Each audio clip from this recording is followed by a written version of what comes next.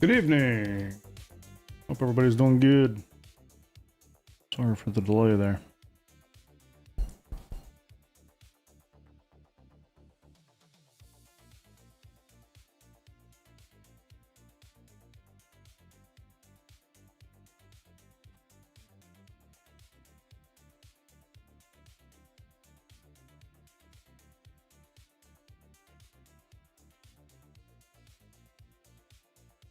What's up, Griff?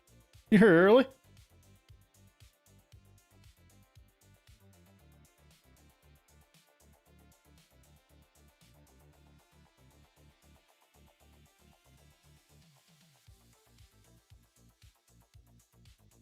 Hmm.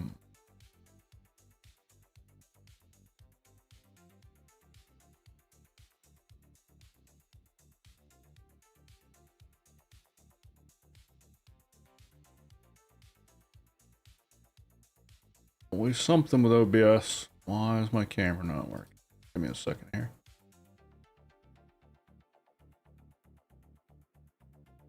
There we go. All right.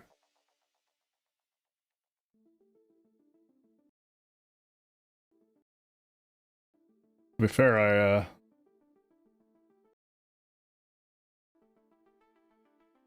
I am doing some messing around. I have a Claude loop running in the background because I'm working on the part of the app right now.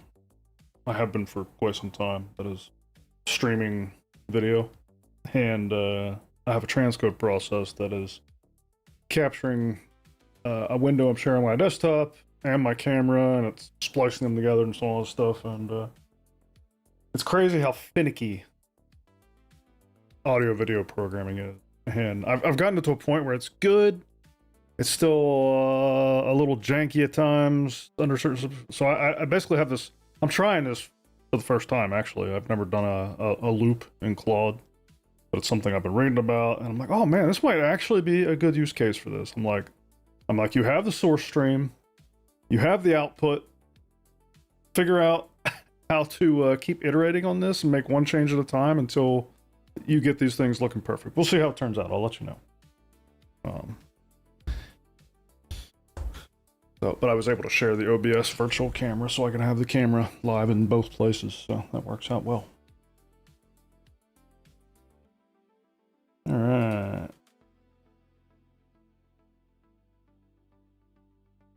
Yeah, I saw your question in the chat, Griff. I just saw that right before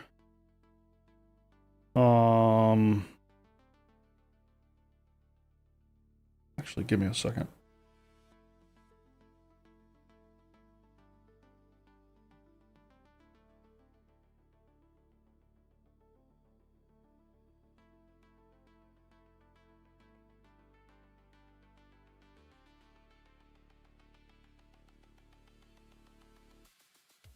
I gotta shut some stuff down here.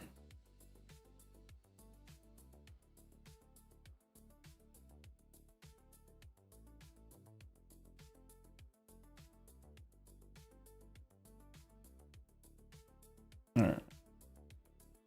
Right before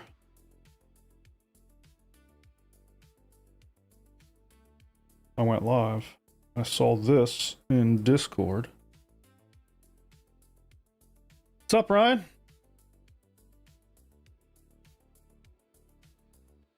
In our Star Citizen channel. That's why, I don't know if you noticed the thumbnail. If you came in through YouTube, you might have saw on the thumbnail, I put this as the background. I was like, what?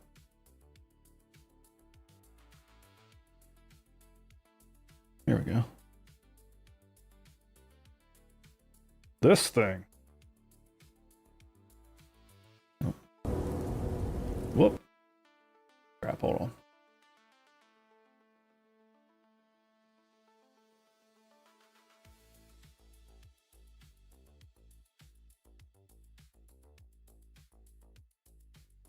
I'm doing too many things at once here. Hold on.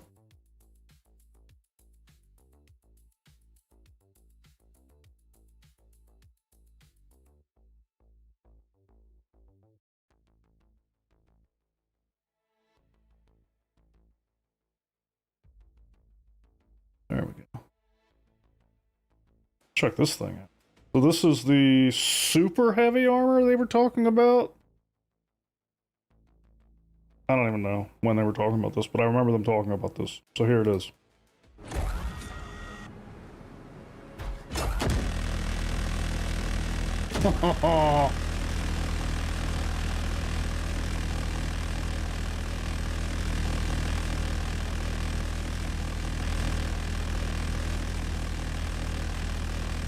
Dude, right down to the walk. That walk is perfect, man. He's walking around like a boss, like lean back a little bit, you know what I mean?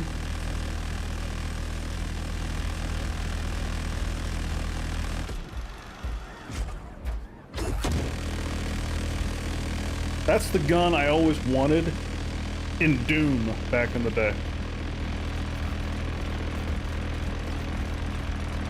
I mean, we had one like this, but it didn't look quite this cool. Look at that, ejecting the used shells, I guess. That's pretty cool.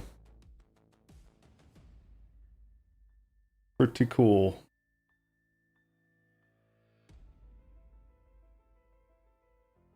Let's hope YT cooperates there. Yeah, I'm catching up on chat, sorry.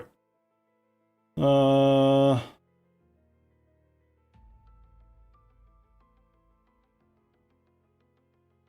you weren't feeling the best? Sorry to hear that, Griff. But I'm glad you're here. What's up, Tershka? Project Gnome? Did I see CIG is running a Squadron 42 early October? What? What's that mean, running a Squadron 42 early October to select backers?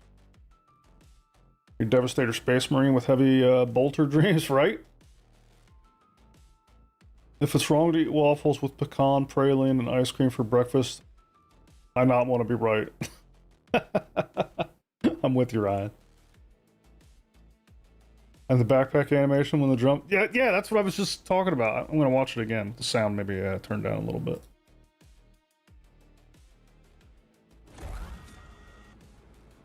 Freaking badass, dude.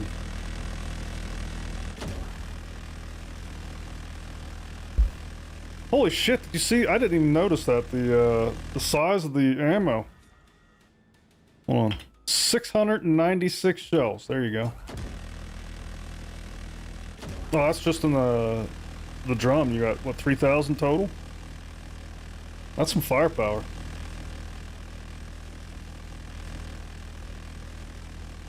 Really well made. Makes me excited for the Titan suit that we're going to see in Squadron. Yeah, right? I don't know much about the Titan suit. But if it's anything like this, pretty badass.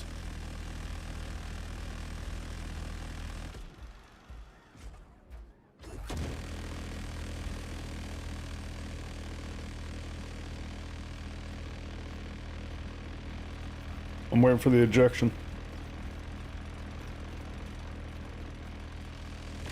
Yeah, that's cool. No, 976 per drum, I guess.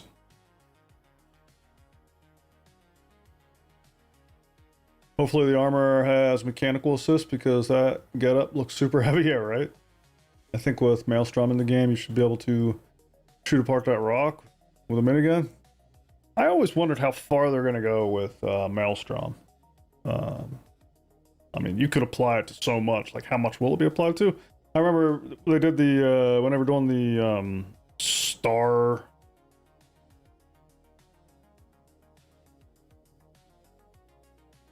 I'm totally drawing a blank on the name of the star thing. Star Engine. Sorry. Whenever they were doing the Star Engine demo 2 Star Citizens ago, and they showed those fighter jets come down at the end, and they were hovering over the water. They were showing like the wind and water interaction, and then they flew up to the rock at the end, and they shot that rock apart. Like, would they really bring it to every rock in the game, and et cetera, et cetera? I don't know. Seems like a lot, but what do I know?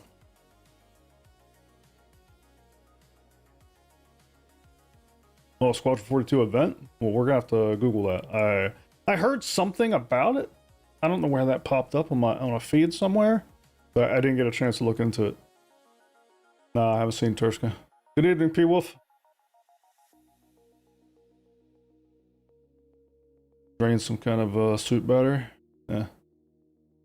1,000 rags per bag. That's interesting. You can see the box mag pop out. That's cool. Which means you can replace those mags in the field. That'd be awesome. On Reddit. Invites are going out to people for October, so come Squadron 42 event up to try the game. All right, well let's do some Googling.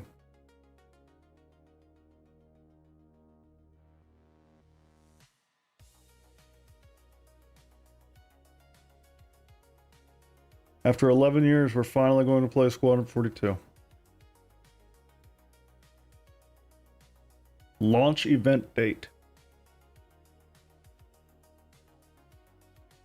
They've sent out invites for 3 days, hands-on experience with Squadron 42 taking place October 9th to 11th. The invitation seems to still indicate a 2026 launch, although it does not have a specific date, and it would be quite close to GTA 6 release. Nonetheless, as someone who has never played Star Citizen, but has followed it because following a potentially doomed projects is interesting, it seems like the single-player portion of their commitment may actually happen in the near future. An event like this is not something they've done before. Here you go. Hello, so-and-so. You're invited to join us for an exclusive 3-day event at our Manchester studio on Friday, October 9th through Sunday, October 11th. For those who held the line, it feels only fitting that you are among the first to experience what comes next. Throughout the weekend, you will have an opportunity to spend time with the development team, tour our Manchester studio, and participate in the first hands-on experience with Squadron 42. Additional details regarding the weekend's activities will be shared closer to the event. Please note that travel and accommodation are at your own expense, though we do plan to provide information on discounted hotels nearby. Wow. It's coming, guys.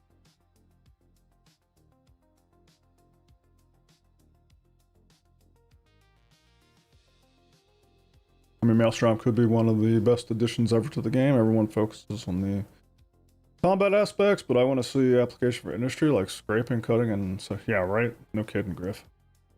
Sub-Zero. This event is probably the start of their marketing. I wouldn't expect the release before Q1 next year, but if it's ready, I'll take it.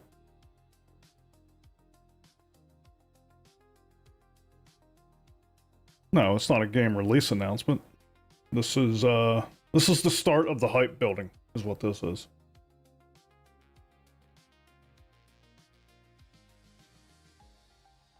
Somebody said on here that the invitation seems to still indicate a 2026 launch. I don't see any indication of that in this invitation unless there's more to the invitation than what we're seeing.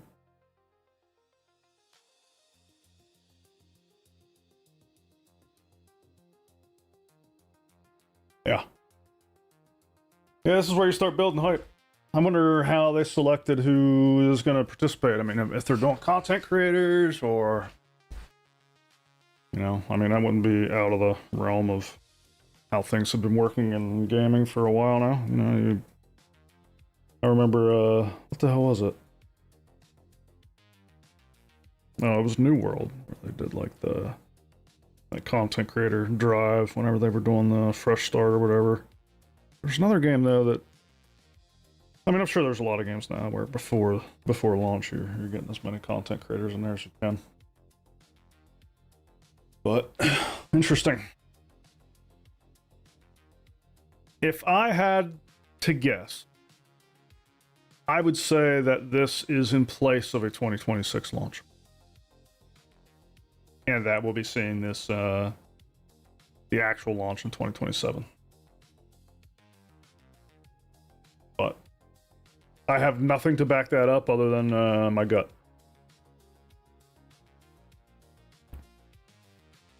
And I don't mean to say in place of as if they wouldn't do this anyway. Like I'm sure that no matter when it launches, whether it launched this year or not, they were going to start doing some kind of a hype train exactly like this prior. So who knows? I mean, you start hyping in October and release in December. You start hyping in October and release in March. I don't know.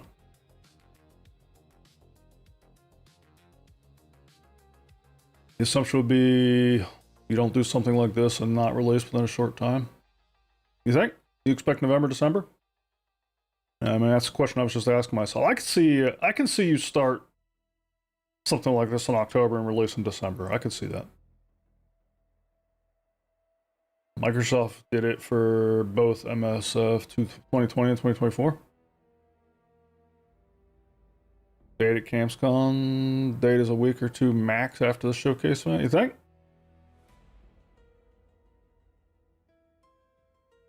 I don't know about a week or two. Maybe. Bam, wouldn't that be something?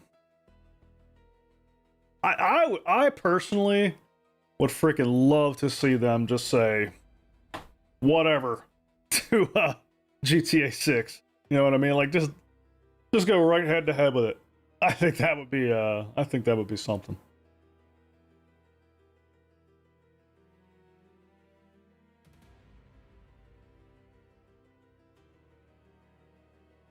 %, this type of event is to keep the hype up and people talking about it before release later. Yeah, for sure. I just don't know how long that hype train will go. I really don't know. I mean, I could see it go either way. I could see them doing this in October, releasing a few weeks later. I could see them doing it in October, releasing in December. I could see them doing it in October and using that as a vehicle to try to push the hype into next year. I don't know. I really don't know what to think at this point.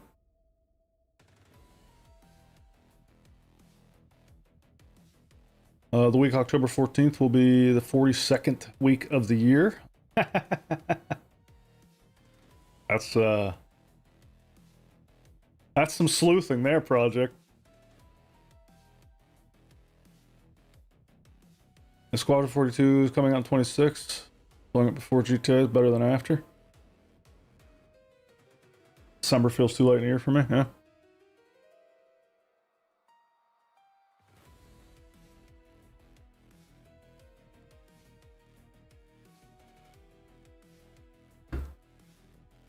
After GTA 6, the community will push the game with streams, getting hype going. That's that would take some cojones. I would love to see it. I personally, I don't see. I mean, I see the conflict, right? Like, I see why GTA 6 would be a big consideration on when you choose to launch your game. I do, but I don't know that it's make or break. I really don't.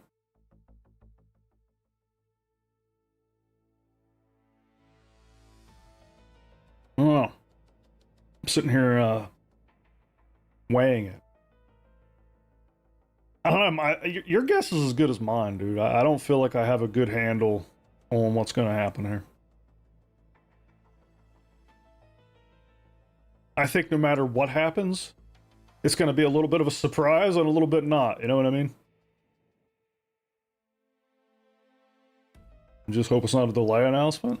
Well, yeah, I don't know. You can't overpower T2 marketing budget. T2 stock went up the first time in 6 months after they said pre-orders are coming. There's so much weight behind GTA. Yeah.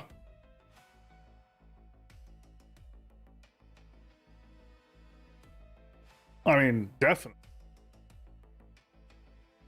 I just don't know that it's as black sky as people make it out to be. Do people really think that in the wake of GTA 6, like, nothing else will be happening? Like, GTA is just going to come in, it's going to black out the sun, and everybody else is going to starve for a few months. Like, I don't see it that way. I know it's about the news. I mean, it's about people's attention, right?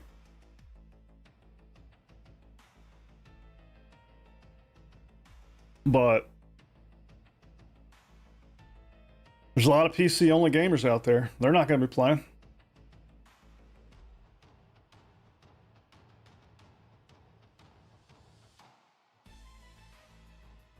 Yeah, I'm going to play both, but I'm not playing GTA 6 till it comes out for PC. I'm not going out and buying a PlayStation for that thing, you know? So, I won't be in the GTA 6 hype. I can't imagine I'm the only one.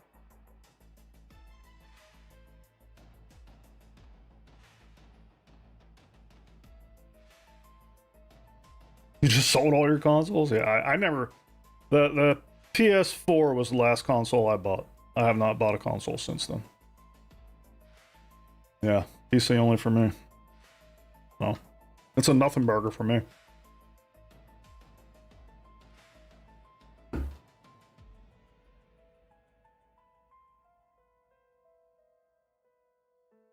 Yeah, of course they want it to be as big as possible. I get that, Turska.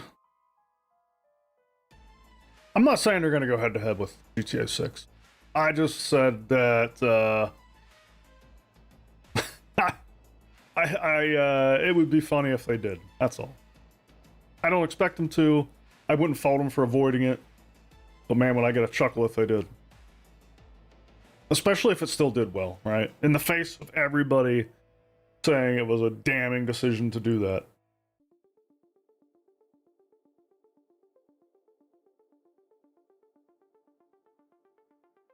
I think the fact that the media is talking about how no one wants to release near GTA 6, something high profile releasing near would actually generate some news. Yeah.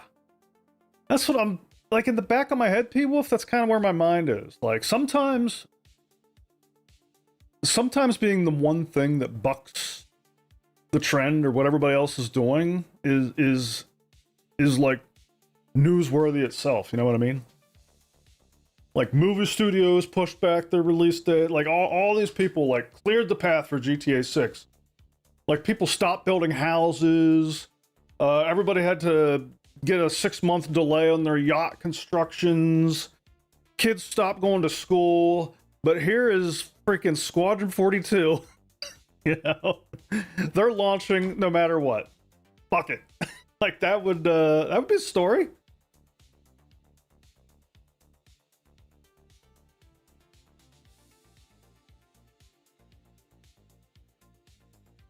You hope someone tries to stand out. Another war is delayed just for GTA. Yeah, right? Holy shit. Freaking, yeah. At least we know when China is not invading Taiwan. It's not going to be right after the GTA 6 launch. And, we might even get a little peace between Ukraine and Russia. Like, they're gonna push the pause button on that. Strait of Hormuz is going to remain open during the GTA 6 week. Yeah. Dogs and cats living together. Exactly. But be something if GTA, if Squadron was just like, yeah, but we're launching. All thanks to GTA 6, right? Yeah. World peace for at least a week or two.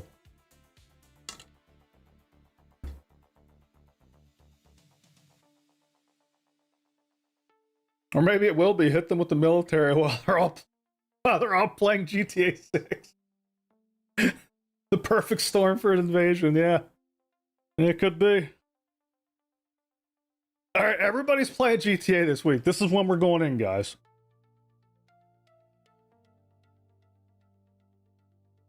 The way I see it, too many studios completely go under in recent years due to a game flopping, so no one even wants to take the risk of their game flopping.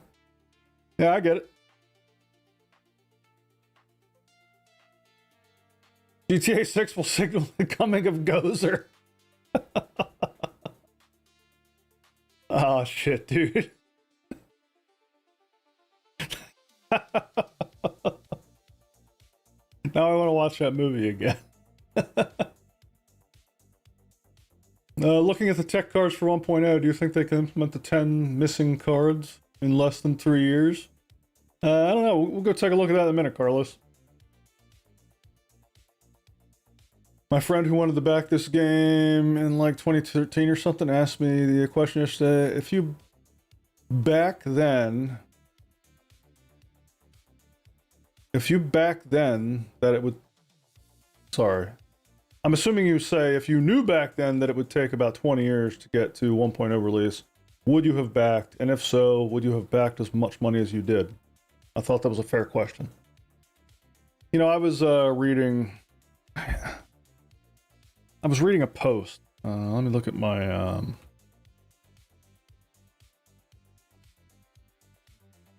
or I'm sorry, I was reading a comment that your thing makes me think of. How do I see my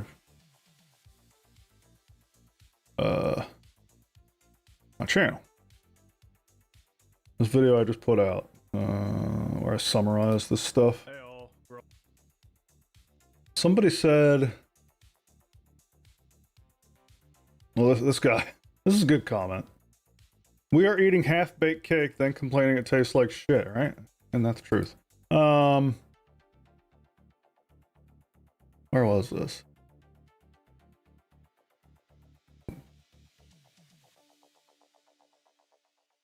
Here you go. This comment.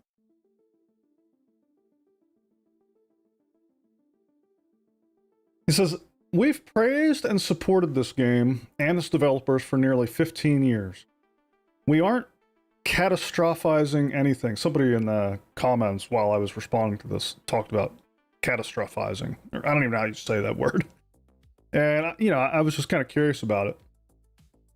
Because it's funny, this guy says we're not catastrophizing anything, and somebody else down here was explaining why we catastrophize, and then somebody else had like a more nuanced and deep dive into what catastrophe is. What it's just so funny, you know, everybody's different opinions. But this guy, we aren't catastrophizing anything.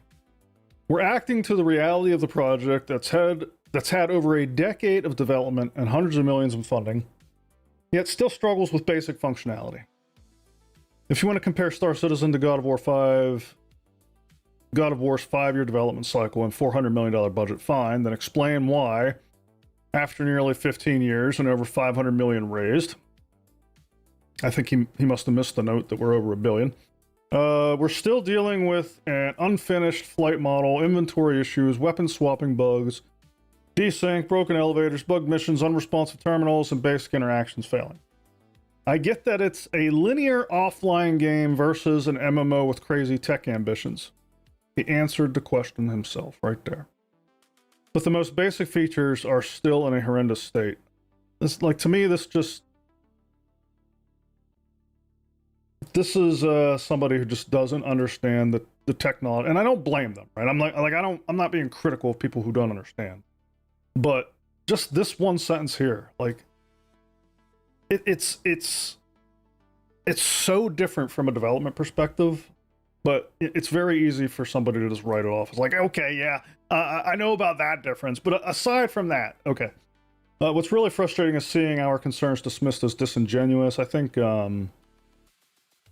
Jared used the word disingenuous in the video. I don't, obviously, to Jared's point, anybody can weaponize anything, whatever. Most of us complaining are the same people who defended this project for years. We backed it. We funded it. We wanted it to succeed. It's disappointing to hear Jared and others suggest backers are acting in bad faith. You're only as good as company you keep. The tech teams clearly work hard, but management and marketing has spent years over-promising and under-delivering, and that's destroying a lot of trust. I'm reading this because it goes to your point, Zero. At some point, people need to stop acting like we're unreasonable for being frustrated. CIG has earned its reputation. When a company repeatedly says one thing and delivers another, eventually people stop believing them. My problem with this take is that it completely absolves the consumer of any responsibility, right? Like, to me, I read a take like this and it's like saying like, just when I was reacting to the video, when I said, I want to be one of those people that just yells until I get something, right? Like the people in Twitch chat, I want to be like them, and I just want to sit there and pound my fork on the table and be like, why isn't this working? Why isn't it done? until I get a product delivered to me. That's how a take like this makes me feel. Because as a consumer, it's our responsibility to understand what we are investing money in, right? And you can't blame a company for trying to sell you something. Like, that's their job. Yeah, just fix it. How hard can it be? Exactly, Turska. It's kind of like Budweiser trying to sell me beer, and then me getting upset with them because I got in trouble for drinking too much. Or it's kind of like me buying a supercar, like a Lamborghini or something, and then being pissed off as hell when I get the bill for changing the oil or the tires. Just because I, the consumer, didn't do my diligence to understand what I was investing in, right? That's how this comment reads to me. And so I don't know if that answers your question, Zero, but that's how I feel about it. And to answer your question explicitly, like, I didn't invest in the project back in 2013. I didn't get involved till 317. But if I had the time and the energy and the money back in 2013, I would have invested, and I would have had, like, you know, when I first got into the project in 317, like, I've invested a lot of money. I don't have any problems with it.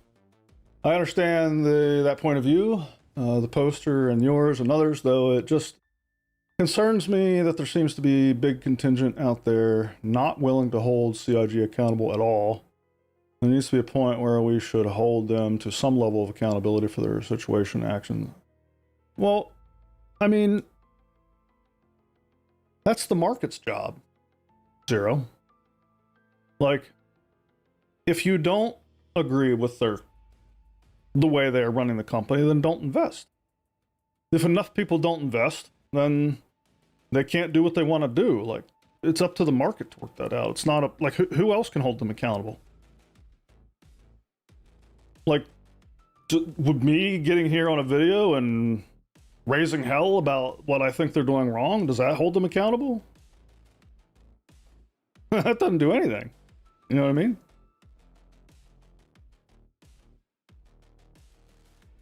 I would be interested to know who you're hoping to hold them accountable.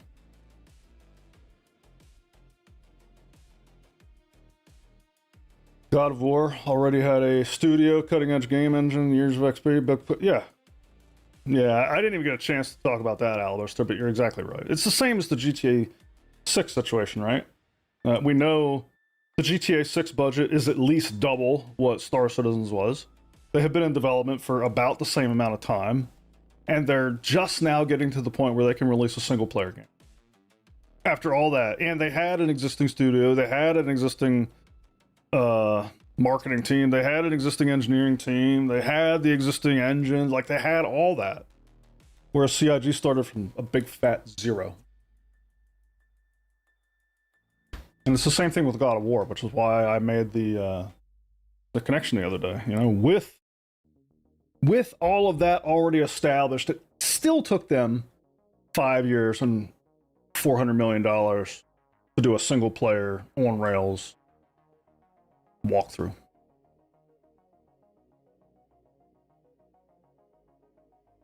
Yeah, the operations cost, yeah, $7.5 billion in 2025. That's insane, dude.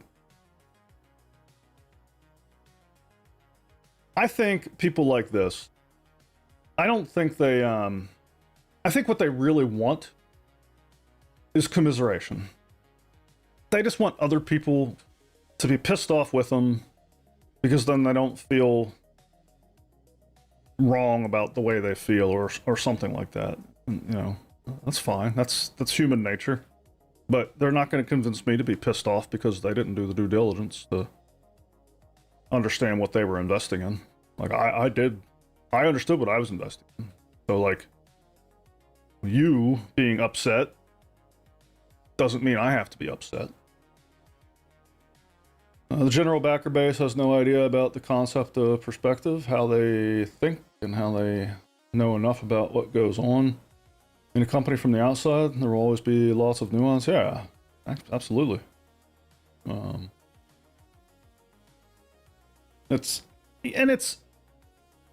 also human nature to think about things from your perspective, right? Like, I understand people who don't understand why a linear offline game is so much different from an MMO who's trying to implement a universe worth of space to explore. Like, I understand that people don't understand just how different and ambitious that is, and I understand them having an opinion based on their own perspective, and not. And I understand that it's hard to see it from the other side. But you know, as someone who, like, I don't have the inside scoop on CIG any more than you guys do. But I've just worked in places like it, and so that's why I'm here on YouTube talking about it, because like I have a little bit of that perspective that I can share, and I'm a gamer who likes to play this stuff, and so that's the role I'm playing. We'll play our role. I got that data from Statista. Seems to be fairly reliable website for that sort of data. Nice. I never heard of it. Lots of new backers have no idea. They see a play now button, and yeah, and then you log in and the basics aren't working. I get it. I do. I mean, I see it on my own Discord server all the time, right? We constantly have new people coming into the game. They're logging in for the first time. They log in and they just start to experience what it's actually like right now, and they get frustrated. All to hell, and I'm constantly having to remind people, like, hey, this is not a finished game. Like, don't treat this as your only game. Don't spend $5,000 on this game and then get upset that it's not working. Like, don't do that. You know, I gotta constantly tell people, like, I think people are just hungry. Like, they're hungry for this kind of innovation. They're sick of playing the same types of games they've been playing for 10 years. They want something different, and they want it so badly to already be there that they get really upset whenever they get what they feel is duped into investing all this money, and then you know, their patience wears out, and now they're left with the regret of making that investment. It's unfortunate, but I think it's just kind of the fickleness of people, or the again, like I said, just wanting something so bad that maybe you feel like in your mind, like, if I just throw this money at it, like, it'll act. I don't know. I don't know what it is. There's some kind of like mental mind thing going on there that I don't understand. And I'm not saying mental in a bad way. I'm saying like that. I'm not an expert on the human psyche at all. I barely understand myself.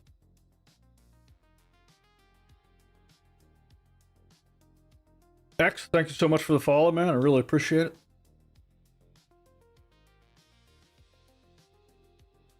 What I never understood, and don't know why people don't take the time to research why it takes so long instead of just assuming that SIG don't know what they're doing.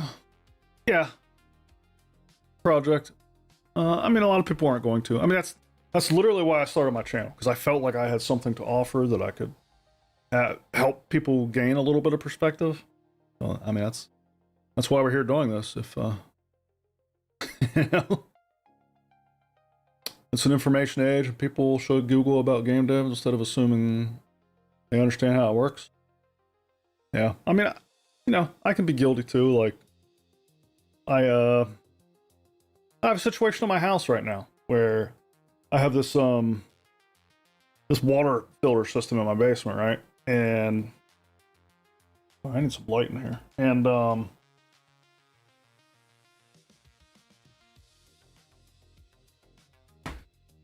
And I've called. I have this one company that just kind of comes in and services my equipment. So I called them. They're actually the ones that installed it, by the way. So I called them. I said, hey, this thing's leaking. And they come out. So they say it's fixed. A couple days later, it's leaking again. I'm like, dude, what the hell? You know, I immediately get that feeling like, gosh, everybody's a freaking idiot. You know what I mean? Like, that's my initial reaction. I don't stop to like go research, like, why might this thing be leaking? Like, I don't have the patience or the time to look into why my water filter is leaking, or why somebody might not be able to fix it on the first time out here. So I call again, and they come out again, and you know, the guy's like, yeah, there was water in the bucket because I got a bucket underneath it to catch it until we get this thing fixed. And love the YouTube videos. Finally caught a stream, dude. I'm so glad you're here, X. And thank you. And thank you for the sub, man. Holy shit, 6-month sub. I really appreciate it, X. Glad you're here. And I'm glad that you like the videos too. And so I call them again to come out again. They fail to fix it again. So now I'm like, okay, I'm going to call somebody else. I need a second pair of eyes on this thing. And so now I'm in the process of calling a different company, even though the first company that installed it, you know what I mean? But anyway, all this is to say is like, that's me doing the same thing kind of as what some of these people are doing with SIG and Star Citizen, which is just like, I'm not taking the time to look into why it's not fixed yet. And my gut reaction was to say that the people who failed to fix it twice are idiots. Maybe they are, I don't know. But maybe there's a good reason. I don't know.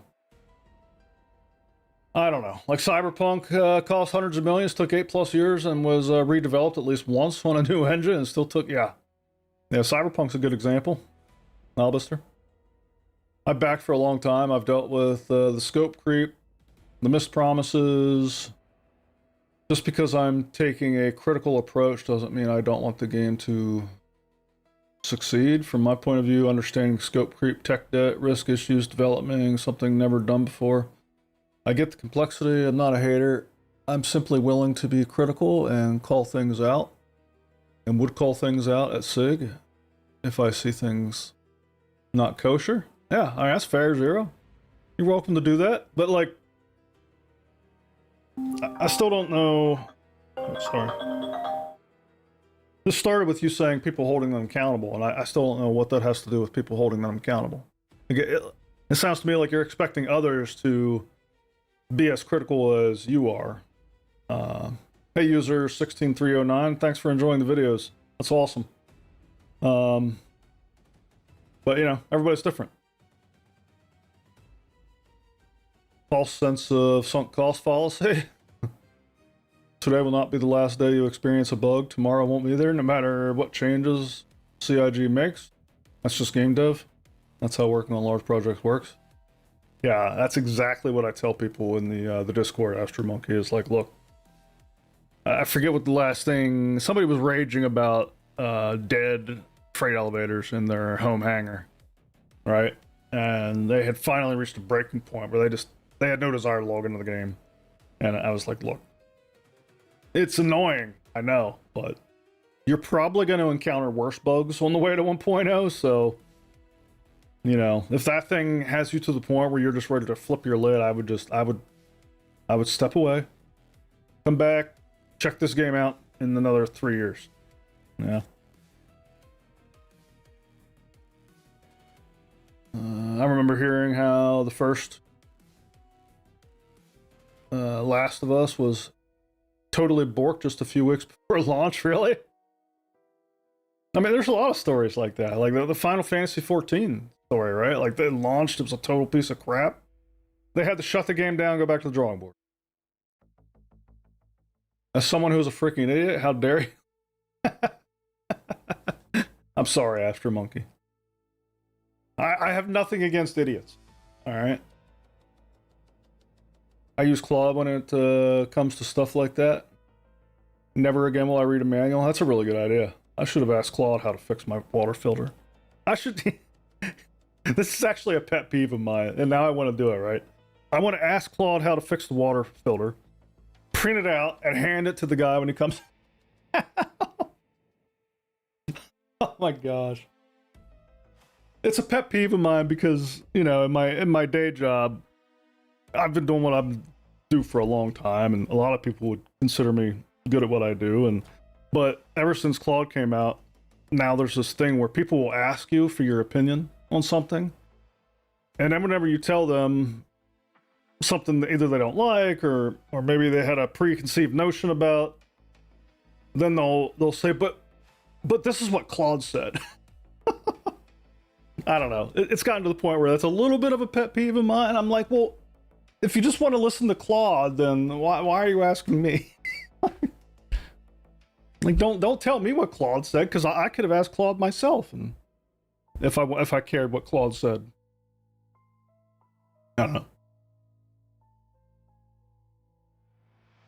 I still couldn't play GTA 5 because every time I logged in, I had Franklin T. Poser under the map and it would never load, really? Wow. As someone who worked servicing hardware for a long time, the technician usually doesn't actually want to come back to the same issues multiple times. I can imagine. I can imagine. I don't... I feel bad. I feel bad that the issue is still happening, but I also don't want water in my basement, you know? So... I'd rather not call someone back multiple times. James Webb Telescope took 30 years and massively expanded in scope. Hell yeah, I remember that. It's doing well now.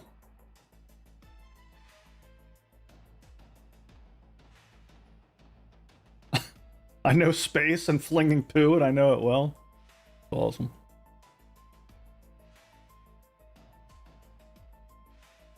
This reminds me of the South Park episode where all the handymen were the only ones around who knew how to fix stuff. Then they had a space race like Musk and Bezos. Nice. I'm a service tech. This week I finally resolved the issue after 7 visits. Woo! That's painful, Ryan. Now, I'm sure there was a reason, right?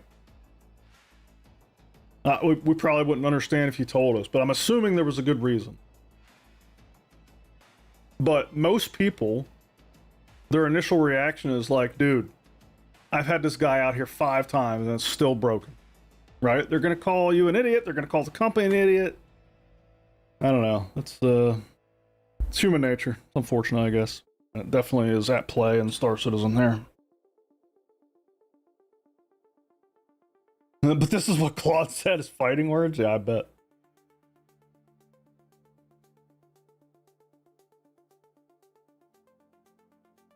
But isn't there cases where the service tech may actually be incompetent? I mean, there's got to be a little line drawn at some point. Are you calling Ryan incompetent, Zero? I think he's calling you incompetent, Ryan.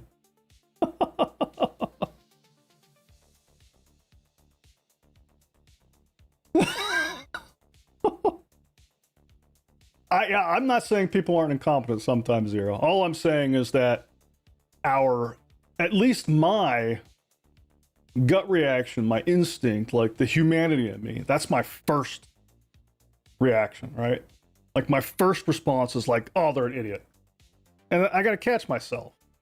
It's like, maybe they're not. Maybe there's a good reason for it. Maybe there was a good reason for Ryan to have to go out there 6 or 7 times. I don't know. But it doesn't matter whether there's a good reason or not. My first instinct is going to be, oh, they must be an idiot.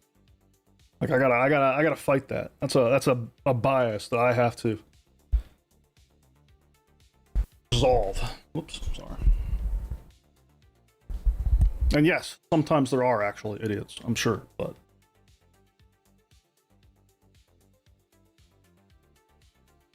I think all too often the internet just stops at the initial reaction and they don't go any deeper than that.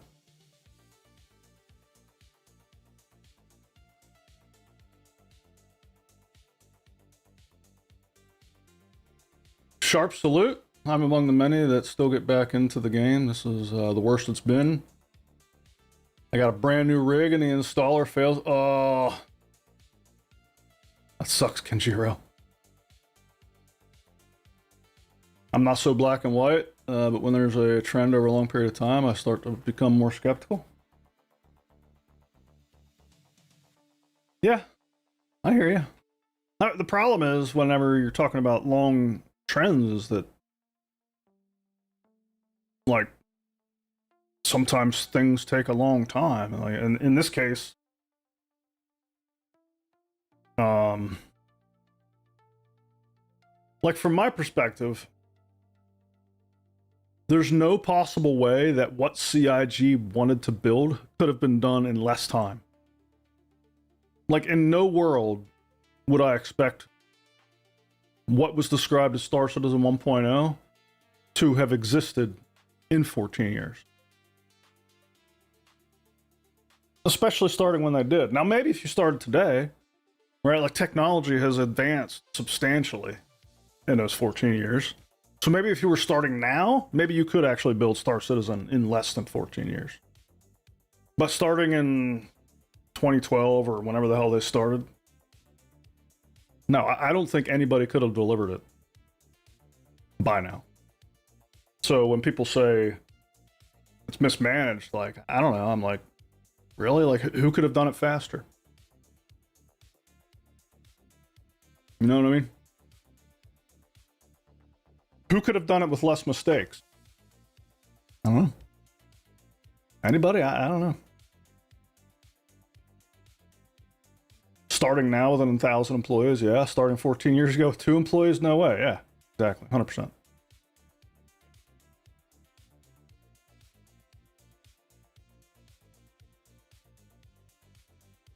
Griff, thank you for the gifts, dude.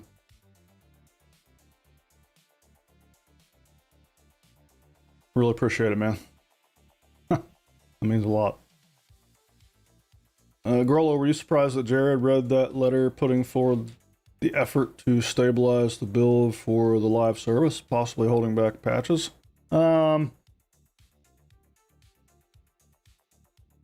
I wasn't surprised. I think they're doing the best they can to maintain a relationship with the community, and I like, we feel it whenever they mess up and they break things, and like, they know that the health of the company depends on us players believing in them. So like, they don't want to go out and just shatter any belief that people might have in them being able to deliver this product, right? Because if people stop investing, like, that directly works counter to their survival.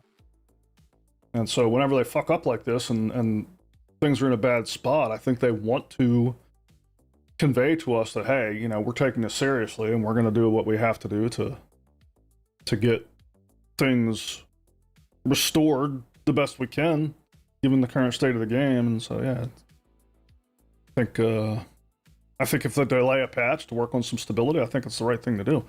And I think we all signed up for this, though, right? Like, I don't know about you, but last year when it was all about content and polish, I was getting bored.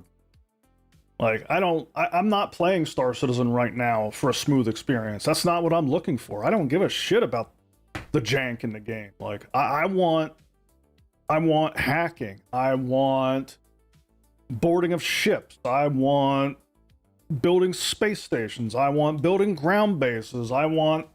Those are the things I want. And if we have to break a bunch of eggs to get there, like, I'm fine with that. You know what I mean?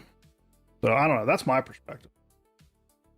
But I understand they can't just go right to the finish line because of the way this game is being funded. They have to keep the people appeased, and so they have to keep some semblance of a game online and working. And so, you know, it's like I always say, it's a tightrope, and they got to walk this tightrope.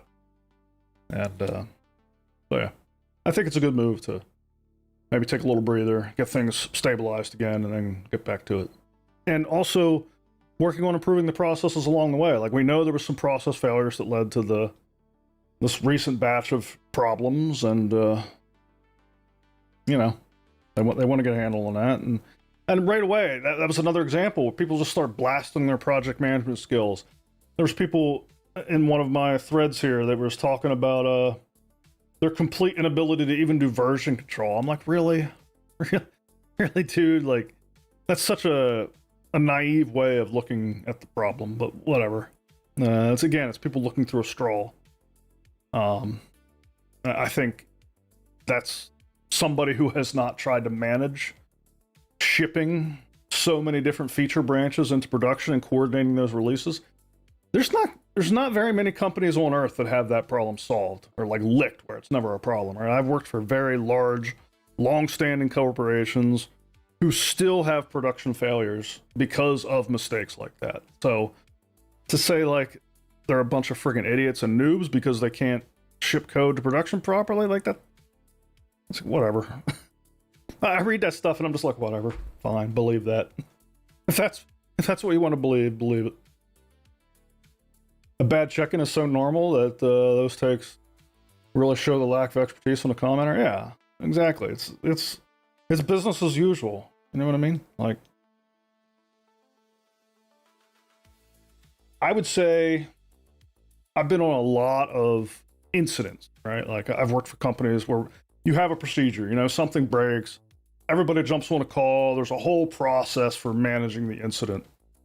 And I would say, I don't even know, I don't even want to venture a guess, but a very high percentage of the root causes go back to like some stupid thing that was checked in that should have never been checked in. I mean, a staggering percentage of them come back to that. So, like, this being the root cause of CIG's recent problems, like, it doesn't even faze me. Like, yep, checks out. Like, I've been there. But, and, you know, a lot of times I'll talk like this. There was somebody in one of these comments. Who was it? I think it was on here. Here, this guy. Love your technical takes, but you keep steel manning CIG. What does steel manning mean, by the way? Is that like, I don't know. I read that as like trying to be a Superman for CIG or something.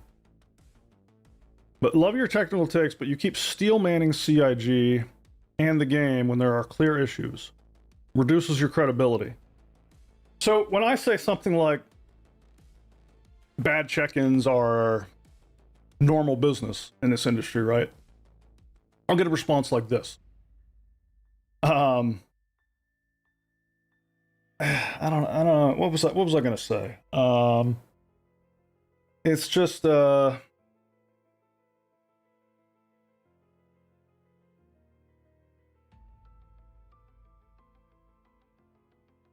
don't know. It's one of those human nature things, I guess. Like, whenever you say something that somebody else doesn't agree with, like, it reduces your credibility, right? Like, you don't agree with me, your credibility just went down.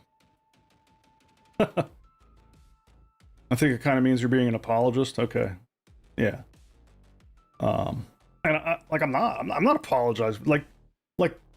Like obviously there's issues, right? Like I'm out there telling people, like, dude, don't treat this as a full-time game. Go play other games. Go do whatever. Like, I'm not apologizing for the state of the game. I'm not saying there's no issues with the game. All I'm saying is, like, this is about where I would expect a project like this to be. That's what I'm saying. And, you know, people don't like that. That's fine. But, and I'm saying that I've worked for a lot of companies that produce a lot of code, and these types of issues are pretty normal, and it doesn't mean they are terrible project managers or they don't know how version control works. But you know, people come into an argument with that assumption, and they want to defend that assumption, and so you just lost credibility because you didn't agree with my assumption. How that goes, but whatever.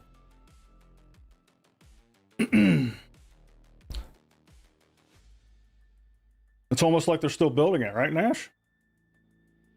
Almost. Steel man versus straw man is an overused trope where someone is for and against it in a debate. Gotcha, X. I understand straw man. I've used that term a lot. But we usually use it to say, like, hey, I'm putting together a straw man. Like, we use that as a term for, I'm going to put together this plan because it's usually good to start with something rather than trying to committee decision make something, right? So somebody puts something together and then everybody else shoots holes in it. That's usually what we call straw man, but I can see it used differently. I'm just a white knight for CIG. Yeah, that's kind of how I read it.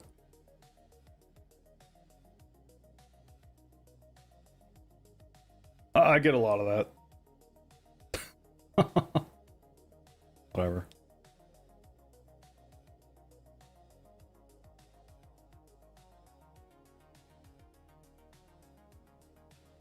Have I tried Anu yet this weekend? No, I have not, unfortunately. Been doing a little too much clodding. And I'm still working on my CK3 campaign, but I've gotten to the point where I do need to take a break and go try. I know. I'm just, dude. I had another incident where leader died and control passed down to the daughter at this point. This is my first time playing a high queen, but I'm in so many freaking wars. I couldn't even tell you like who is who on the map. All I see is just like troops everywhere. It's like what war are they a part of? I have no idea. CK3 is so addictive, I know, right? But yeah, I must be in like 7 or 8 wars at the same time, and like I don't even know. I actually had to put it on auto mode. There's an option where you can like click on the little gear and it just works your troops for you. And like thankfully I outnumber everybody by a pretty good amount, but like I can't figure out who's who, and so I just clicked auto. I'm like, please resolve these wars for me. Have to ask for a little. I'll check. Oh, you have to AFK for a little? Cool, man. Thanks again for the gifts, Griff. We all appreciate them, man. I'll see you in a little bit.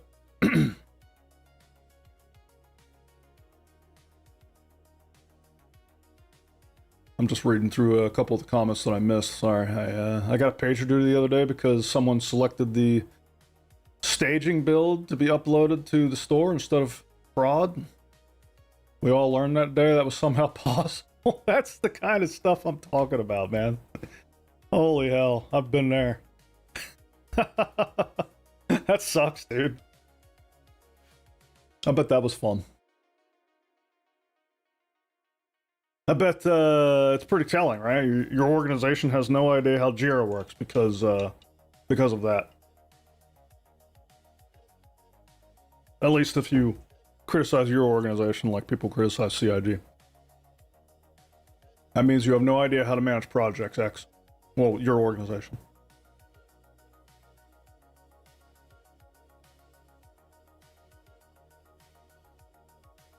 I agree with that. I want that too. I think the amount of DAU increase has made them take the live service more into the whole picture more. CIG has always been in a precarious position for that. Yeah, you're definitely right about that, Citizen in game. I worked with a lot of software companies and none of them have their shit together. Amen, Wolf. That's what I was trying to say the other day, man. They are all messing this up.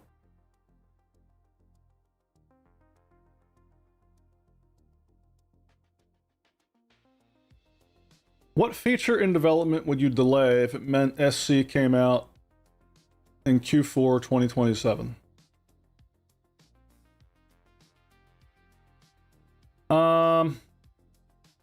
Let me think about that. But that's because you've built and managed things. Star Jump Grim has had similar things. Builders know that if you will in fact break live with feature implementation, yeah, 100% serious fun.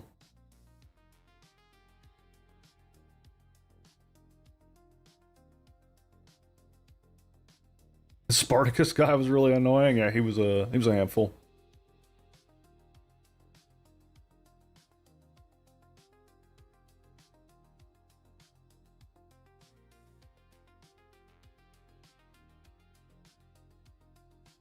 I took such a hiatus, my save was incompatible recently. Aw, that's a bummer, dude. Ruined your Friday night? I bet.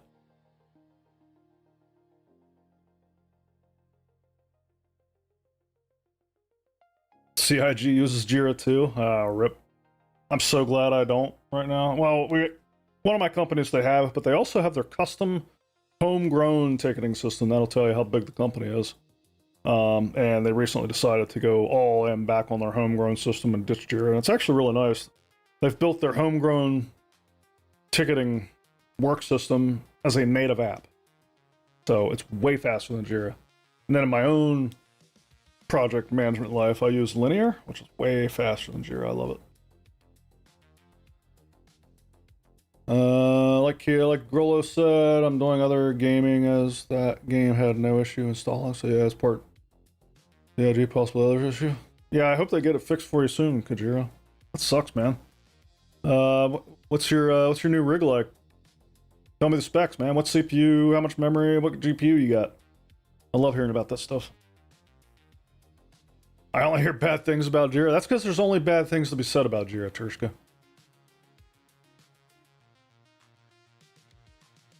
One line at work, we don't use it, but customers, yeah. Okay, yeah, exactly what X just said. There's no good things to be said. Support had to give me a complete P4K file.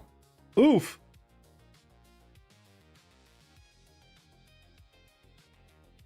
Bummer. Oh, really? Some people are failing to install because of Google Fiber? That's wild.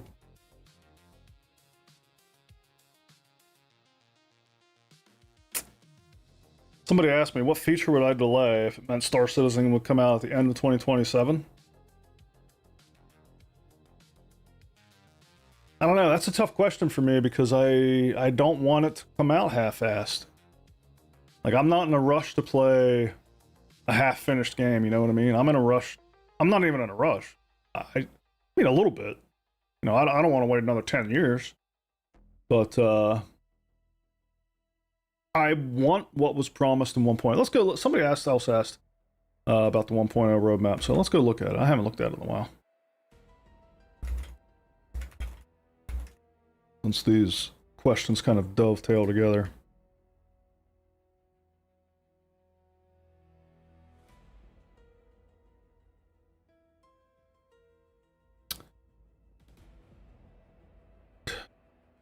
The old 1.0. I'll just expand all this stuff.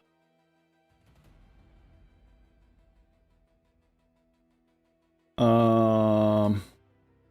lot of stuff. There you go. Well, I don't know. I like Starware.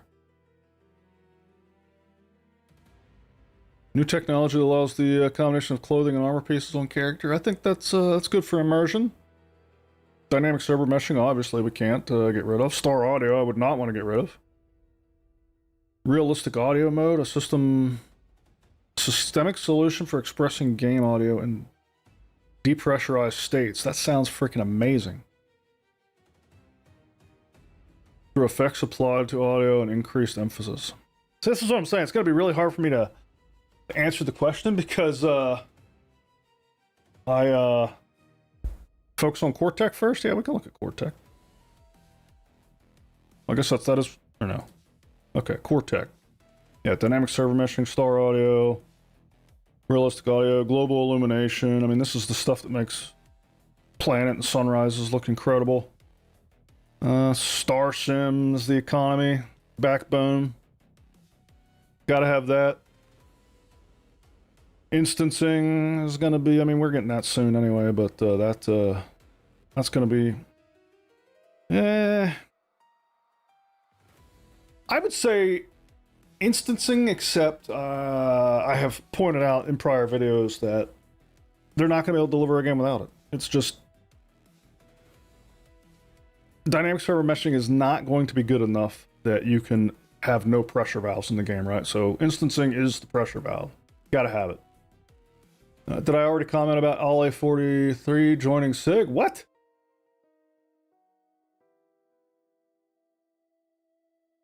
Is that a real thing?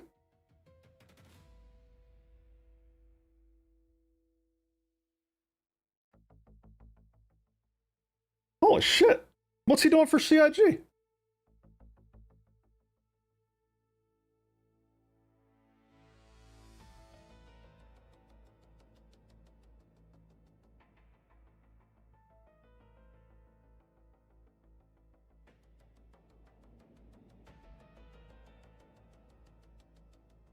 Ollie is now a content manager with Jared? That's amazing, dude.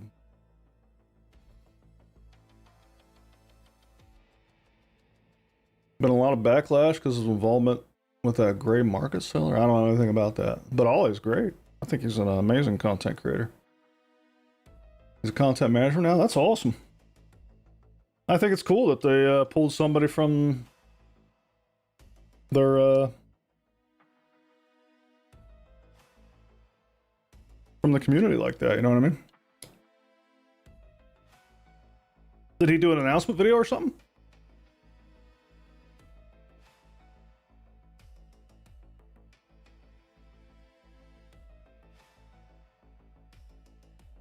That's cool. I'll have to go check that out. Hey, what's up, Stack Overflow? And a Twitter post? Cool. I'll,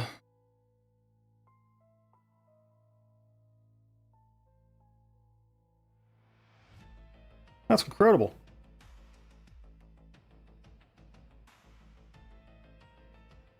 Oh, it's only like 2 minutes. I'll have to go. Well, I'll watch that then. Starchitect, obviously. Yeah, I saw somebody in the chat say the problem is CIG asked them themselves this question. That's a really good way of looking at this. Starchitect must have. Planetech V5. Not technically a must-have, but certainly not something I'd want to see getting rid of. Dynamic weather, gotta have it. Maelstrom, gotta have it. I mean, in core gameplay, there's just nothing I'd be willing to give up. What would you give up? I mean, I guess you could give up realistic audio mode. There you go. If we... I guess we wouldn't have to have depressurized audio. Escape pods. Yeah, I guess we could give up escape pods. Although I really want escape pods, man. Jared started the same way. I had no idea. Really? Jared was a content creator? Was he a content creator before CIG?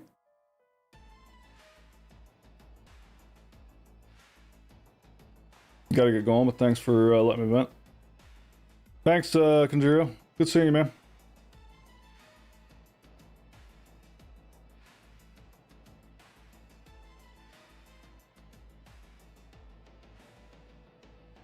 Any videos with the Lando boy or the Lando toy? Huh. He was called Disco Lando.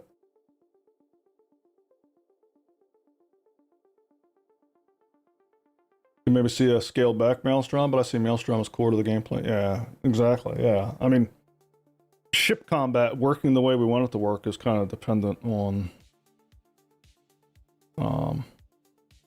Maelstrom. So I'm not seeing much. Again, except for maybe realistic audio mode. I suppose I'd give that up for the 2027 release. As cool as it sounds. Do I think they can get all this in the next 3 years? Dynamic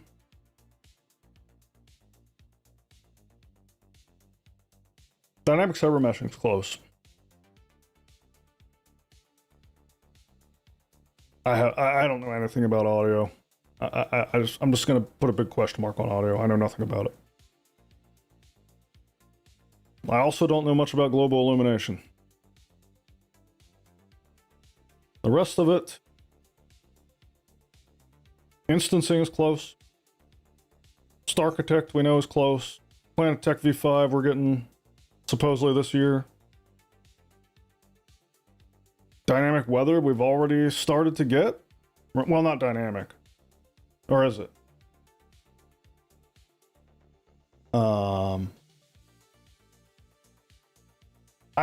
I think it's probably just timed right now. Like, I don't think it's fueled by atmospheric calculations like we're going to have in Planetech V5.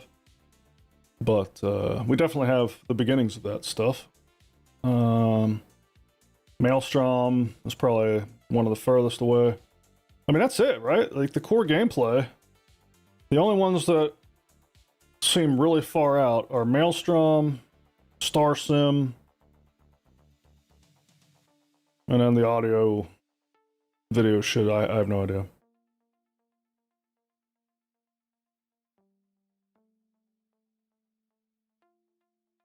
That's it. Am I missing something here? That seems kind of encouraging whenever I look at this.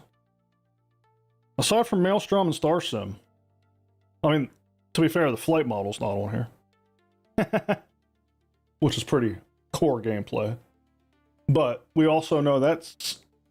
If you listen to what we're hearing from the rumor mill, that's gotten pretty far in their private closed-door testing as well.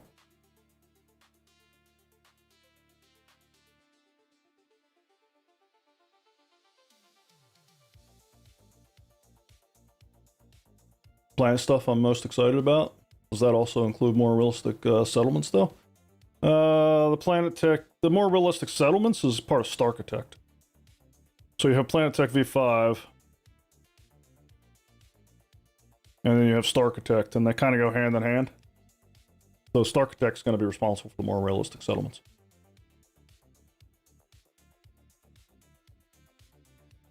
Now let's go look at the gameplay stuff. I think this stuff is further out. Because honestly, the core tech, a lot of that feels really close. But then you come into gameplay and like player space stations, really, that's way off. Crafting is already well in progress. Base building, fairly far off. But not as far off as space stations. Player-to-player trading, that doesn't seem like player organizations. We know they're already working on social tools. Which probably involves the social mobile glass app. Citizenship's probably pretty far off. Weapon overheat, I have no idea. Planetary shield's probably pretty far off. Ownership probably pretty... Well, wait, what does that mean? Implementing a robust ownership system for items, vehicles, and more, including the ability to transfer ownership both legally and illegally. This feels like it's already in progress with the new claim and insurance system. For the first time, we can give somebody a ship. They can land it in their hangar. They can store it, pull it back out, use it. So this feels like something that's going to be progressed more in the next iteration of item recovery, right? Because the next iteration of item recovery is whenever we're supposed to start getting the ability to unbrick things, which feels like the illegal route here. So this is underway. Guilds feels pretty far off. Insurance, taxes, warranty, and warranty. I don't know. This is probably pretty intertwined with the stuff I was just talking about. Law and security, far off. Reputation V2, far off. New player professions, I don't know. Death of a spaceman, far off. AI blades, really fucking far off. Hangar upgrades, I have no idea. That feels medium off. Quantum travel feels like probably is coming with the new flight model, quantum boosting and that kind of stuff. And then all this tentative stuff, I'm just going to ignore. Which I just now saw that... Oh no, never mind. This is all tentative in the gameplay. Life support doesn't feel that far off. Charge and drain, I have no idea. Misfire, wear and tear, God, I can't wait for that. But it doesn't feel close.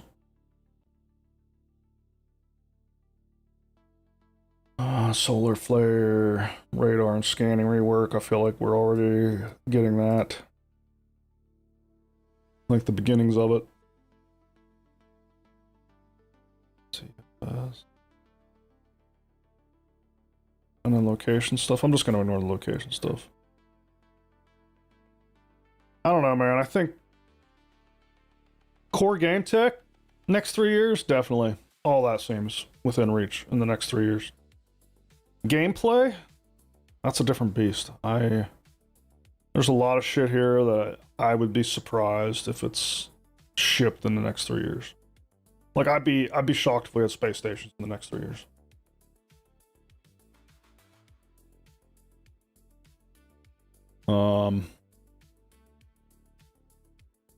Yeah, maybe I'll do it that way. I'll list what I would be surprised to see in the next 3 years. Space stations.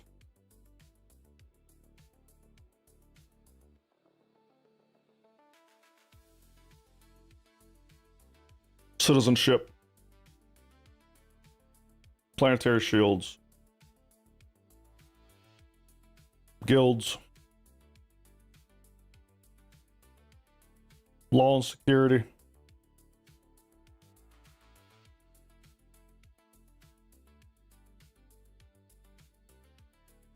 We're probably closer than I'm giving credit for in Death of a Spaceman.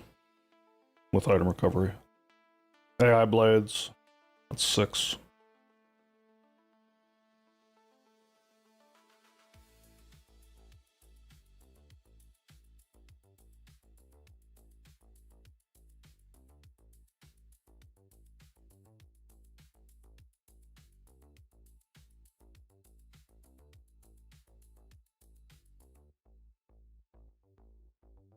Yeah, I don't know. At least 6 things on that list under gameplay that I would be surprised to see in the next 3 years.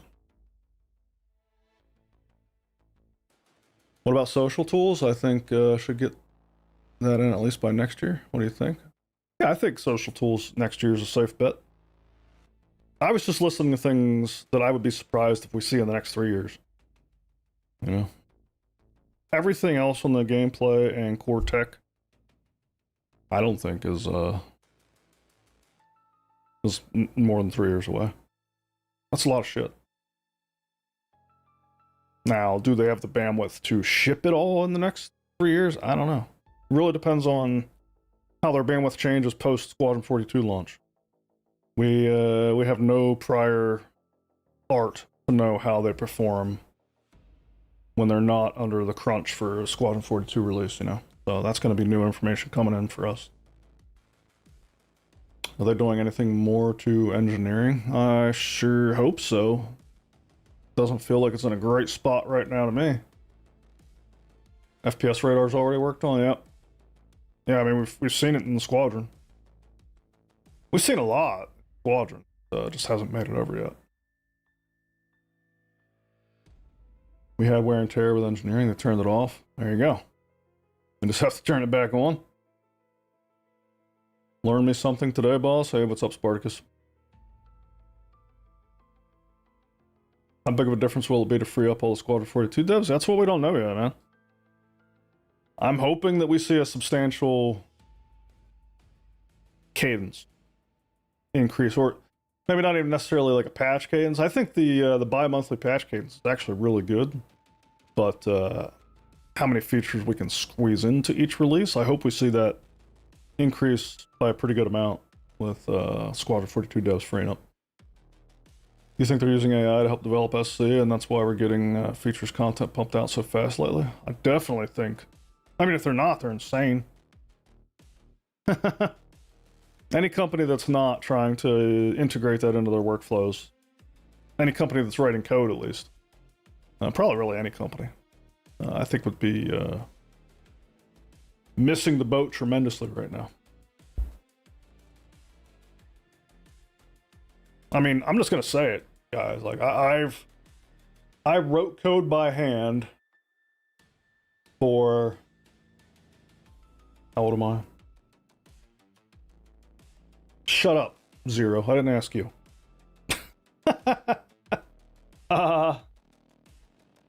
Yeah, man, I don't even know. So like 30 years I've been writing code by hand. I'd like to think I'm pretty damn good at it by now. But I don't write code by hand anymore. Yeah. I just don't. And that's changed within the past, what? 6 months? 6 months ago, I was still writing code by hand. 6 months later, I don't write anything by hand. I mean, at most, I will go in and, like, tweak a line. That's it. I have not fired up an IDE since December. At most, I'll fire up Vim now.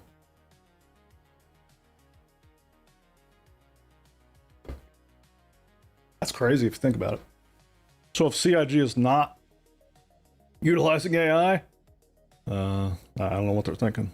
I would imagine they are, for sure. Now, I do think there's a lot of challenges that CIG is solving that AI is not going to be good at, so they're still going to need experts on some of the really challenging stuff. Like you're not going to be able to say, hey, AI, build the final iteration of dynamic server meshing for me. You can't prompt AI to do that. I haven't opened GBD and LLDB since last August. Yeah, I can believe that, X. Yeah, I mean, Claude just opens my debugging tools for me now. I still don't know how I feel about it, honestly. It's a scary thing. I don't know. It'd be kind of like probably how I would imagine it felt to be the first commercial airline pilots who just handed control over to the autopilot systems, right? I can't imagine that felt good at first. Probably how I'm feeling. Do I understand the AI code though? Yeah. Yeah, I understand the AI code. I don't review it all. I'm not going to be one of those people that sits here and lies to you and says I review all the code. I don't. They probably felt worse. Yeah, probably. Yeah, that's probably true, X. When you're that far up in the air, it probably feels a lot worse. Build final server meshing, make no mistake. Do I think AI can manage SRAR sim? Oh, Star Sim? That might actually be a really good place to plug it in at. Yeah. I think it would be probably a very useful tool for helping to manage it. I don't know if it can manage it all on its own or not. I don't know. I'm not an economist. And I know the best game, like the games with the best economies out there have employed actual economists to help them get there, right? Like that was a well-known fact with EVE Online. They brought in some heavy hitters to help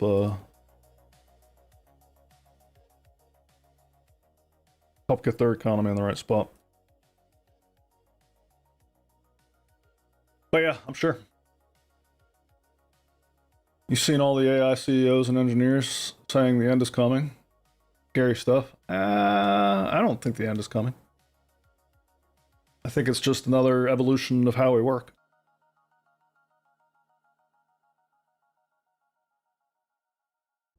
Even G-code parsing and manipulation is spatial enough to trip up Claude left and right. Yeah, I'm sure. I'm sure there's a lot that Claude is not good at yet. For the kind of coding that I do, Claude is really good. Which is mostly... Now, not everything I do, right? Like, Claude is not good at distributed systems, which I've spent, again, my entire career kind of focused on. Like, the kind of things that CIG is doing with dynamic server meshing and you know, whenever they talk about offloading stuff from the game server out of the game loop and onto cloud services and like all that stuff that you hear them talking about, like that is my bread and butter. That is where I have spent my entire career. And Claude is not good at architecting that stuff. Pit down? Hell yeah, dude. Awesome, Zen. You can't tell Claude to architect or orchestrate a distributed system with a whole bunch of different services and databases and all this and all that, and have it come out with a system that actually scales, right? Like you can't tell Claude, hey, build me an application that scales to 10 million users. It's not going to do that. Not unless it's a very, very simple application.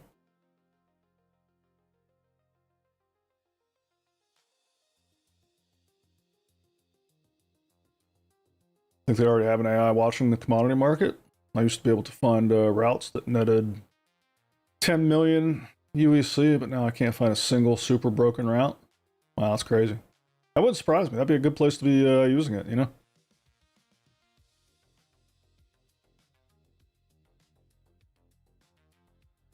But I'd be curious to know how they're integrating it. Like every company is approaching AI a little bit differently right now. In my personal time, with my personal projects, man, I am all in. But you know, I work for another organization that's taking a very, I think, a smart approach to how to weave it in. to their day to day. I'm sure there's all kinds of approaches being explored out there. So I'd be really interested to know how CIG is approaching it. I don't know.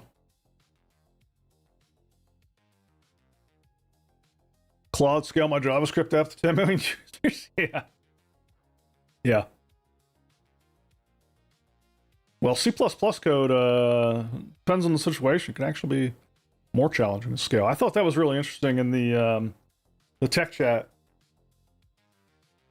we did a couple days ago with Benoit when he was talking about exactly that, right? And he was talking about the challenges in going from being a C++ dev and writing code as part of a game engine or a game server or whatever client you were dealing with, and being used to being able to take for granted that the code was synchronous, it all executed locally in the same thread or whatever, and moving that to a distributed design, something that like JavaScript is kind of better at by default, right? C just doesn't have the primitives for managing that stuff, and I'm sure there's a ton of libraries for C that layer that stuff on, but I'm just saying, like, out of the box, C doesn't really have primitives for that. I can see his point on async plus C++. Yeah, exactly. So getting your devs to make that leap, and anytime you introduce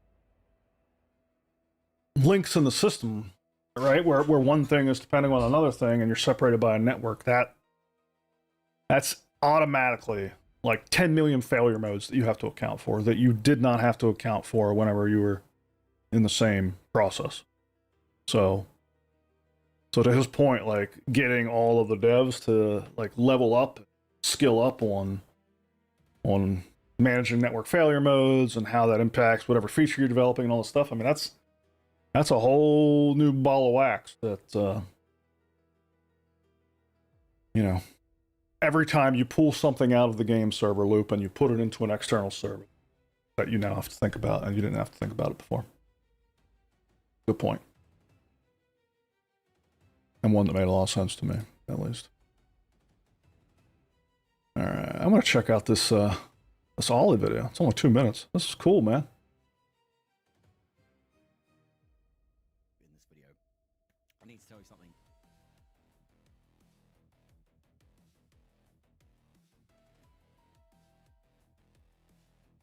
I can't wait to show you in this video. I need to tell you something really important, and it needs to be up front. Normally I'd leave this sort of segment to the end, but it's kind of critically important that I share this with you now before we go any further. So basically, long story short, as of Monday, this coming Monday, the 22nd, I believe, of this month, I will be working with CIG, and as an employee, as a content manager, working with Jared and the teams in the studio. So obviously, that will mean that I have a unique position where I have made loads of videos on the game, and I won't be... It is not ideal for me to be making videos moving forward on this game, Star Citizen. So, because for various reasons, which I think are pretty self-explanatory, but I did want to kind of get up front, not make too big a thing of it. I'm really excited to join the studio and help them deliver an amazing project that you guys are all really enthusiastic for. You guys know my enthusiasm is like, I get excited about so much stuff in Star Citizen, and I can't wait to kind of be part of the team and do what I can to help out. That being said, I do want to say thank you for following me on this Star Citizen content journey here on YouTube. It might come as a surprise, and you might be disappointed, but just know I'm in the trenches, I'm helping out, I'm doing what I can, and I will still be making videos on other things that are in the background. So yeah, with that being said, the reason why I want to just talk about it up front is because obviously, you know me, I'm always very honest and candid with everything I do. I can't be bothered to lie or fabricate anything. I'm too lazy, which CIG will be glad to know. I'm very lazy. See you in the verse in a different kind of a way. It's a new chapter. It's going to be interesting, but thank you thumbs up the video if you've enjoyed any of my videos over the time. And yeah, let's get on to... Wow. Crazy. I've enjoyed quite a few of his videos over the years. Summed up that. I don't know how to do it through Reddit. I hate that Reddit embeds YouTube. Like, how do I even thumbs up this shit? I don't even know. Like, is it possible to even get to the YouTube video from a Reddit embedded YouTube video?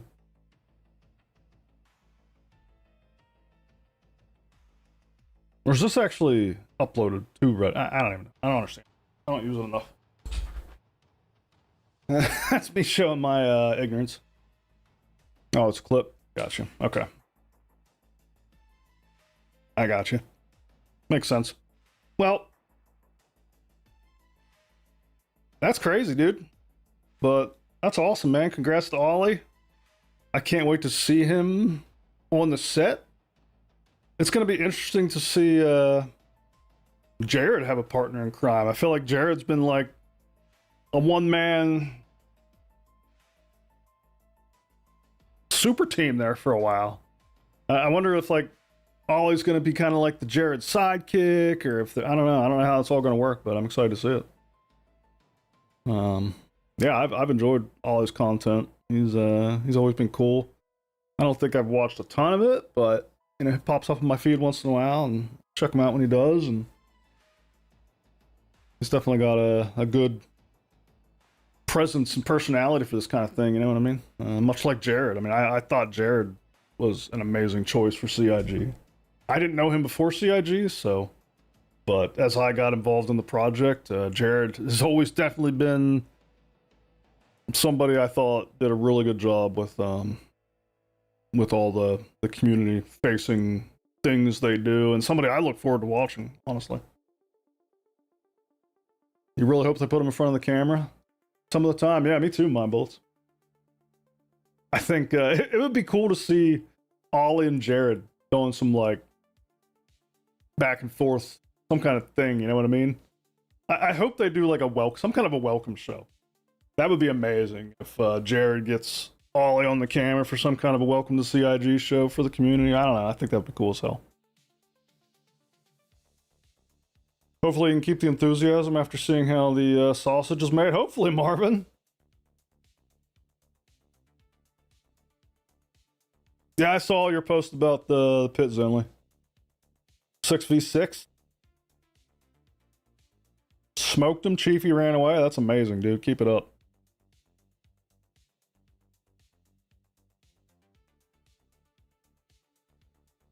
I'll have to hop on here in a little bit. Without Jared, SC wouldn't be the same. I completely agree, Kennedy. You said on Twitter that the job wouldn't be related to video? Oh, really? Shit. Where's that at? Twitter.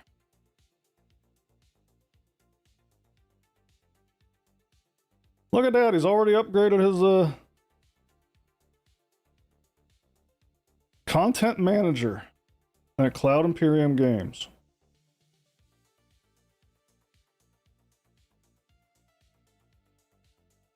Wow.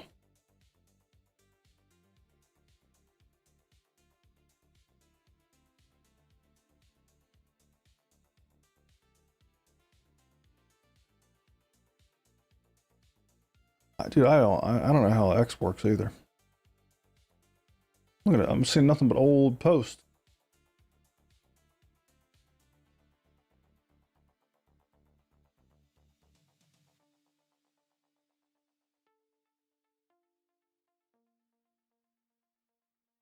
Like all these posters from 2024, 2018. I don't know what the hell.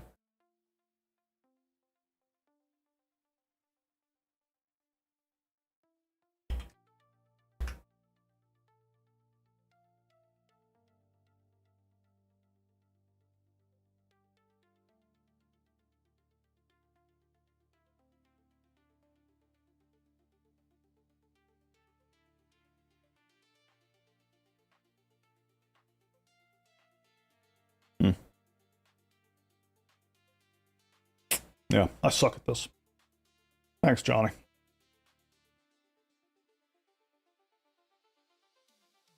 Just to add, this new job isn't in video. It's helping Jared with the other half of his responsibilities. Wow. I'm excited for the new challenge and helping in any way I can. That's cool as hell, dude. So he is teamed up with Jared. The other half of his responsibilities. I can't even imagine how much goes into all that. Yeah, you can post links, Johnny. I got it. Codenomics, what's up? All gonna go from love to hated the second he pops up on camera. I see players gonna love someone new to yell at. I hope not, man.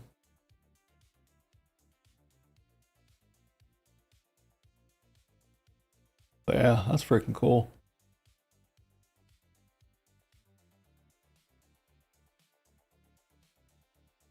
Very cool.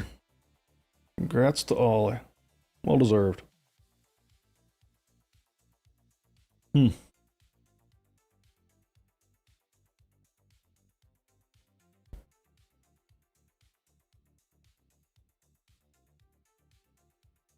What?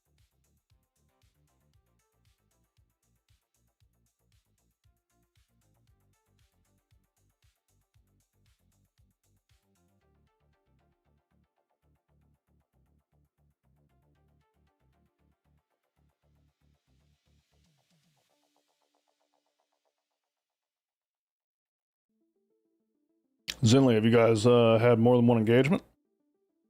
I'm hearing maybe a 2. People, at least old backers, still like Jared. But hate comes with the jab, sadly. I bet I had some hateful messages on his videos, too. Yeah, I never saw his old stuff.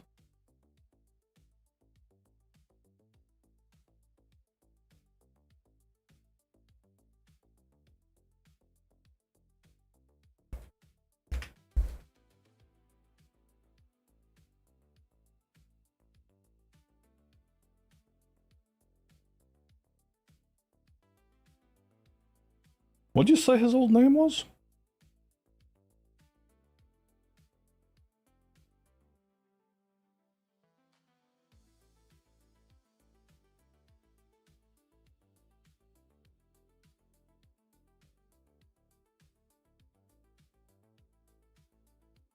Oh, really? Disco Lando.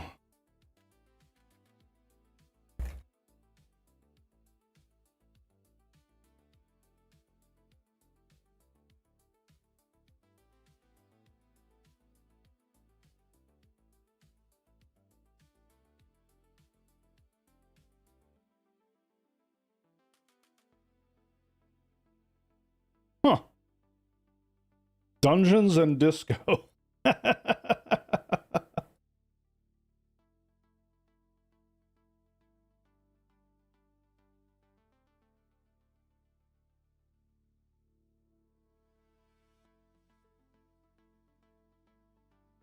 Wow, I still post videos, huh?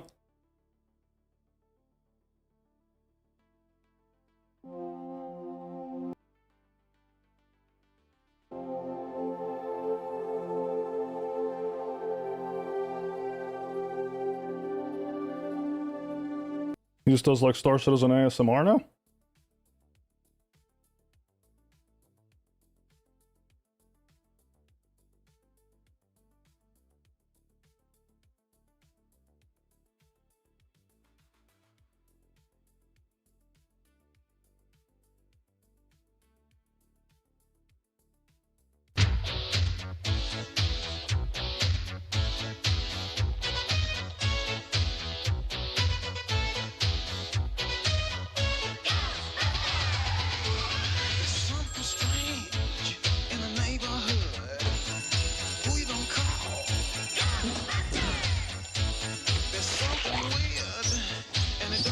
What a weird channel. I don't even know what the hell's going on this channel.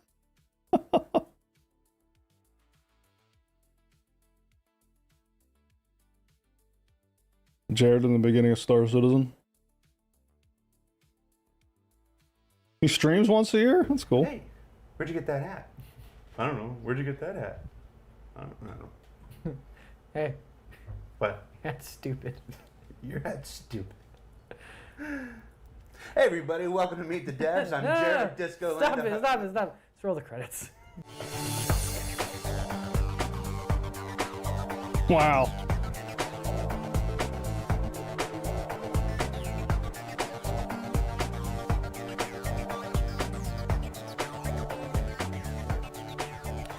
Hey everybody, welcome back to Meet the Devs. I'm James Pugh, and with me today is a guest. This is Jared Disco Lando Huckabee. Jared, how you doing? Hey, how you doing? Thanks for coming on, man. No, it's good to finally meet you. I know, I kept wondering where they had put up this partition between our desks, just so this was as genuine as it could possibly be. Yes. Truth be told, this is how close we sit every single day. Our desks are catty corner right next to each other. So at any given time, we're bumping each other throughout the day. So. I'm not, you are, and it's offsetting. Yes. Especially when you turn around and you shake the back of my chair. Hey, Disco! Hey, Disco! Okay, so anyways, if anyone doesn't know, you were a longtime fan. Uh-huh. I made some fan videos, which we found existed. And so we decided to bring you on. So how'd that whole transition go? Well, James is correct. I made videos that existed. It all goes back to Wingman Singer. Mm-hmm. They used to do the fan questions, and some were better than others. If we're all being honest with each other, some videos were better than others. I wanted to help make the tilt it in the favor of the better videos, so I did what I could. They seemed to be a hit. I got to meet a couple people on the team, came by to visit a couple times. They hung out with you and Ben and all that stuff. And eventually, just when it came time to expand the team, it was, I got tagged in. Yeah, it made perfect sense because if you don't know, we contracted Disco out to do a couple. What year was this? Animations, intros. 10 years ago. Like that. So when we had an opening and we had to expand the team, it just kind of made sense. Mm-hmm. Yeah, I did the original. Holy shit. The opening that June you still see 30th, today on 2015. Roundverse. And I started, came back on the team around Sandy's flight school time.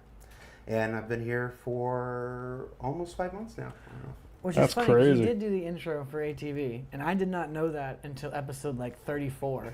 I had been giving somebody else. Who's James credit Pugh? unbeknownst. I never even. Yeah.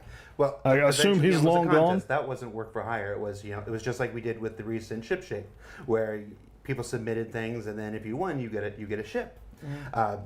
I never got the ship, so it wasn't until we were at PAX South. Yeah, it was We were PAX at South. Yes. And we were talking about ways to bring me in. I'm like, well, you still haven't paid me for the intro to the show, and if James could have gotten any whiter, just all the color drained out of his face. He's like, we haven't. So, but it was never about that, so it was never an issue. So, Another thing you like to bring up a lot. So you got this job. Now every day at work, you mentioned how many jobs you've had. So why don't you go ahead and tell the audience how many jobs have you had, okay. Disco? I would like the record to show that he's the one bringing this up now. With an actual I-9 and a W-2, no under the table, full-on reporting to the IRS, this is my 35th job. How do you manage to have 35 jobs? I did the Jack London thing. I don't know who that is. Of course. Well, Jack London was an author. He wrote a couple books, most famously probably Call the Wild. But Jack London was a guy around turn of the century who, instead of going to school, instead of knowing the one thing he wanted to do and going to school for that, he went out into the world and just explored as many different vocations as possible. He'd do a job until he learned the job, felt comfortable with the job, and then he'd leave the job and go on to do something else. And that's pretty much what I did from 16 onward. It was work a job for a couple months, maybe longer, learn what I could from the job, get out, go do another job, sometimes 2 jobs at a time. At Blast from the past here, man. worst, This is 3 crazy. jobs at a time, sleeping in beats around the clock. So, Looks a little younger. What was the longest you stayed at a location? I was with a Apparently baseball CIG. stadium for on and off for 5 years. The Rancho Cucamonga Quakes. They were single A affiliate Good evening, of the Bearstein. San Diego Padres at the time. Yeah, Padres. Yeah, Padres. They're currently the affiliate of the Dodgers. Go Dodgers. Go Dodgers. Boo. But I started out as Mr. Trash. which I dressed up in a tuxedo and went around with a garbage bag and collected people's trash. They didn't just throw it on the floor. Hold on. Why were you wearing a tuxedo? Holy shit, even younger. Was that just your own? yeah. Was that your own flair? Yeah. You spiced up the trash job. Yep. So Yeah, I went on old tuxedo school and I sang Jared. songs. I did little comedy routines and took a lot of pictures with foreign tourists. That's Cool. Like that, and worked my way up from that to running the line score, to running the scoreboard, to eventually becoming director of operations of the entire baseball stadium when I was 19 years old. I was in charge of everything that wasn't a guy putting a bat to a ball.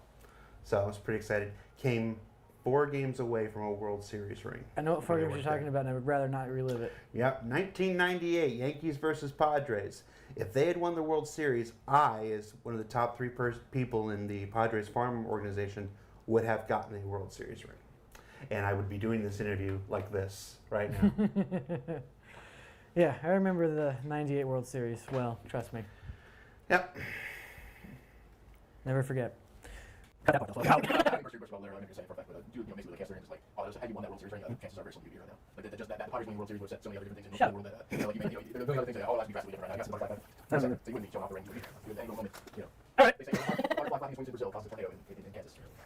Did that Brazil? Also Ben says 9 a.m. tomorrow. That was coming to work, but he wants to do those after pushing those in said no, doing those tomorrow. 9 a.m. So we'll say no. So we know a little bit more about you. Too much, some would say, myself included. But what do you do on a daily basis? What are your duties around here? Well, I am a community manager, same as James Pugh.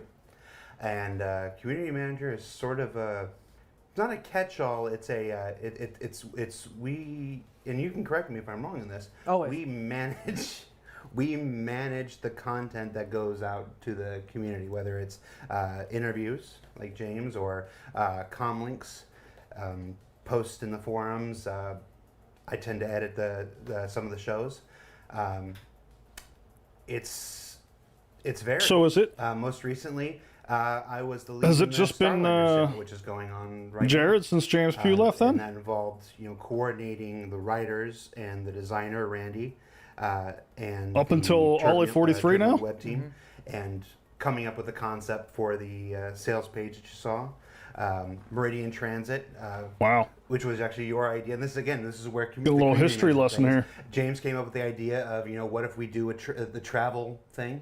What if we couch the entire sale of the ship in a travel log type thing? And he came up with the postcards, and then I went home and I did the postcards. And then designed the logo for Meridian Transit. We had a name for it. The writers didn't like the name. They changed the name. I liked. You guys ended up going with, thought about Daedalus. Yeah. I liked Icarus. Icarus was mine, but I guess they said that was too on the nose. Yeah, things go through iterations, Yeah. but ultimately it was coordinating the entire the entire sale for the Starliner, and including it ended up recording all the audio bits, those really annoying audio bits that popped in. You're like, oh my gosh, where's the mute button? Those were recorded by me. Sorry. And it's from RTV to on things on the forums, to editing the show, to producing the show, to helping with comm links, and it's everything. It's involvement in everything that goes out. Speaking of from comm links, Cloud Imperium. I still visit that page quite a Yeah, bit, the way and I I look always at it, think it's like a like, mom man, litmus how old test. is this page? So my mom always asks me, "What do you do?" And it's not as easy as, "Oh, No. I code the game," or I'm an artist. So I always just tell her, I'm the liaison between the dev team and the community. Mm-hmm. You were in this interesting position where you came from the outside in. Is there anything that's not like you thought it would be when you were just a backer? What lawsuits? Yes and no. Obviously, I think you could say yes or no completely truthfully. It's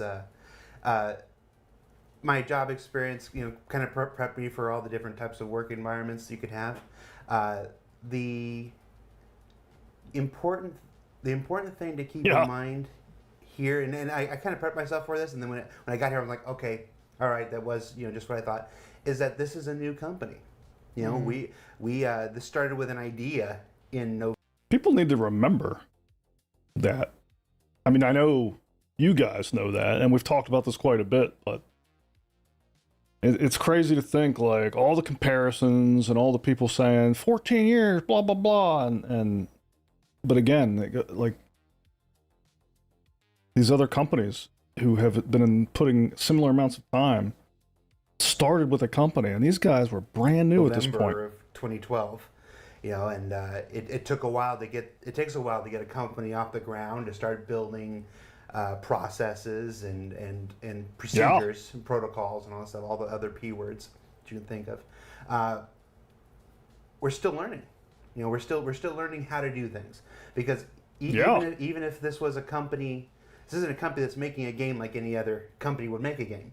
So even if we weren't just new, and I think this is great, dude. Like, people should go back and watch these videos. And going through all the struggles that a new company goes through, we are a new company doing a new thing in a new way.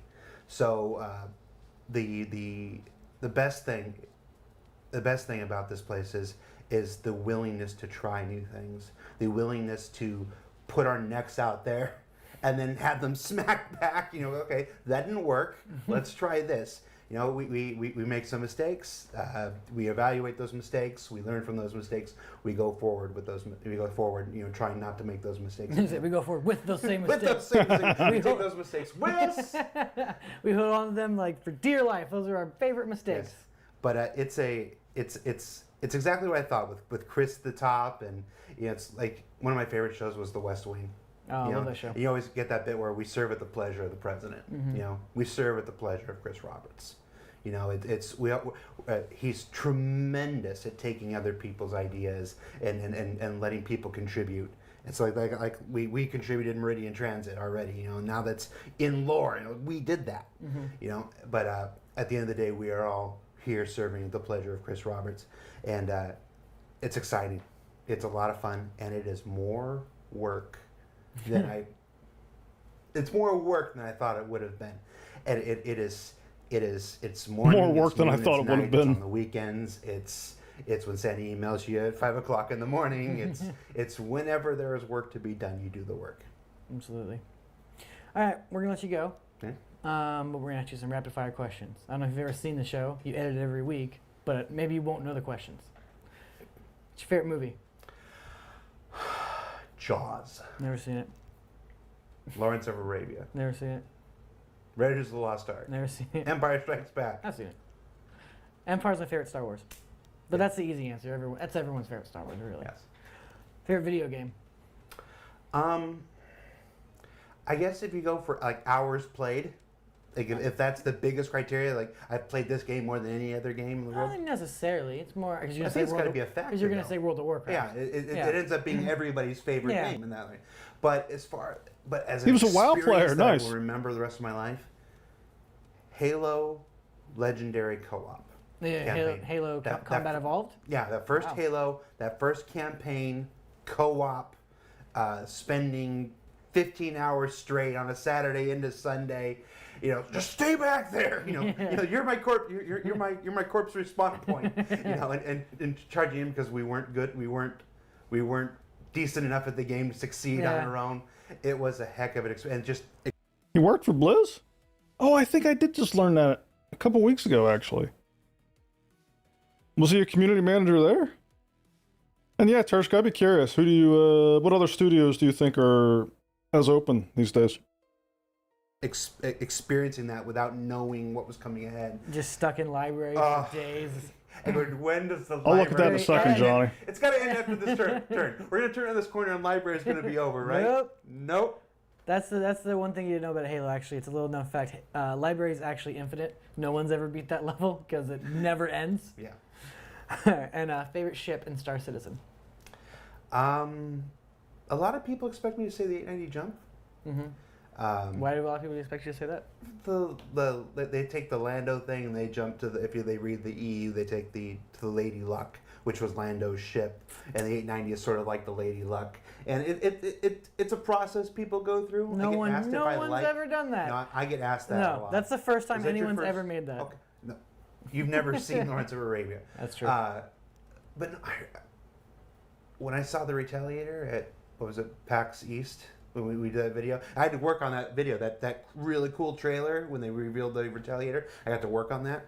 That just blew my mind. The Retaliator is so slick. It was UK team. Yeah, I hear what you're saying, Turska. I think there's a big difference between a Steam update blog and playing my game while it's in development, though. Throwing the gauntlet down to everybody else. Yeah. Like, this is how we make ships now. And now everybody's kind of, you're gonna see the Merlin real soon here, and then the Connie and whatnot. I still like the Connie. I still really like the Connie.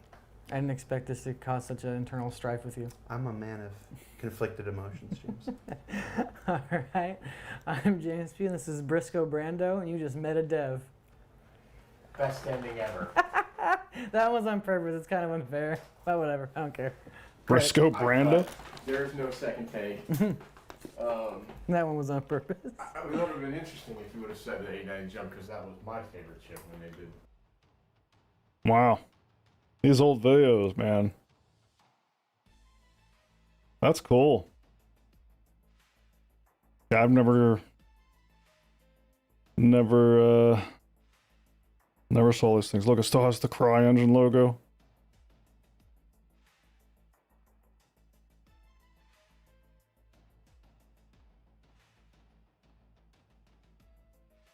Huh. Very cool. Appreciate that link, whoever shared it. Good seeing that old stuff, man. I want to take a look at this other thing. This is something I have talked about also quite a bit, and people need to keep in mind.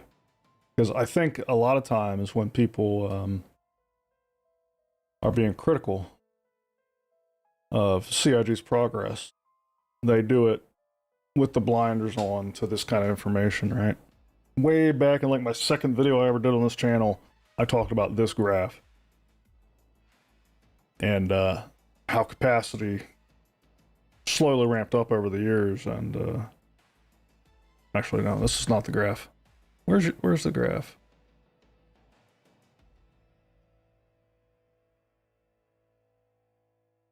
There you go, head count. This is the graph.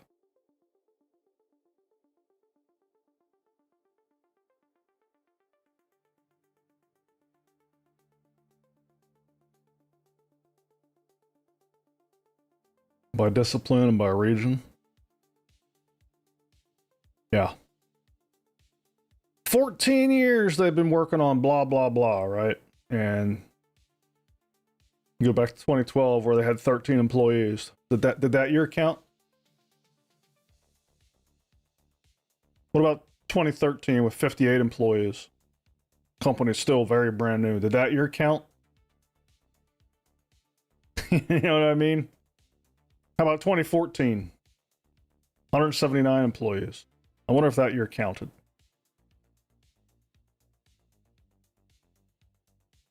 Like, how do you even compare 2022 with 860 employees to 2020 or 2014 or 2013? Like, it's just... I mean, they definitely had to go through a ramp-up period. And, yeah. I hear those 14-year arguments, and it's like, well, you're definitely not taking this into account. Anything over 100 is pretty big. But can't you, I mean, aren't there levels of big, though? I mean, can you really count 1,000-person year the same as 100-person year?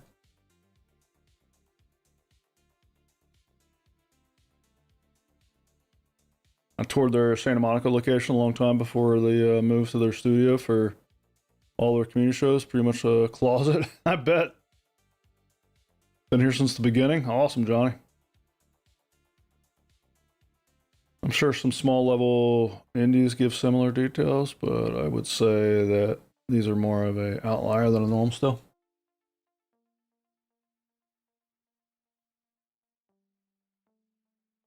$2024 numbers are even bigger.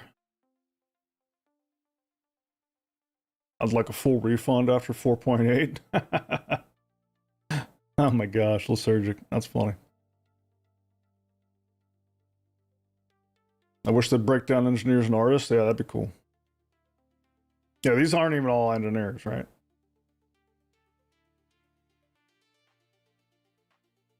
I remember Gold Shirt Guy had a segment called Hazy something. Hazy Thoughts.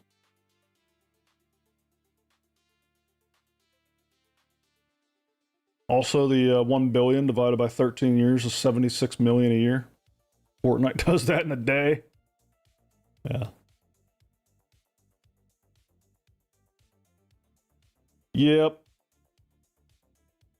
It's very easy to hang on to stats like that and like just not think of it in context, right? It's like 14 years, $1 billion. No context. Let's just form an opinion and make an argument based on those two numbers right now in this moment. Ignore all the history and the context that leads into the state of things. Yeah, I know. That's just how it goes.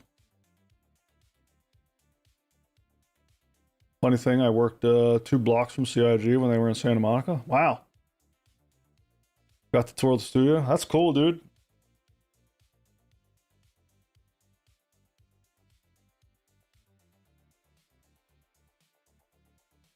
Gold shirt guy was Mark Skelton. I don't know what shirt guy you guys were talking about.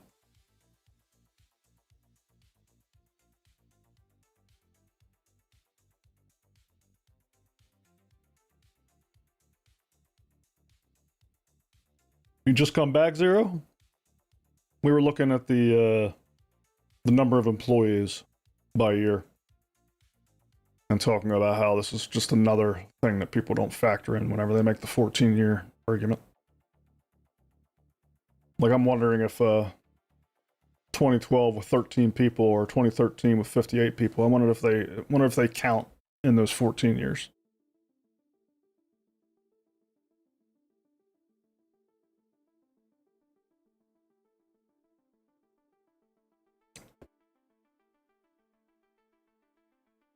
Yeah, I didn't know Skelton.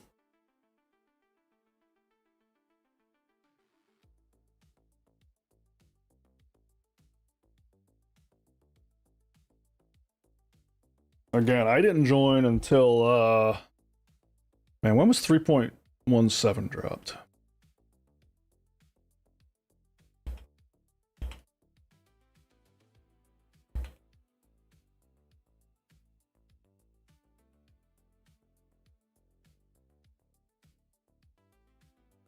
$2022. Yeah. I didn't come out until the final bar on this graph.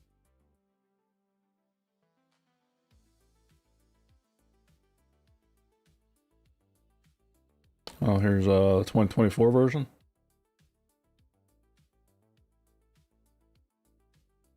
Okay, so by 2024 they were officially past 1,000 employees.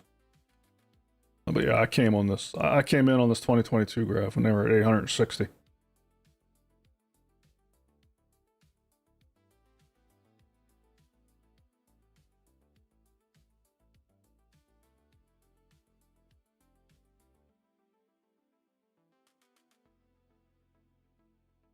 Statista?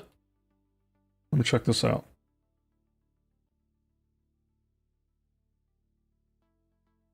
What do you do here? You just search for whatever you want?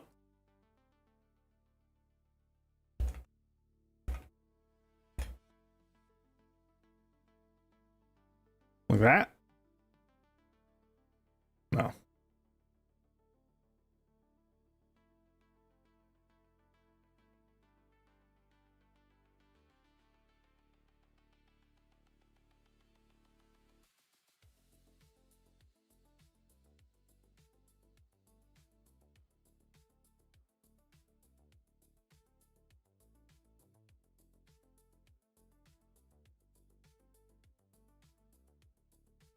How do you use this thing?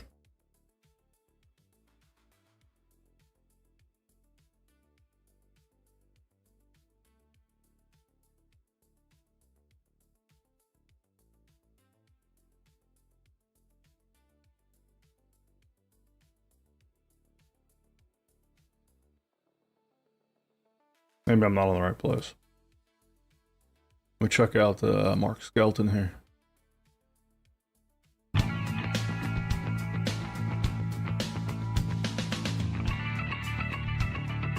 Wow. What year is this? I am here with Mark Skelton, our lead artist. Hi, Mark. Hello. 13 How are you years. today? Good. Very close Can to you the beginning. introduce yourself? My name is Mark Skelton. I'm Is the that lead Sandy? artist extraordinaire, and I don't know, I kick ass. Yeah, if you do say so yourself. Can I say Awesome. Okay, so what with Star Citizen, like, what does this mean? What are you doing? Cool stuff. Okay. Just, you know, rad, cool, movie, awesome stuff is what we're doing here. What have you worked on before? Oh, let's see.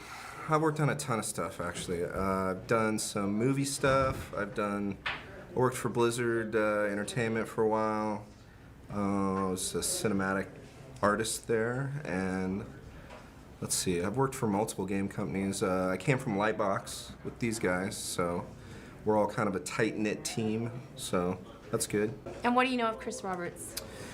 You know, I've been in this industry for, I don't know, 18 years, something like that, so of course Chris Roberts is a legend, and you know, Wing Commander, huge. I mean, back in the day, that was what everybody wanted to work on. So it's cool to finally work with him. I mean, I wanted to forever.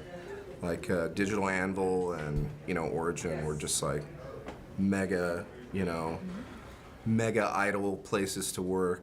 I remember play when these Origin was games? king. Oh yeah, I played Wing Commander a ton when I was a kid, you know. It's been a long time, obviously, but I love me a space shooter. So hopefully you guys will too. Which ship have you got your name on? I don't know yet. You know, I really have no idea. I can't even remember what the current classes are. 300i, Aurora, Constellation. That's right, the Cutlass, Constellation. That's right. The Idris Corvette, Oh, a maybe. Corvette, yeah. Very nice. Yeah, so once we start getting into these and more defining what they're going to be, I'm sure that I'll pick my favorite. Okay. I don't know. Thank you, ladies and gentlemen. Mark Skelton, our lead artist. Yay. They still there?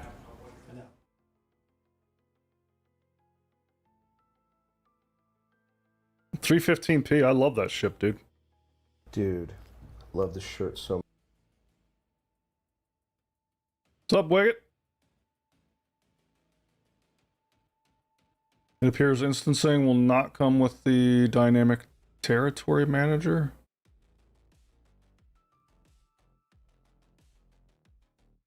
What do you mean by that? And where are you seeing that news?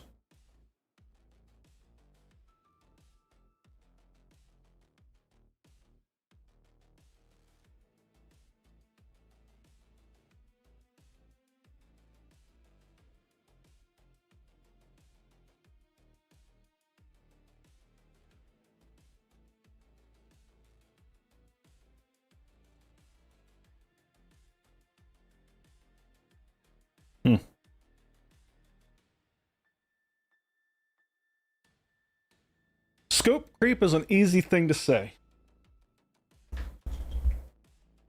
but it doesn't really mean a whole lot. Especially whenever you're developing the thing that you're building and the community's an active participant in the building of it. You know what I mean? Like, I don't even know. Like, what is scope creep?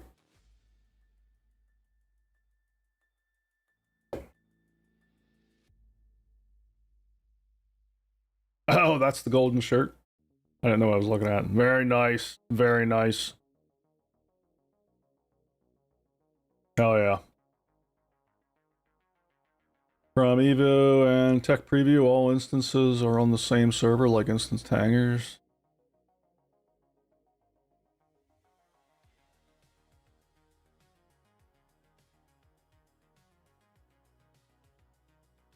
Instancing will not come with a dynamic territory manager. I'm still missing some context there. Are you talking about with 4.9? Wicket?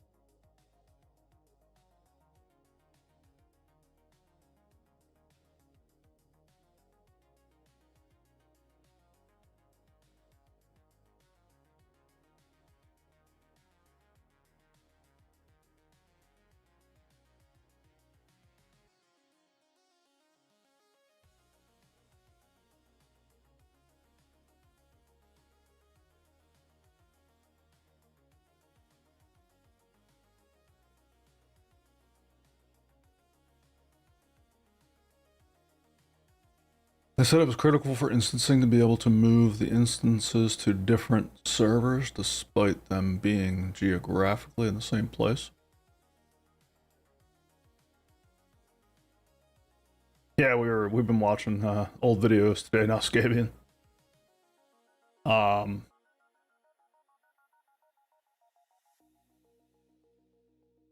So it sounds to me like instancing is just being delayed, is that right?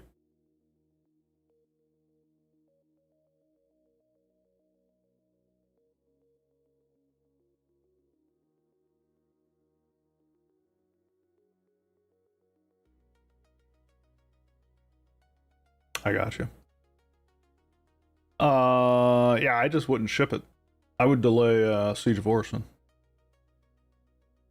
That seems like a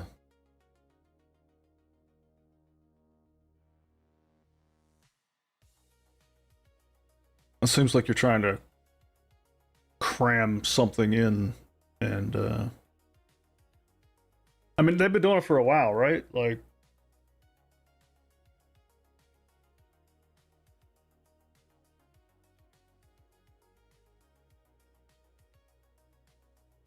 yeah, that's surprising. That is surprising, but are you sure that's not just the current approach in Evo? Have they said somewhere that that's going to be 4.9 live?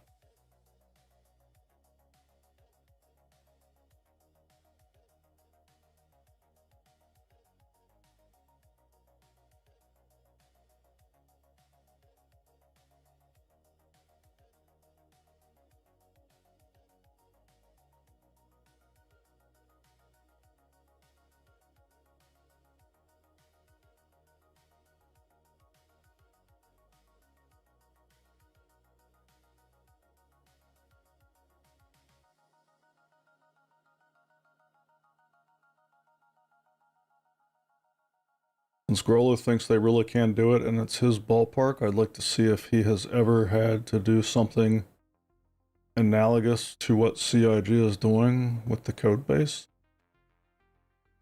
Nobody has, Spartacus, that's the point. Like, this is new territory, not just for CIG, but the gaming industry and the tech industry. Like, they're breaking new ground here. Of course, I have not built dynamic server meshing.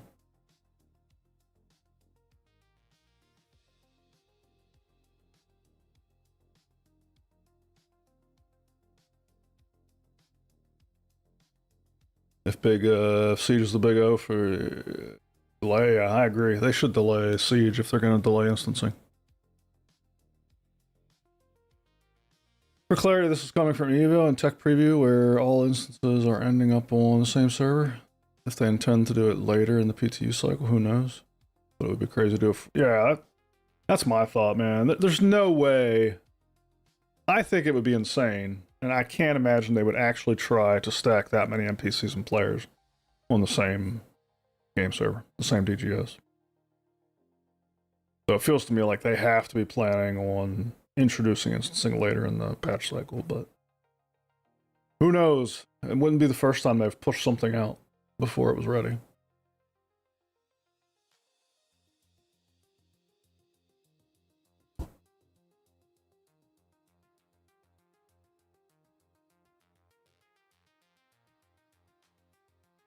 What's the closest type of project you've worked on?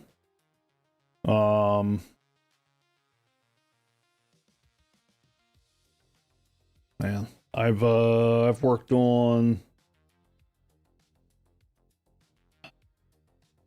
analytics systems for, I mean, I'm not going to give away the companies that I've worked for, but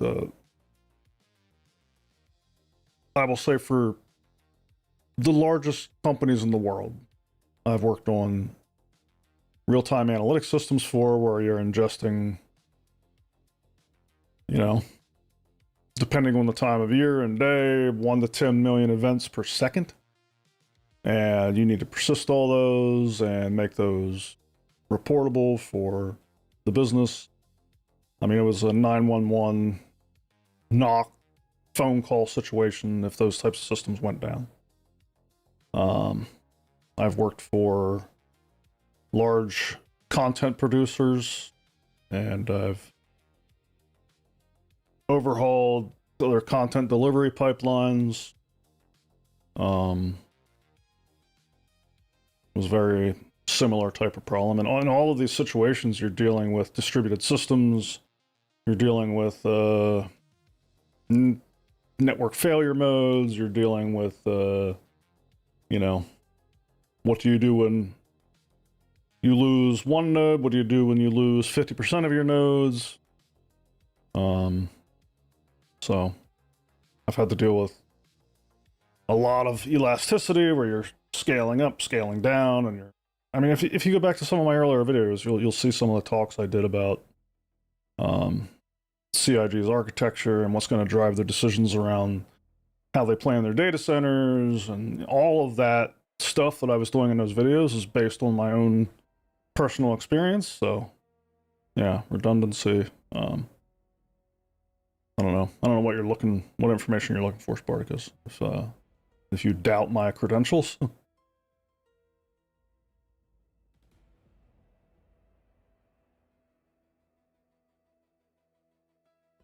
I mean, you're welcome to be skeptical that they can pull it off, but I'm not, because any breakthrough always comes from people willing to take the risk, right? Like, that's half the battle, is just being willing to take the risk. And this is an expensive risk to take. And it's why nobody else is going to pull this off.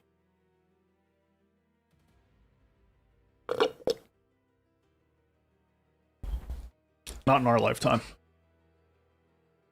It'd be like saying, you know, back in the early 90s, it would have been, or late 90s, early 2000s, they would have been like saying, there's no way that Google is ever going to index all of the information on the internet and be able to deliver you search results in under 1 second. Right? At the time, nobody could. So why would you believe that Google is capable of doing it?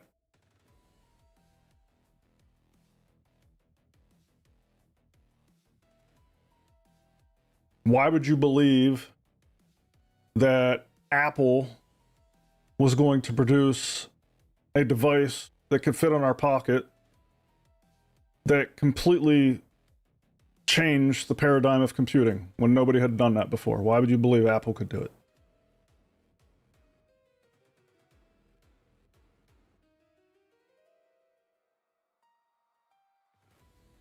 Why would you believe that Netflix could put Blockbuster out of business? I mean, I don't know if you were alive and kicking at that time, but Blockbuster was a staple in like American civilization, right? Like that's where we all spent a significant portion of our free time, was like looking at the shelves at Blockbuster for movies. And then you're going to suggest that somebody's going to come along with a red envelope and put them out of business? Like, why would you think that's possible?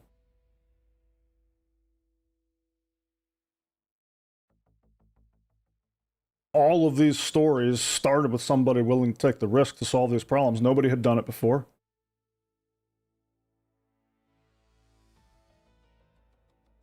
And now CIG's in that boat, and they're doing something that nobody has done before. And why would you think they can't do it? Just because they had a bad commit? Like, I don't know. That doesn't even compute with me, bro.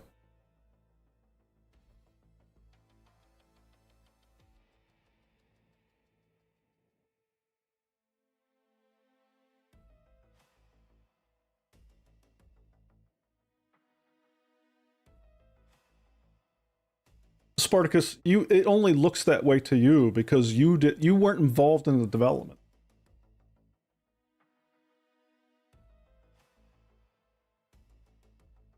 You weren't involved in the development.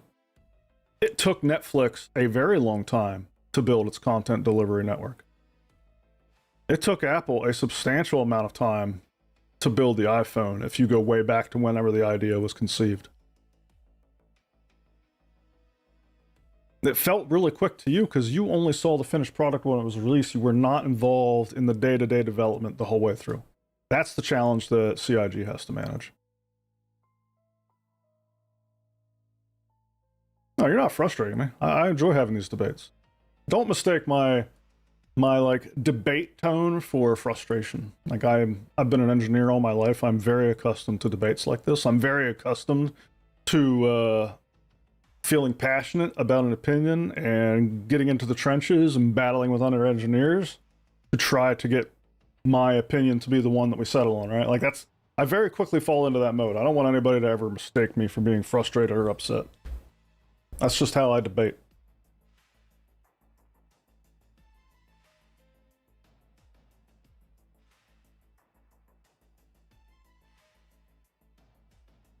Netflix was a color by number children's book company before being a DVD service? Really? I didn't know that.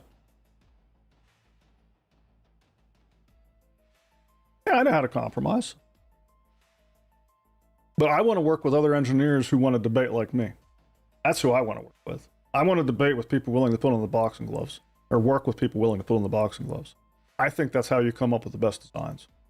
I think you need multiple passionate people who all believe that their solution is the best and get in there and figure it out together.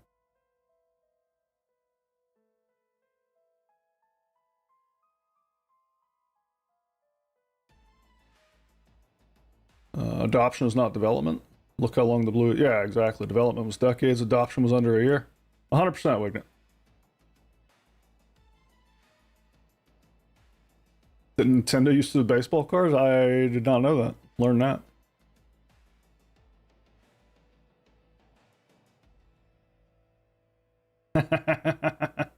I'm not doing that. I'm not going to do that, Zero. Who would have thought an online bookstore would become an infrastructure on the internet? Exactly, Marvin. Dude, great example. Who would have thought that Amazon could pull off AWS? Some guy who started a freaking mail order bookstore business in his garage. Spartacus. He was a freaking idiot for thinking he could pull off AWS. And don't even tell me AWS was built quickly.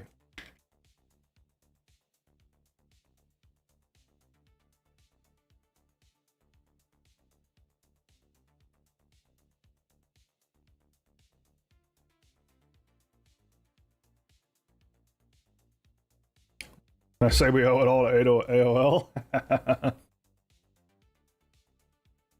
As someone who loves debating, I enjoy this channel. I appreciate that, Nez. I'll debate anytime. I love debates.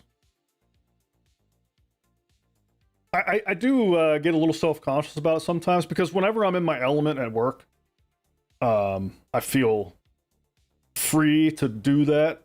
Like I'm basically compensated because I'm willing to do that. I mean, that's part of like what my employers want me to do, right? Like, come debate, come refactor this, rework this, do this. But I sometimes I feel a little nervous whenever I'm amongst my internet friends that maybe I'm a little too much sometimes. Maybe I too quickly jump to my debate mode. So don't take it personal if I ever do.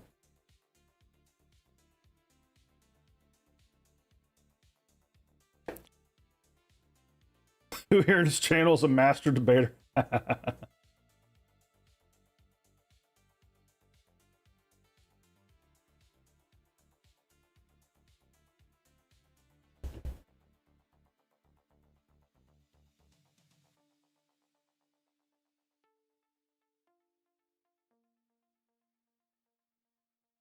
gotta log into PAX here soon. Sounds like we're taking some heat out there tonight. I want to help with the medium and large tree, which is 10 to 11 my time, which is 30 minutes. But I'll keep streaming for those that want to stick around and talk while I do it. It certainly doesn't take much brain power to chop trees. Not that I chop, but I do. I am a healer, so I make a little bit of a difference on the battlefield. Healing is like a very critical role in that game.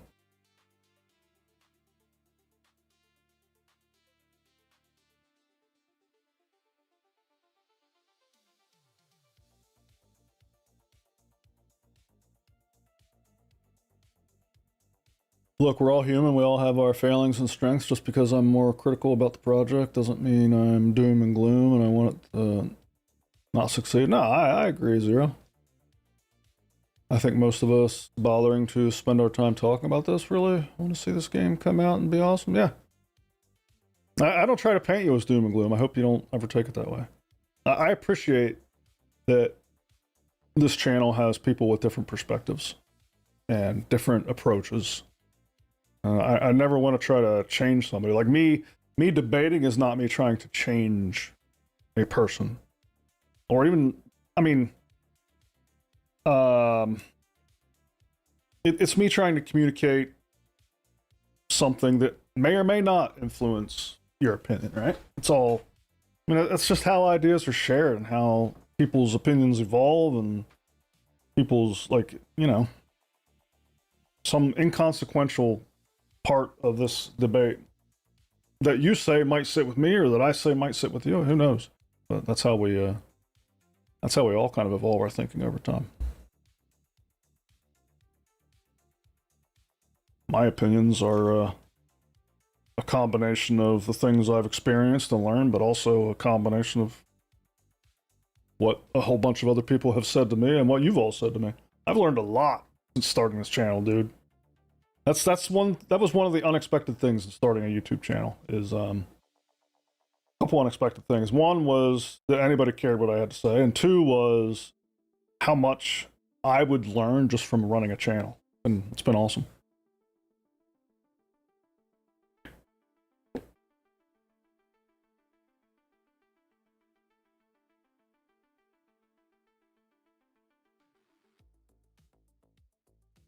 As far as I know, graphical fidelity has very little impact on back-end services. Yeah, that's probably true.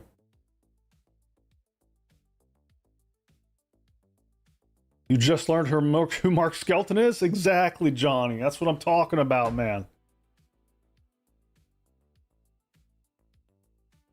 Have I seen War Dogs? No, I have not seen War Dogs.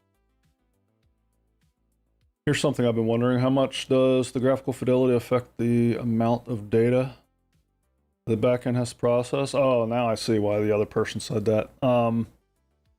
It really depends, right? Like if the fidelity is shared.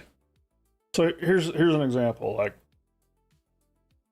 if it's just if you're talking about like the way a ship looks and all the work that goes into, like, if you look at the Star Citizen ships, I mean, the fidelity on those ships, like the landing gears and all the, like, the tubing and the metal shafts, and like that has no impact on the back end other than, even with the asset streaming, it has no impact. All those assets are going to be stored locally on your PC whenever you download the game. And then whenever you approach another ship and the server tells you to stream that asset in, I mean, that's being read off your disk. The server's not shipping any of those graphics over the wire to you. Now, where fidelity does touch back-end services is if it is game state that must be shared. So, as an example, say you're walking down one of the streets in Orison, and you know how they have those beautiful trees throughout the city? And say a wind gust comes through and kicks up some leaves. Right?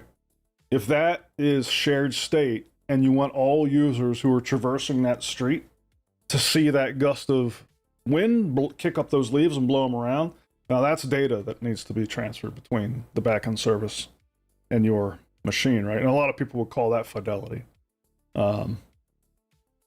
So the other approach is, okay, well, don't make it shared state.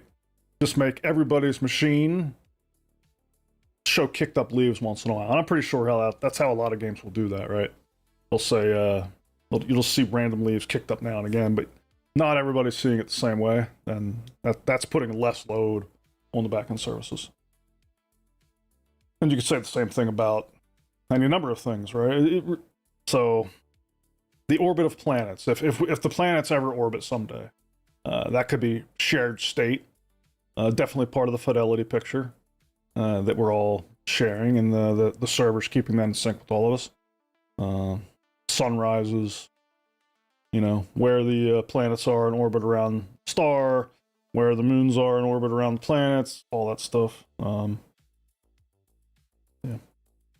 Weather is a good one, right? Like whenever you're on a planet and everybody's sharing the same weather conditions, there's some communication that has to happen between your client and the server to keep you all in sync weather-wise.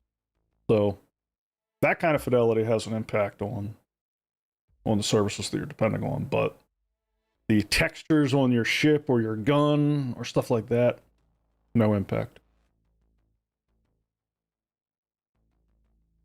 I want to mod my 49 and increase its VRAM to 128 gigabytes and install the whole game on. What you need, Zero, is a Mac. And you need the game to run, because then you could basically do that. I mean, it would kind of be doing that by default. I don't know, I know, depending on the audience, Mac is often a bad word, but the new M-series chips and those things are interesting because the graphic memory and the system memory is unified, and it is making them a beast in AI. Like, if you're looking to run local models, there's nothing better to run it on right now than a Mac. Because the GPU there has all of the system memory available to it. So there's one of the new, I think it's the Mac Studio you can get with 512 gig of RAM. So that's 512 gig of VRAM. You have a Mac Mini M4 Pro and it's the best computer I've ever run. Yeah, they're solid machines, dude. Especially if you want to be doing AI model stuff. I always choose Linux for gaming and some dev, but I default to a Mac for all my eng work. Yeah. I mean, every company I have worked for the past, I don't even know, 12, 15 years, they've all just given me a Mac. I can't remember the last time a development company gave me a Windows machine. Long time ago in my career. I remember getting Windows machines for development work, but that ship sailed a long time ago.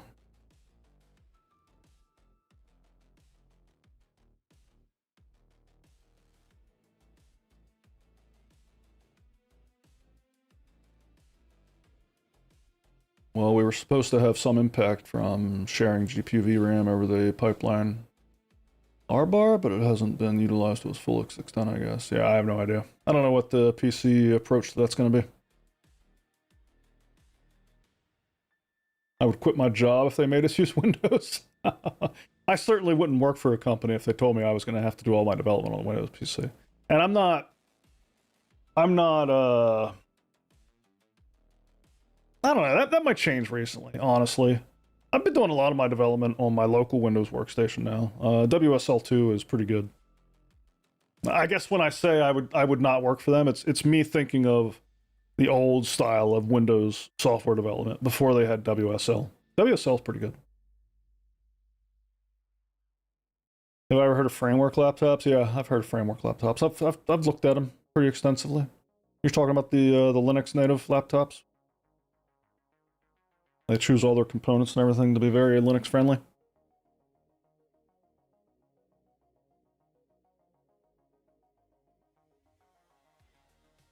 Good point. I've heard good things about WSL. Yeah, WSL is good.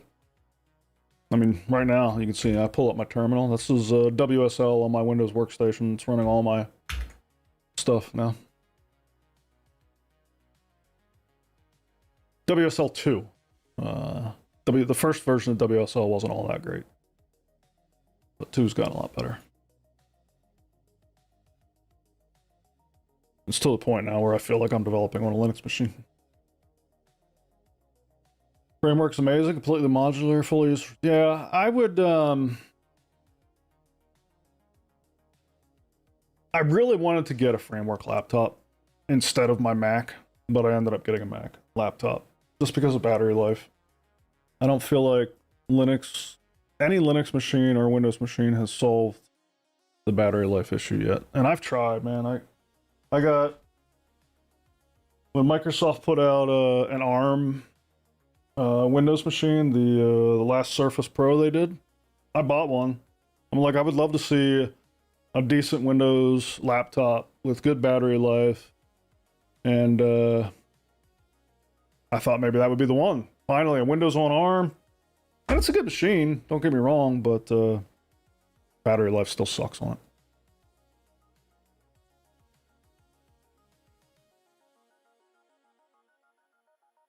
Hot take though, I really like the MS Surfaces. Just wish they could keep up with the performance of other platforms. Yeah, that's what I'm talking about, P Wolf. I like my Surface. I have it right here next to my Mac.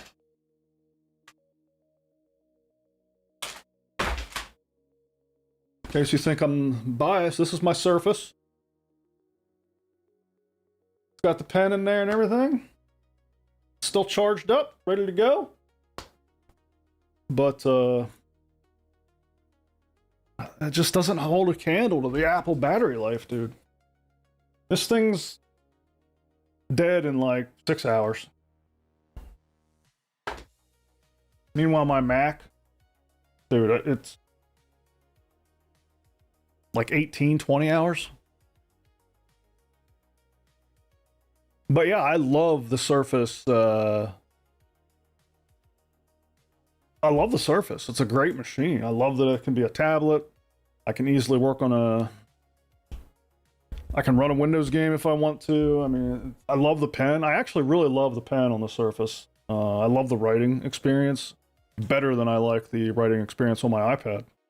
And of course, Macs don't even have a writing experience. So I love that it's like, it's everything. Like if I want to go somewhere, it's the only thing I would need for all the usage modes, right? But except for the battery, man, it just sucks. And then, you know, you hop over to a MacBook Air, and it's like, I mean, I can go 3-4 days between charges on that Air. It's insane.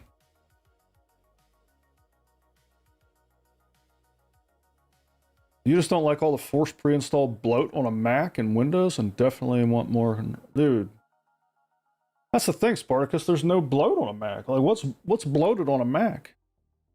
I hear what you're saying on Windows, man. I cannot stand the Windows installer, which is prompting you to download Office and Xbox shit and this and that. I'm like, dude, can't you just provide me an operating system and just get out of the way? Like, I feel like Apple does that pretty well. Because Apple's not in the business to make money on their operating system. They're there to make money on their hardware, right? They're not. I mean, they don't sell Mac OS for any other hardware, so there's no value add there. But they don't push like, hey, sign up for Apple Office and sign. I don't know. At least in my experience, the OS is a lot trimmer feeling. And not as certainly you're right. You don't have as much control as you do with Linux, but and I love Linux. Don't get me wrong. I've ran Linux for a long time. I used to be heavy into the Linux desktop scene. Before I got my first Mac, that's all I ran was Linux desktop. And I got tired of the fiddling. The thing that made me get a Mac was trying to get a printer working. It was that was the straw that broke the camel's back for me. It's just, and I consider myself a fairly savvy Linux user at the time.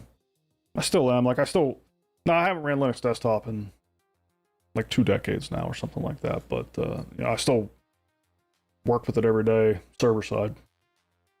But yeah, I got tired of the fiddling, and I ran games on it back then, and I remember all the wine stuff I had to do. I ran Warcraft 3 on Linux back in the day, and a couple other games.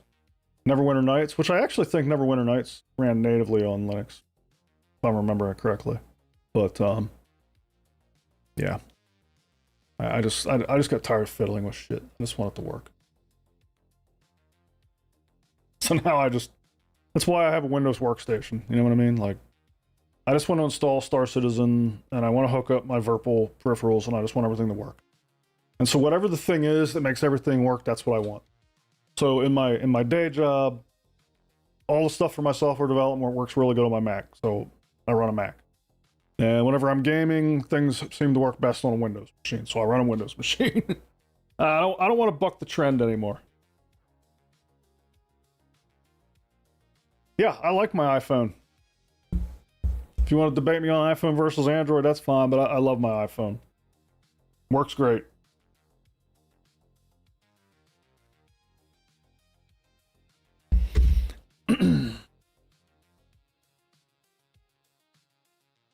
It's the extra work that gets you when you get older. Exactly, Johnny. That's where I'm at in life. Just I don't want extra work. I just want to do I want to do the tried and true path. I had the first iPhone. That's why I never got one again. I had the first iPhone too.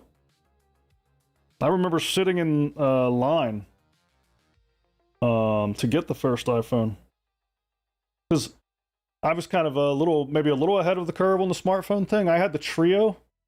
You remember the Palm Pilot Trio-based smartphones before the iPhone? They had, you had Blackberries too. I never owned a Blackberry, but I had the Trio, and I loved the Trio, dude. I also had an iPac and a couple other PDAs, but the Trio was the first like unified PDA/phone that I owned, and it had a physical keyboard on it and everything. It was a pretty cool little phone, but whenever I saw the iPhone, I'm like, holy shit, that's way better than the Trio. So I actually went to the AT&T store, sat in line. I was there like first thing in the morning. I sat there for like 12 hours until the iPhone actually launched. And I got one. I was happy as a clam to be one of the first with an iPhone. But I never had a problem with it. I loved it. I've been buying them ever since. I never owned anything else. I played with my kids as Android. One of my kids has an Android. I can't stand the thing.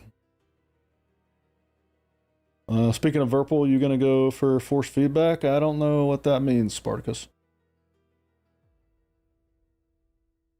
I want a dumb phone with Google Maps now. I'll tell you what, I'm with you there. I like the idea of a dumb phone. I got this. This is actually an Android-based phone, so I guess I can't say I don't have an Android phone. I haven't actually taken the plunge. I pre-ordered this, thinking, man, I'm gonna go with a dumb phone, but it's I forget, what the hell's this thing? Light phone. This is the Light Phone 3. You guys ever heard of these? It's not charged, so, but pretty cool. It's basically what you're talking about, Spartacus. It just has maps, music, a voice recorder. It has no web browser, no app store. Yeah, it kind of looks e-inky. It's a black and white display, except for the camera. It has a camera too, and the camera's color. But all the apps and everything are just black and white.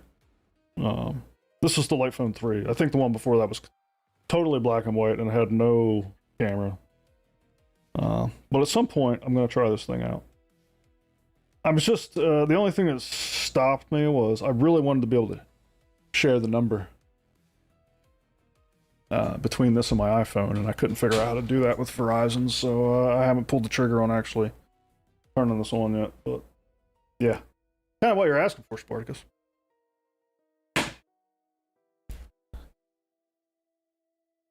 Commodore came out with a dumb phone for $500. What the hell?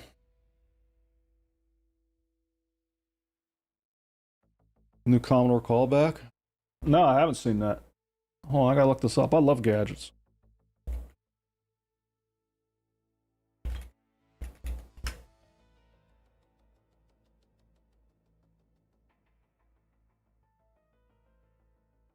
Oh my gosh.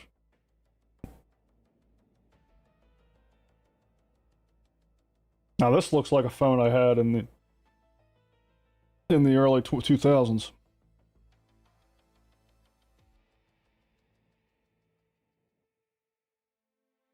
But I love this. Designed to help you spend less time staring at your screen. I love that. This is like, I'm all for that that goal, which is why I picked up that Light Phone, but then I did a bad job at actually following through with it. But when you need to capture something, it makes it count, so it can be the only phone you need to take with you. Yeah, this has a camera too. Mine does as well.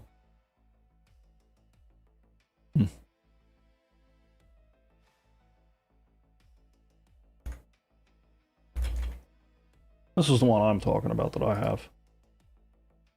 Yeah, this is what the OS looks like.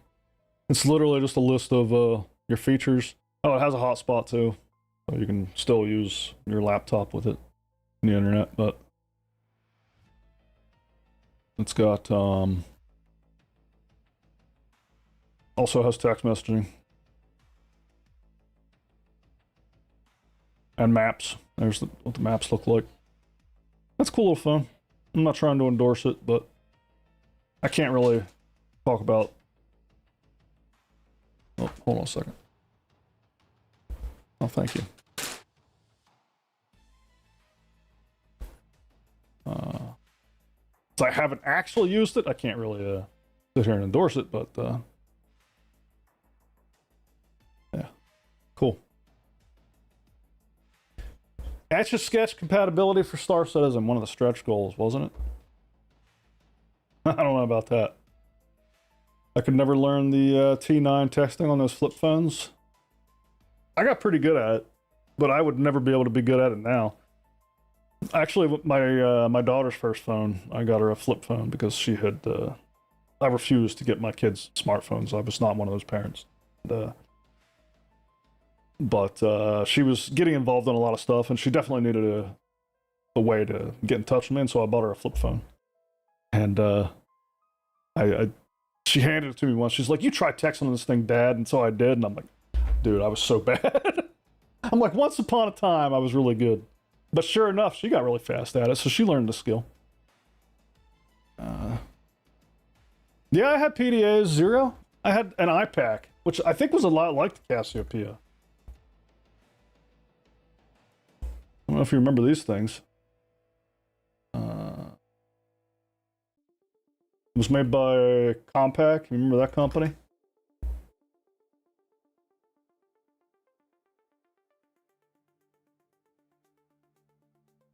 Yeah, this is the one I had. Pocket PC. It ran Windows Mobile.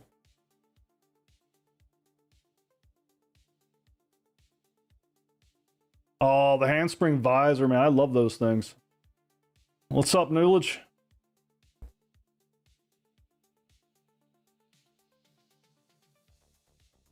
And then the next thing I had, I think it was the Trio 650. Yep. This beauty. This is what I had before the iPhone.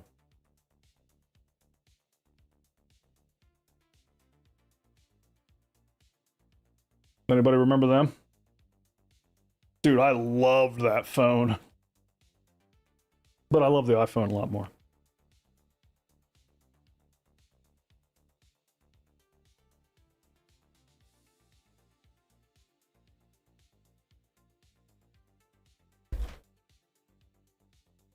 My kids are going to get ham radios.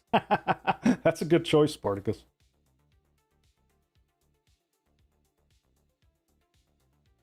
Visor was cool because you add cartridge to add features. That's cool.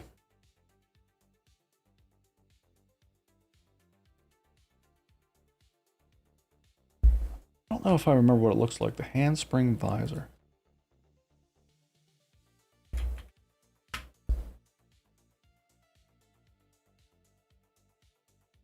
I knew somebody that had one of these. I wanted one, but I never got one. That's cool, dude.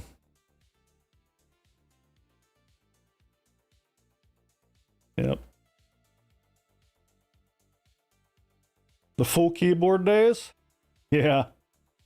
Yep. Yep. I mean, so many people had Blackberries back then. I never had a Blackberry. But this thing was great. It ran Windows Mobile. Or no, this ran Palm OS. That's right. I'll tell you what, though. Palm OS sucked to manage applications on. Anybody remember managing apps on Palm OS? Like, you had to... there was a desktop app you had to run, and you would sync the app to the phone. And obviously, the operating system was extremely limited because any app that you loaded onto the phone could destabilize the entire phone. And so if you didn't catch it right away when you loaded a new app onto the phone, you or your PDA, your thing would just keep crashing. And it wasn't necessarily the app you were in that could crash it, because I guess any app could interfere with the system at any time, kind of like Android today. I'm kidding. And so troubleshooting that shit was terrible. I remember multiple times where I just had to start from scratch basically and then load one app at a time. Man, those were the freaking days. Use my PDA sparingly. I just didn't have enough of a use case for it. Don't know why I even bothered to buy it. Oh, Palm OS. Yeah. The Apple Newton was the OG PDA. Yeah, you ain't right. I never had one of them either.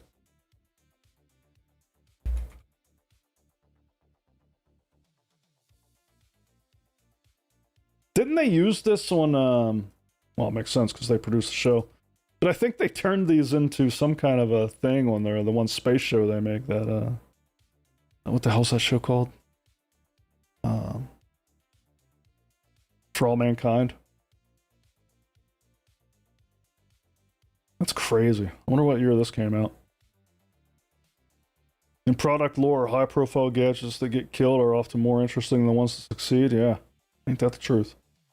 How about Google's graveyard of applications? In the history of those killings, nothing compared to the Apple Newton message pad.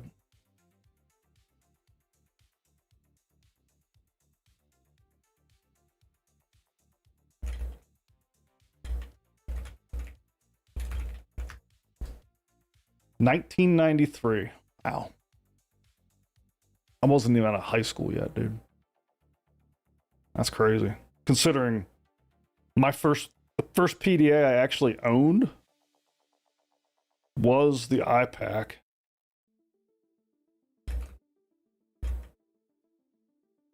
And it wasn't even the first one. The year 2000 was the first one I owned. Now I know some of the Palm Pilots came out before that, but that's crazy. This thing came out in 93.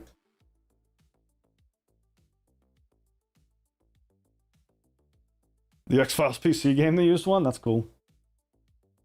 Some of the newest smart glasses look really cool. They have the ability to provide real-time translations. Oh, that's cool. I just can't have smart or Wi-Fi, Bluetooth set of devices that work. Yeah, I hear that. Speaking of smart, my watch is dead. Google Circle was cool. I don't remember Circle. If they killed Google Glass for good, yeah, I don't know. I just assume that anything Google comes out with is very short-lived. I invested in so many Google things that ended up dying. It was another reason I just kind of abandoned their platform. Like, remember, what were some of the things I loved? Remember,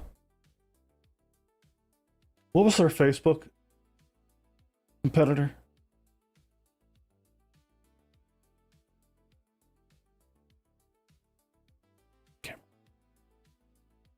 Google. Was that Circle?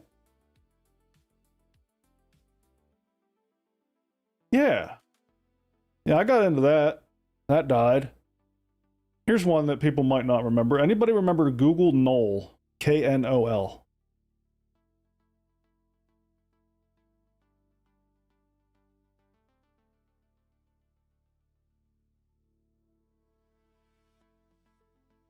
I invested heavily in Google Knoll. It was supposed to be kind of an alternative to Wikipedia. KNOL was supposed to be a unit of knowledge. I wrote a lot of articles for it. I wrote an article on one for Postgres on how to manage hierarchical database design and stuff, and I got a lot of positive feedback on it. It was a lot of fun. I was really getting into it, and they were going with like a verified identity thing where you could trust and know the people who are writing the article. So I went through the verification process, and there's a lot of cool stuff to it. And then they pulled the plug on it. Yeah, they just killed stuff constantly. Yeah. There was another one I think called Buzz, Google Buzz. I invested in that. Killed that. Stadia, yeah, that got killed. There's so much shit, dude. Eventually, I just got to the point where I was like, screw Google. They burnt me too many times. Project Fi, yeah. Yeah. Hangouts is still kind of around. Isn't it? Thought it was. Like I said, it's called Google Chat or Google Talk or something now. I don't know. I'm not really in the ecosystem, so.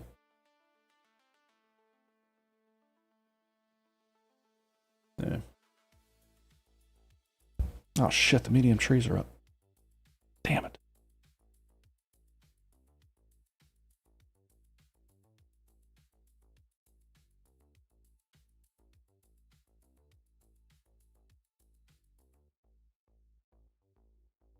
God.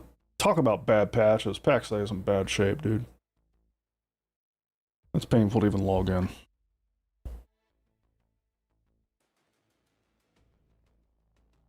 You guys think Star Citizen's bad? Pack-Stay is actually a released game. And first of all, they have had jack all for content since October of last year. That was the last real content they released.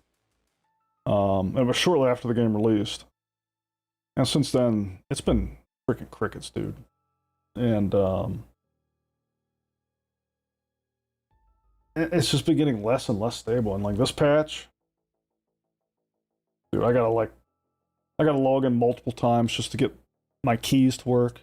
Anytime I teleport, I risk them breaking. I gotta log out and back in a bunch of times. There's people who are getting like 5-minute loading screens anytime they fast travel. I mean, it's just, it all started with this last patch, and the only thing they really added on this last patch was flowers.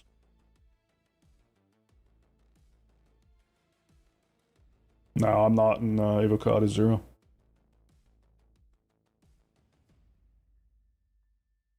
Oh yeah, I forgot it wasn't a real game. Sorry. Sorry, Noscavia.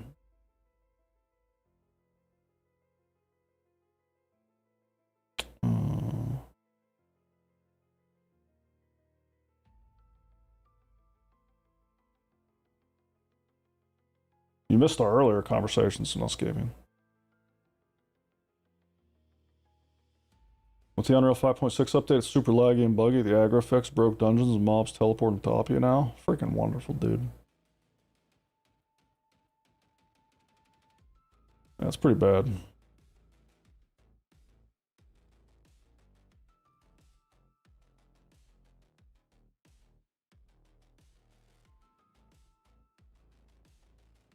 Let's see if my keys work. Nope. This is what I'm talking about.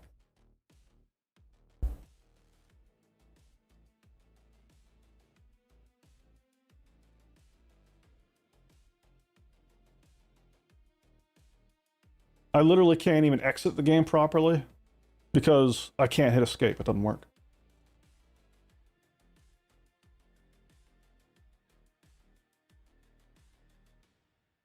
I think I got, the best I can figure is I got about a 30% chance of my keys working whenever I log in.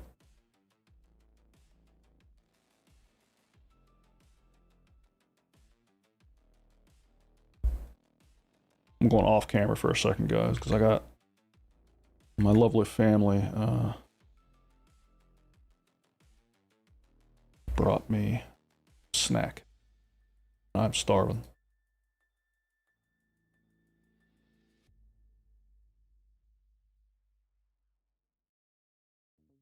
Thousand hours? Do I have 1,000 hours? Yeah. Yeah, you can tell I'm invested. 1,101 hours in Pack-Stay, bro. And you can't AFK idle in this game either. It'll kick you out.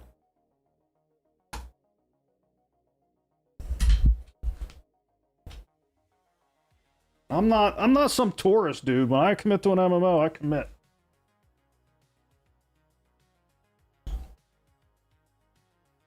I'd like to know Zinli's hours. Zinli, what's your hours in PAX? He's got to have more hours than me. All right, my keys are working.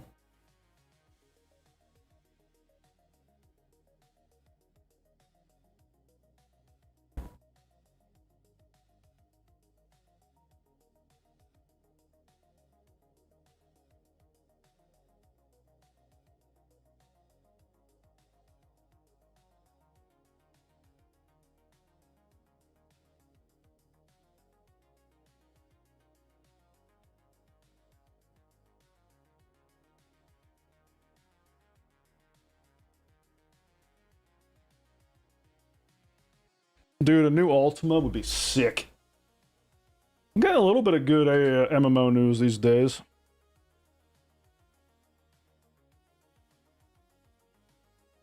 We got some news on Guild Wars 3.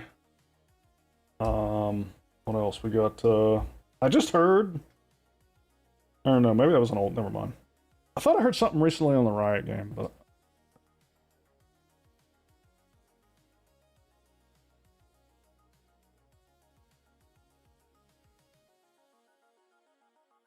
hey, you didn't hear Zero?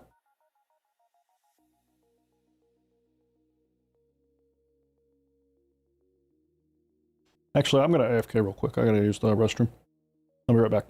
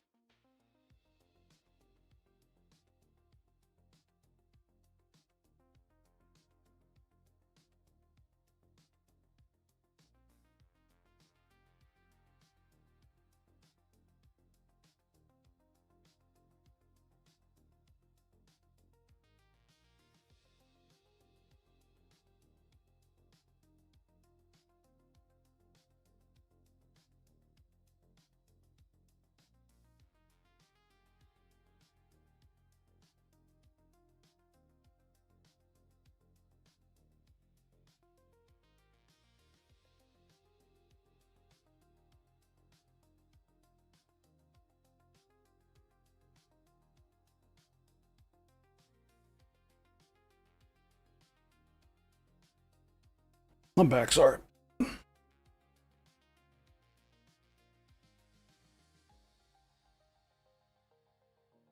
Yeah, I would love an Ultima MMO. I'm definitely interested to see where Guild Wars 3 goes, but I mean, I didn't play 2 because I wasn't. I don't know. I'm kind of over.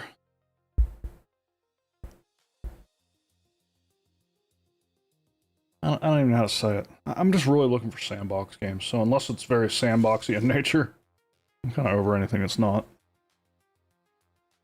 that.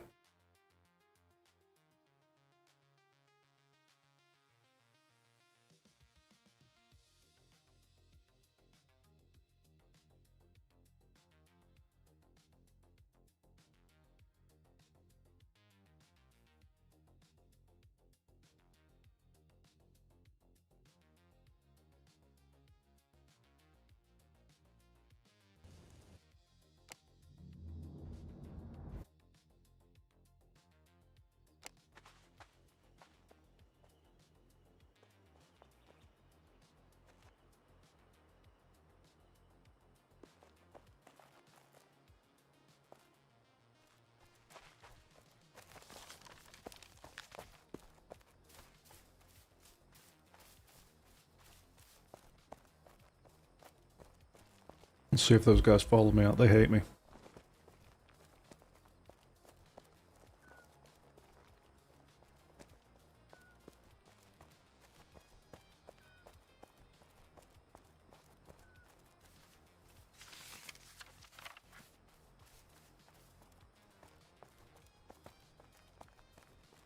I mean, where can they possibly go at this point? That's innovative. Not that they bring it to the table high fantasy MMO. Yeah, I don't know. I mean, they claim they're going to be focusing a lot on movement. I don't know what that means. And yeah, I don't know. They're claiming their movement is going to be innovative, so whatever that means. Old school, better graphics would be great. The other interesting thing I've heard is some... Yeah, of course.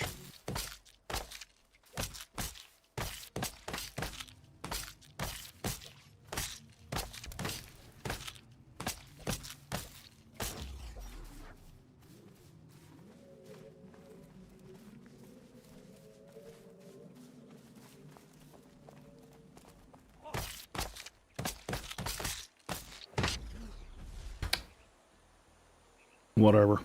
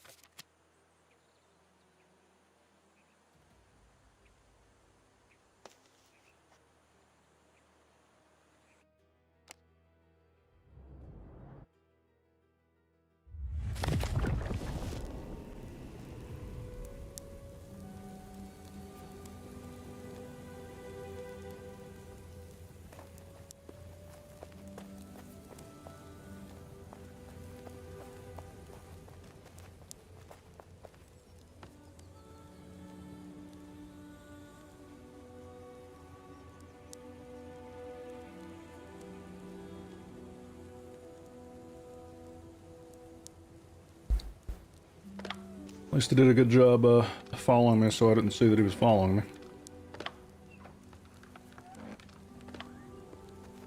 Not much I can do to fight back as a Zephyr staff user. There's other healing staffs that are better at one-on-one.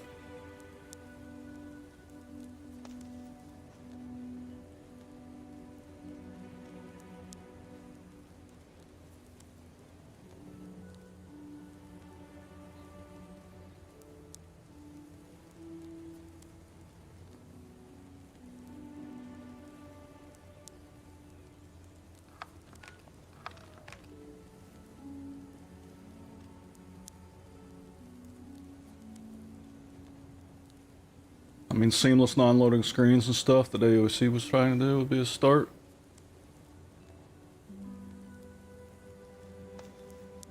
Doin was amazing movement. Yeah, I'll agree with that. They had a very good fluid feeling system. I definitely agree that Ashes was doing some innovative stuff in the space of high fantasy. Very sad with where we ended up there. Very unfortunate.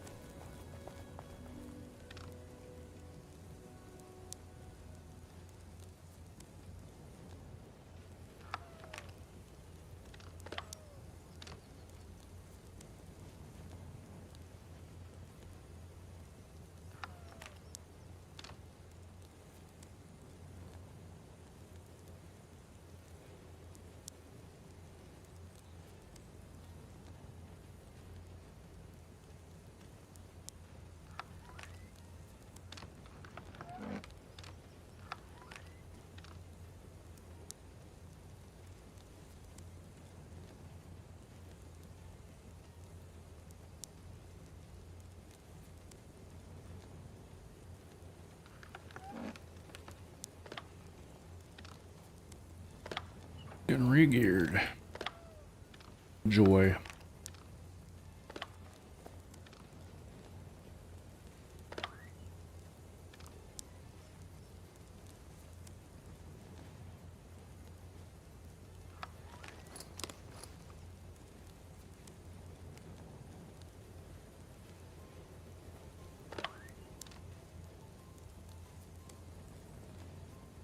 Bracers, and I need some boots. There we go.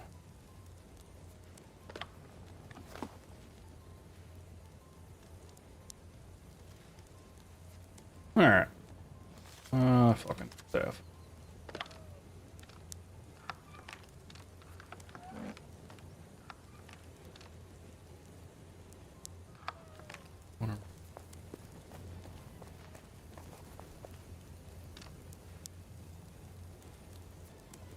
Sure do.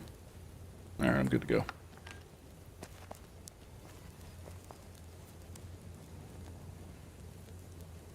Ashes was financially mismanaged in the ground. Well, yeah.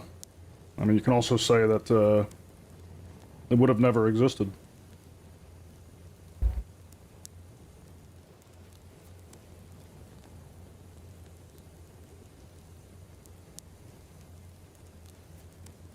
But yeah, that's definitely a bunch of management failures there.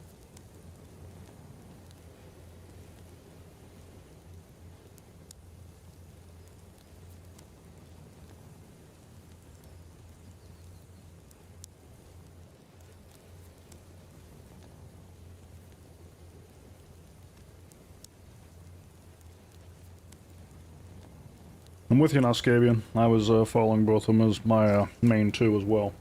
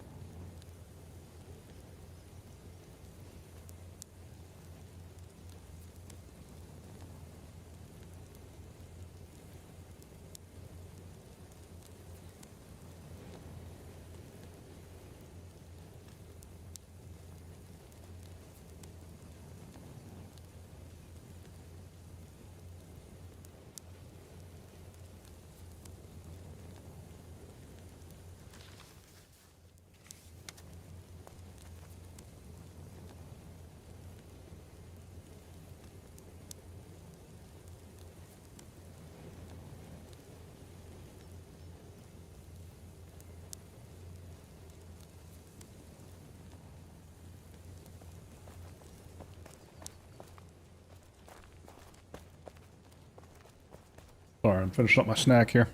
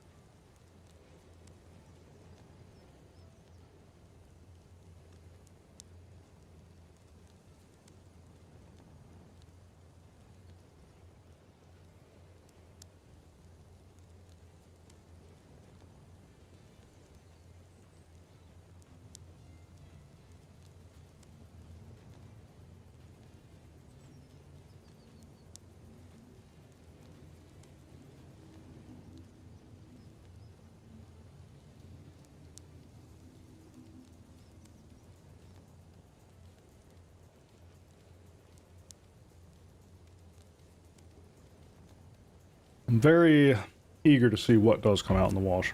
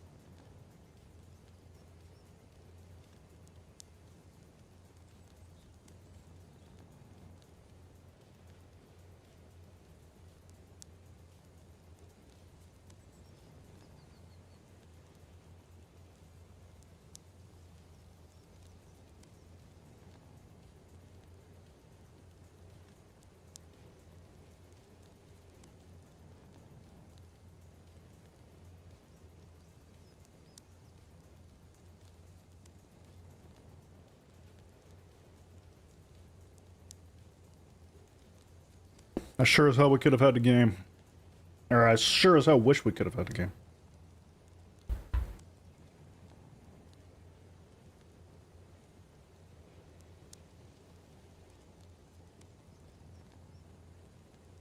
Kind of tragic.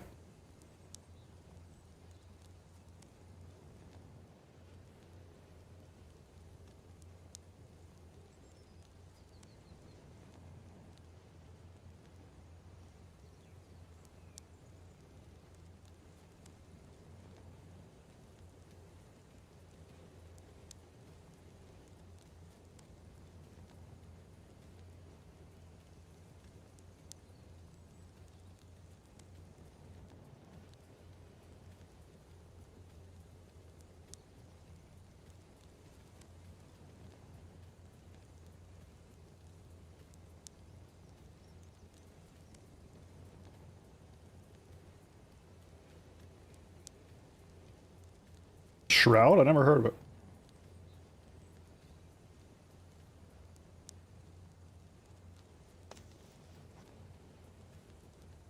My bullets, I just saw your tier 0 item recovery comment. No thank you.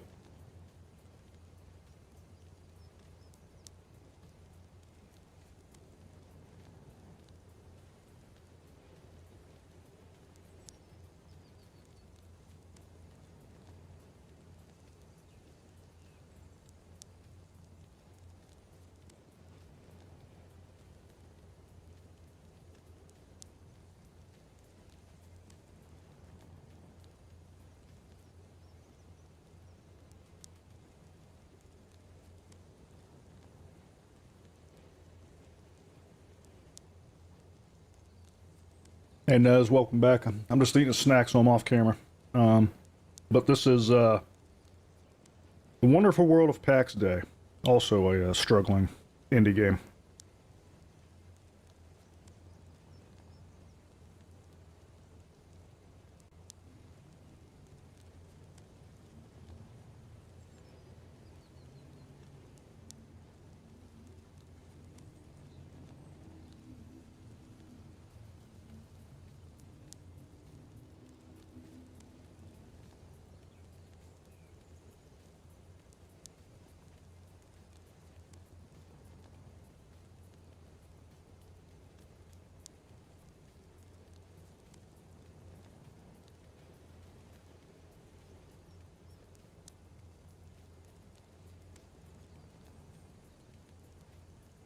Damn it, I was just looking for the... Whatever, we'll just use the top one.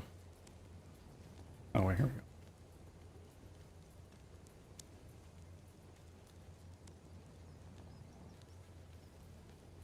There, you can see how struggling.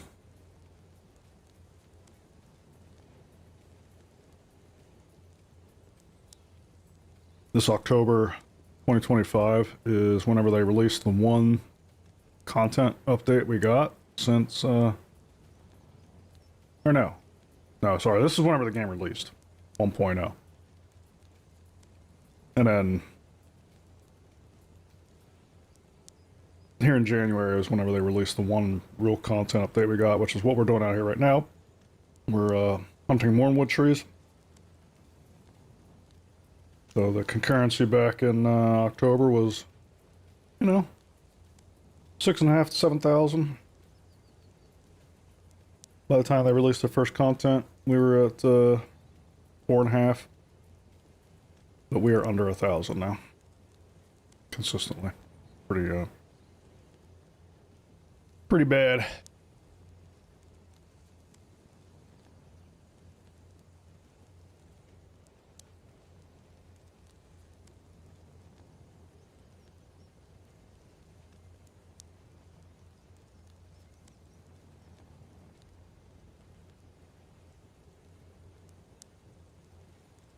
And I'm not rooting against them, man. I really want this game to succeed, but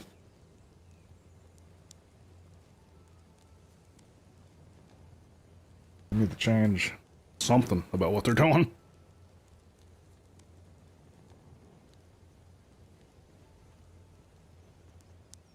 Top 3 things they need to address in PAX, I think, is the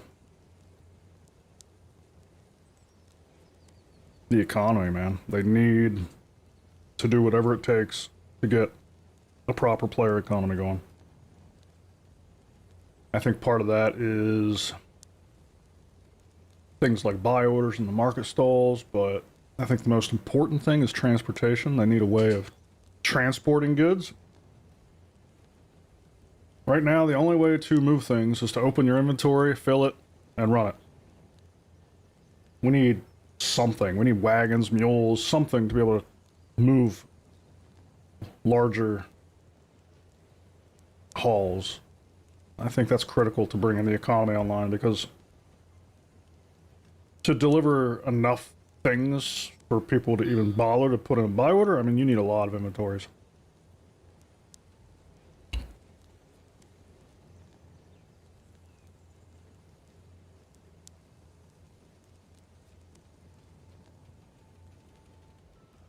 And then the other thing would be incentivization to be in the PvP zone. This map, this is the PvP zone. This is where player-generated content is going to be. We need people hauling stuff around this map. We need people trying to steal it. We need castle fights. We need anything out here. But there's really no reason to be out here, because they have updated the rest of the world, where there is no risk, to have all the same resources and materials in the same abundance. So only pride is the reason to be out here, and I think that needs to change.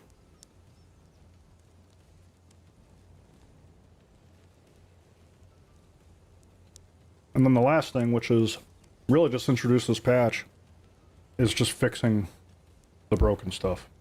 Aggro tables, dungeons, I mean, it's all busted right now.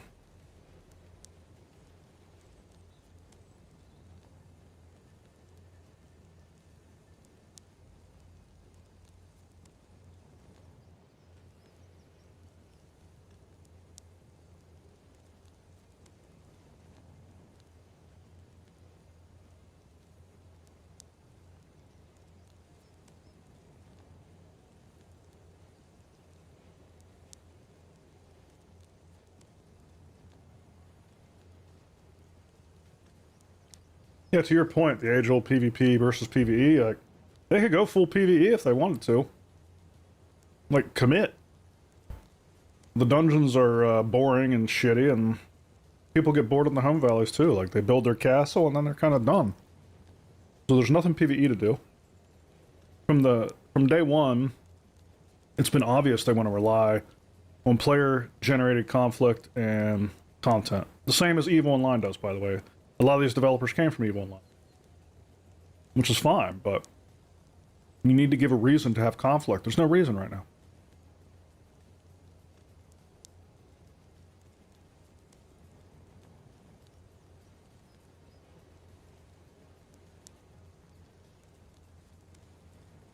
Yeah, I think, I don't know. I'm coming around to the idea that maybe they just don't mix.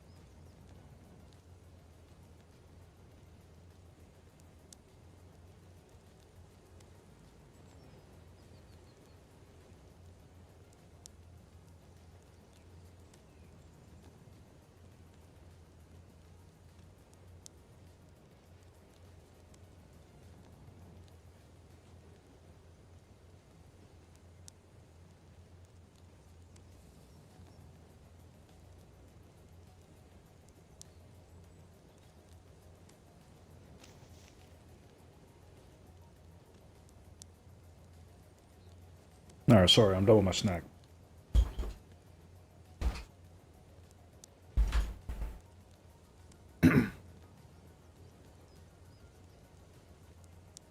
I was starving. Anyway. PvP in Dune is pretty dead. I think I would expand that statement I was giving to say Dune is pretty dead.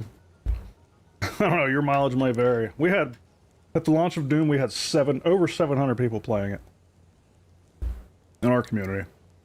And we are down to less than 10% of that.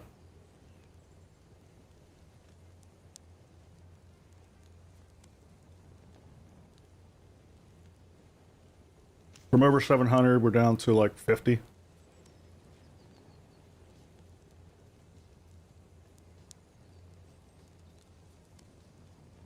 I think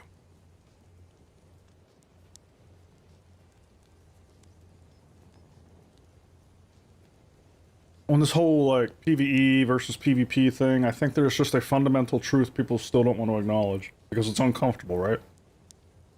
And that is, you can't have a persistent sandbox without copious amounts of PvP. I would love for somebody to show me a counterexample or explain a counterexample to me. I don't see it. I think if you want a PvE game, there's nothing wrong with that. I think it has to be one with a steady content drip. You can't rely on player-driven content or emergent situations or anything like that. You know what I mean? It'll just die. If you want to create a game that relies on player-driven content, emergent situations, blah blah blah, then PvP has to be a focal point. I think Dune was a good example of that. PAX Day is a good example of that.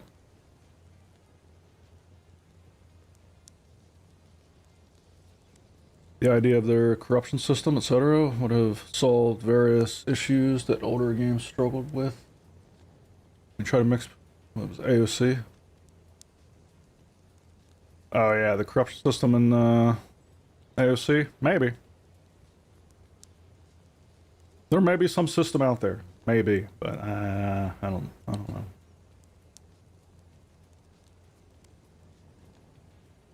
Most people in my circle had no clue about the Dune game. Was it marketed much? Oh yeah, it was marketed. It was huge, Nezidev. For the first week after its release, it's all you saw on YouTube. Everybody was playing it. I agree with you. The problem is keeping PvE players around in a PvP game, but also not driving your PvP players away. The hard balance. I think the trick Noskavian is just making the game really, really good. I think those problems go away if the game is really, really good.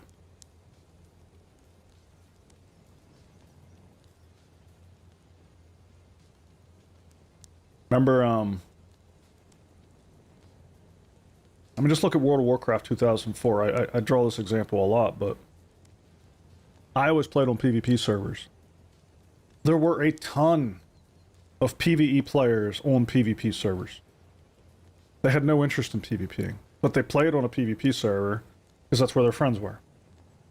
And they managed it, right? They dealt with it. It was just part of the environment. And I think if the game is good enough, like WoW was back then people will learn to adapt.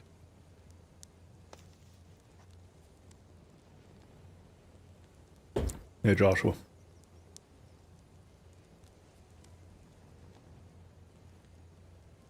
I've yet to find an MMO that designed well enough PvP versus PvE aspect together. WoW and Arcade had a decent attempt at that, but even those systems had their weakness, and AOC was supposed to be a learning point.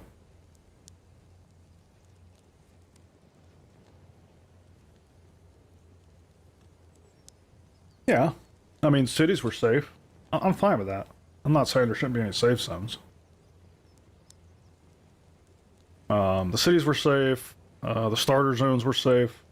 It wasn't until you got beyond the starter zones that thing got dangerous. And I'm fine with that. Like, I'm fine with the Eve model, right? I would be fine with PAX Day's model if they incentivized the PvP area. Like, if you want to have a big safe area for people to just putz around at AFK in, totally cool. But the real meat and the potatoes of the game has to be in the PvP zone. You can't have that game fall victim to, oh, we don't want to have to take the risk to get the end game stuff. We should be able to access it the way we want to play the game. That's the death knell.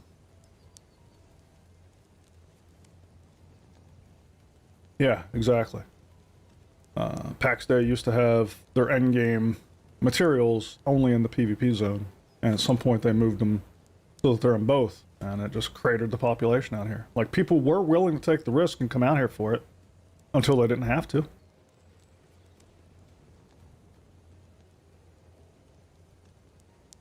Like, UO tried to fix it by splitting the world in two, Tam and Felka or something like that. I like the way Eve has risk, reward, and scary levels. Yeah, I think Eve has a fairly good model. I don't know that it's perfect, but it's better than a lot. The idea of more tightly controlled systems in Star Citizen makes it more penalizing and difficult to do PvP is okay with me. But it's not impossible to have PvP in those zones. Yeah, I like that too.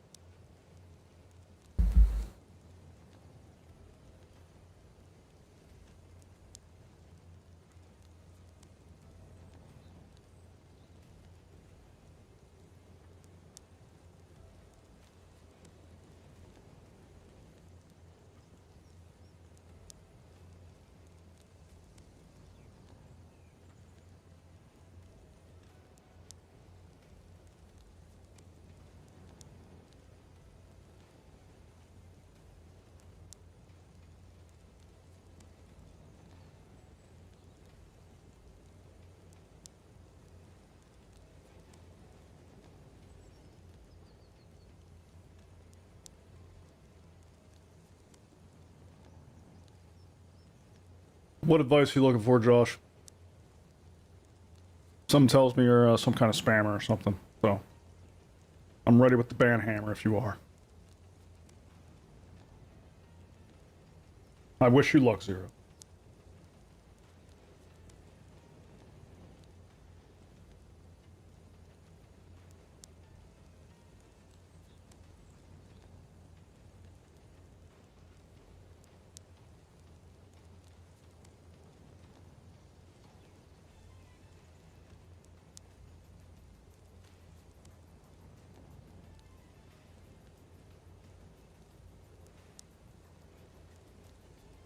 I have two systems, Zero. I have my workstation and my gaming PC specs. Which one do you want?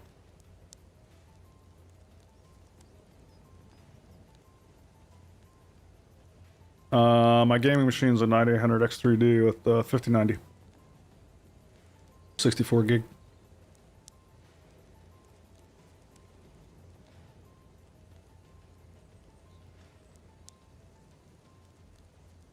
I was lucky and bought it before the prices skyrocketed.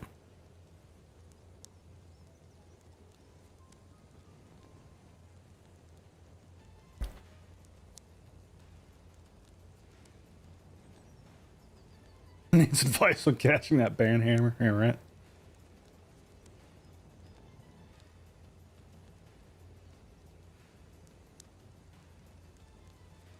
$69.50. Is that the AMD? I'm not familiar with their numbers.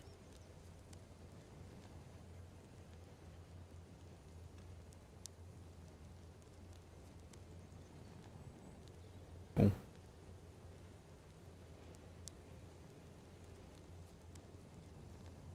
The RAM kit was $399. Dude, tell me about it. I have 256 gig of RAM in my workstation. I can't even imagine what it would cost me to get that now.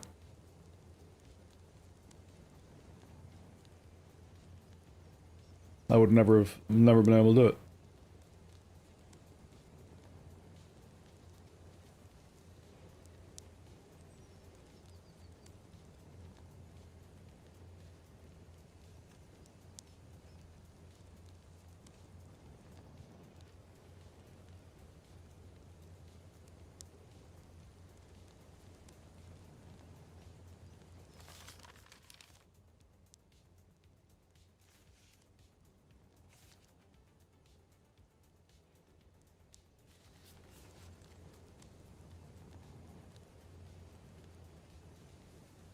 That's my workstation. That's not my gaming rig Nos gave you.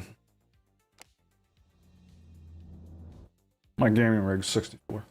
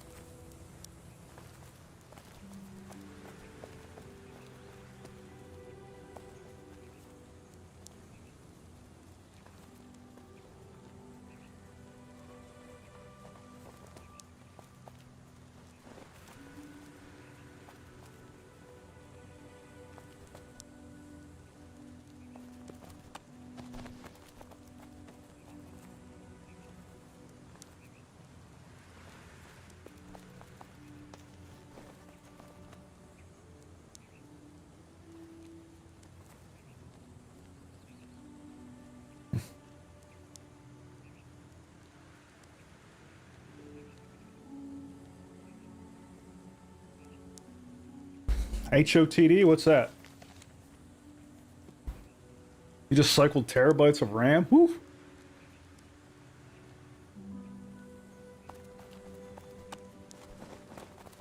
What's that mean? You replaced it?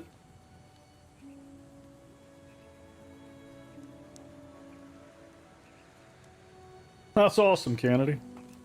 This is PAX Day.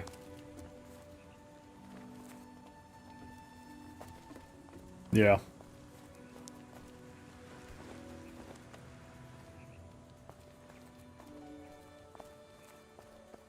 It's another game I really hoped.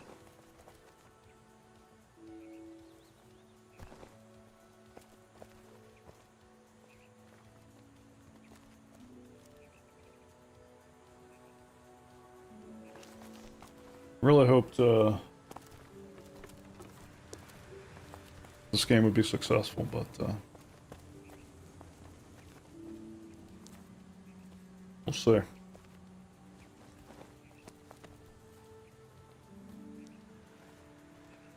Not doing well at the moment. Oh yeah, you played it? Cool.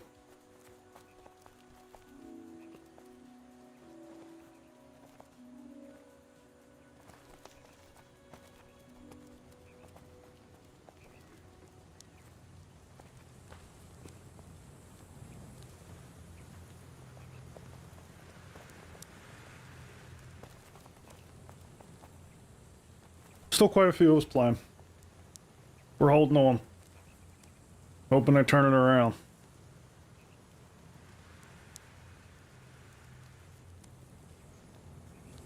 Oh yeah, your tower. Here's Zinley's tower over here. Let's go see those new pretty flowers.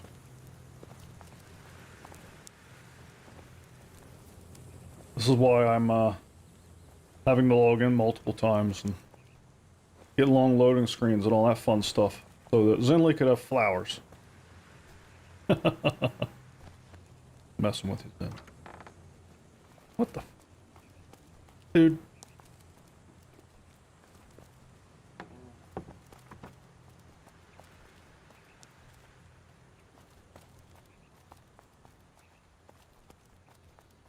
I like the candles. This is Zinley's Mage Tower. Or something. What kind of tower is it, Zin?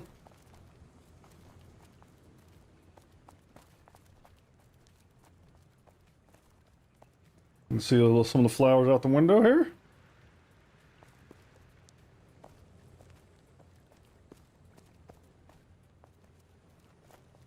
Oh, look at this.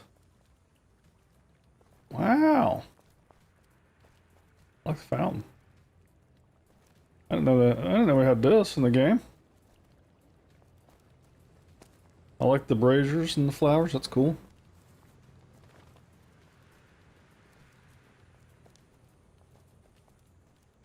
I like these trees, man. This is sweet.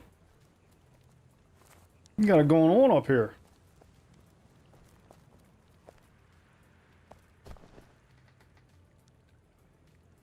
I feel very serene at the moment. Oh.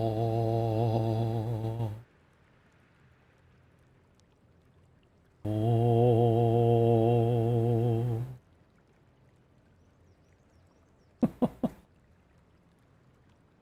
Flower Power Tower.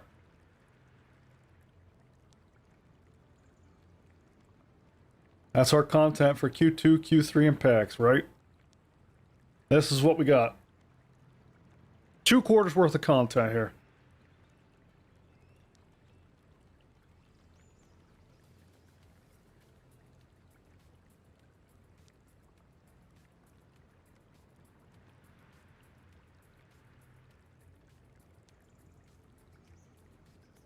At least when Star Citizen people start crashing, it's because they got, like, you know, a couple new starships, new mission types, new star system, new asteroid belt.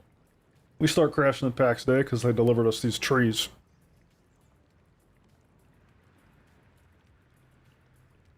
Have a good one, Zero. P-Wolf, you missed all the chopping, man.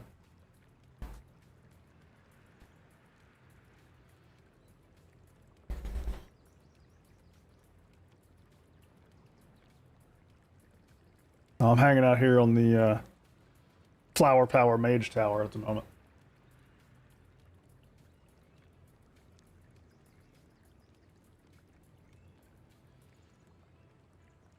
You also missed my meditation.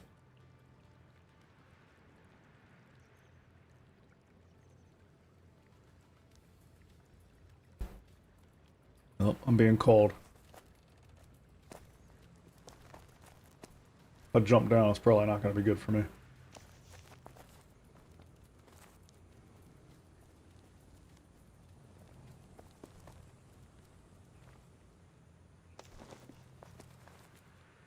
Oh, Zen.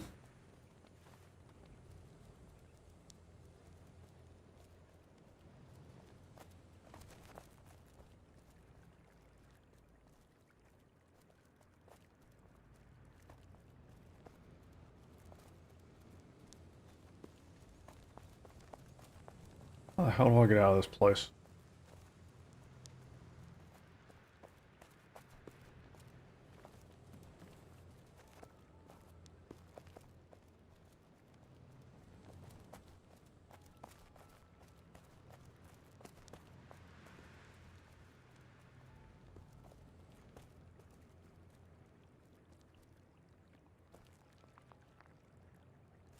There will be a great tree crash 2028 when the SC, when base building's in, right?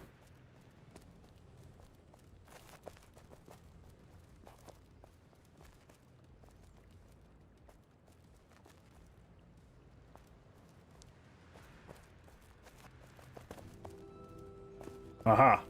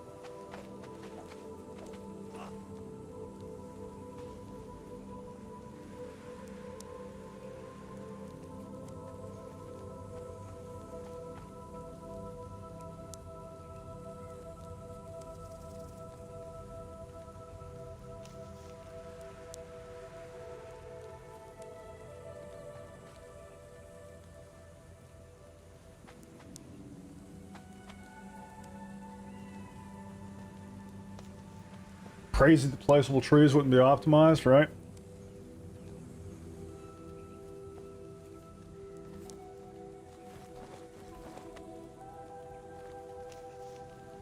This little city of ours out here is in constant development.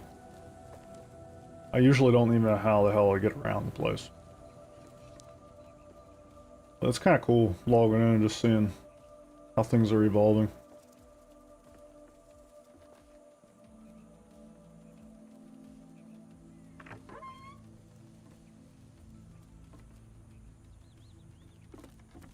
That part of the game's cool.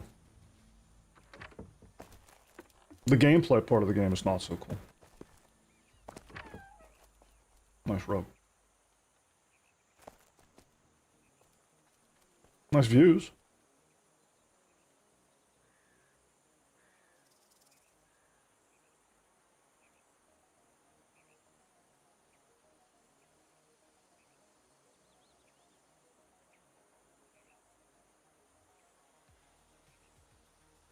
Kind of play Pax Romana all day. Is it good?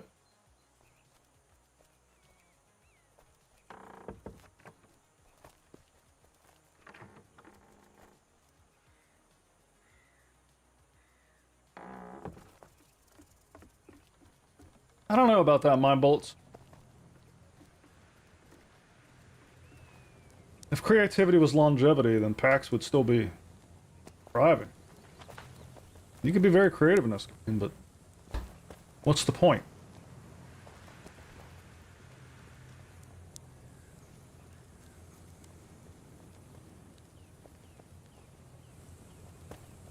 Like, this chart doesn't tell me that creativity is doing much for the game.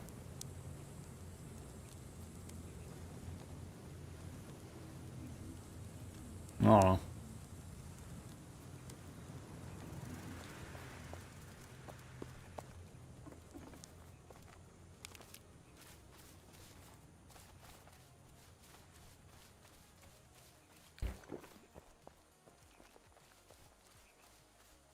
Oh, I'm unstucking.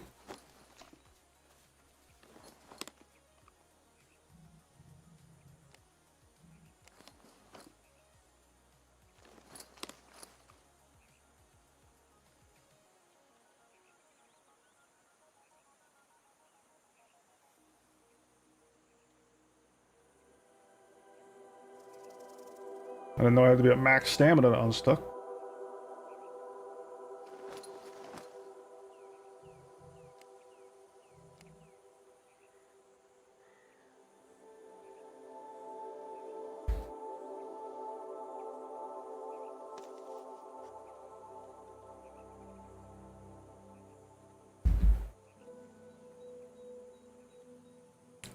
I see.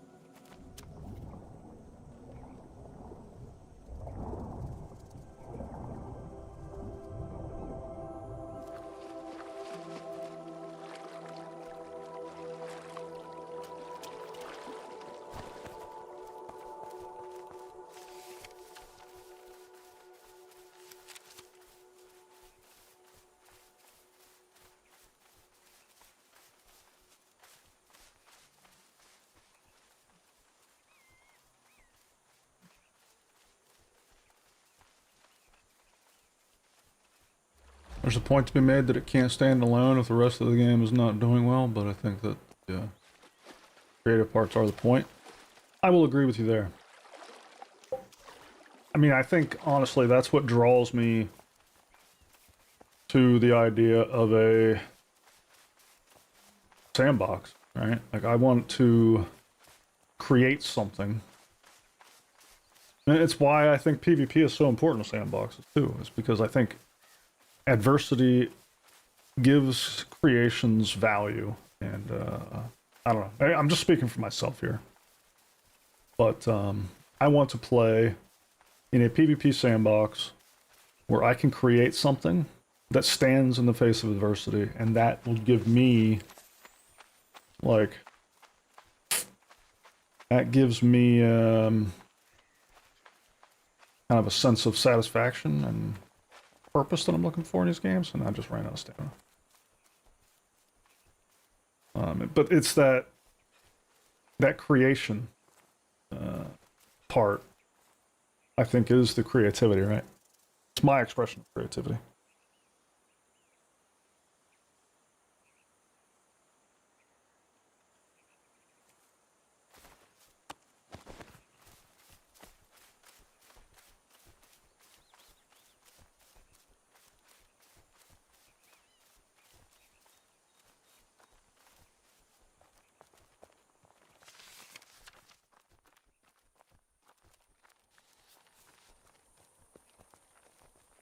Oh.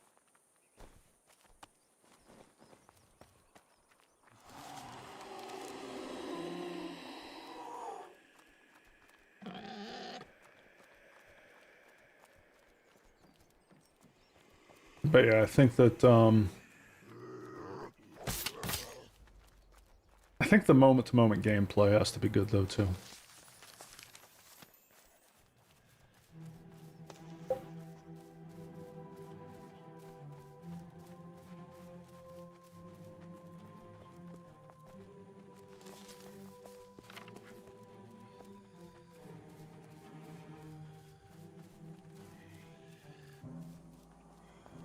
I've always praised WoW, you know, because they did the moment-to-moment so well.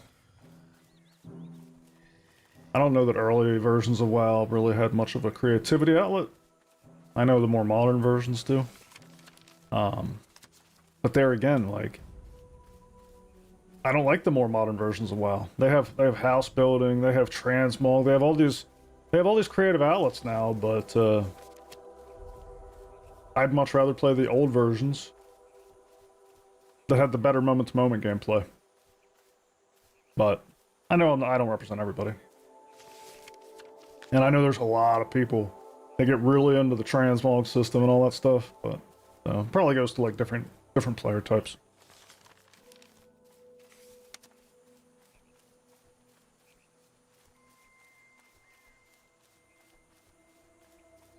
But I find myself asking, like, why don't I get tired of leveling from 0 to 60 in Classic WoW? Like, how many times can I handle killing a boar? But there's something just so satisfying about the rotations and the movement and the way they've implemented the cat and mouse chase. You know, so, I don't know.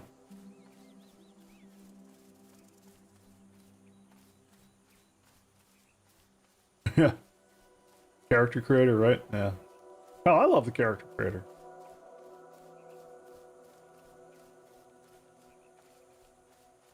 Yeah, I'm with you. That's an important part of any game.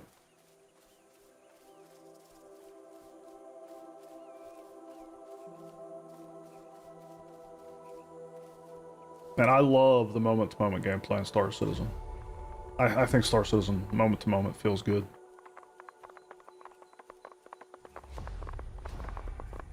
This game, not so much. They have a lot of work to do for the moment-to-moment.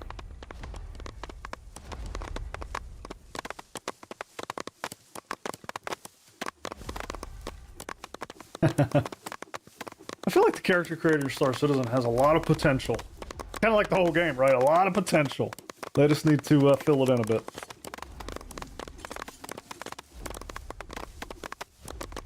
If there were no problems, nobody would create solutions. Constraints are intertwined with creativity. Artists and writers all know this too well. Yeah. I think you just said much more eloquently than what I was trying to communicate. Mind bullets. That's a really good way of saying that.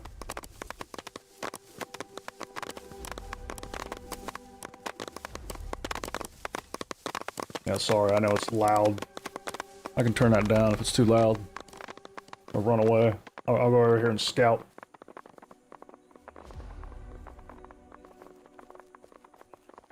There we go. Scouting.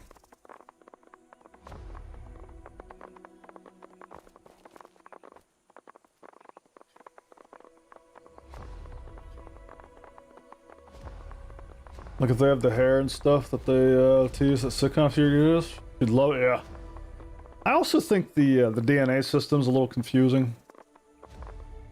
Everybody, I got my wife to play a little bit, right? And she went to and my daughter, and they go into the character creator, and they're always like, they can't.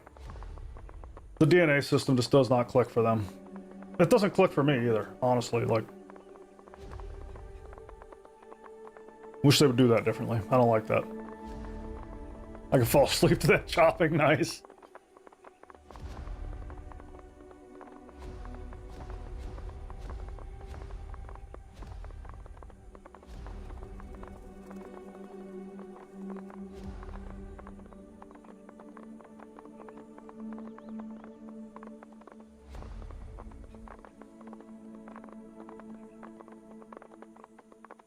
The moment-to-moment gameplay in SC is some of the most engaging I've ever had because you never know what's going to happen. I know, right?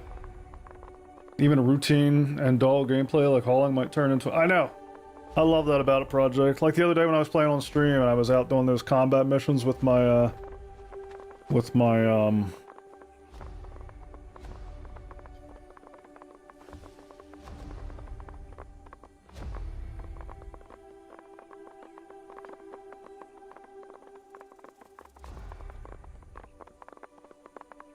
Sorry, somebody talking to me. When I was out doing those combat missions with my Iron Chad, and then we saw that other thing out there, and it turned into like a salvage adventure. I'm with you. It's that emergent gameplay. I mean, that's the magic sauce, right? I think that's what we're all after.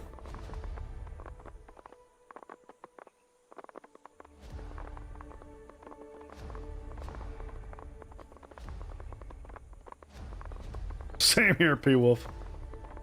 I lucked out because somebody created my character for me on Spectrum. And I put it in the directory and now I just load it. I don't even deal with character creator.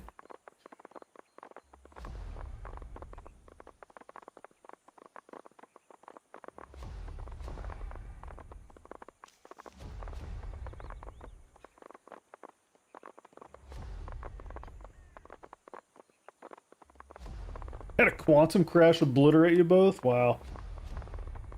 That's crazy.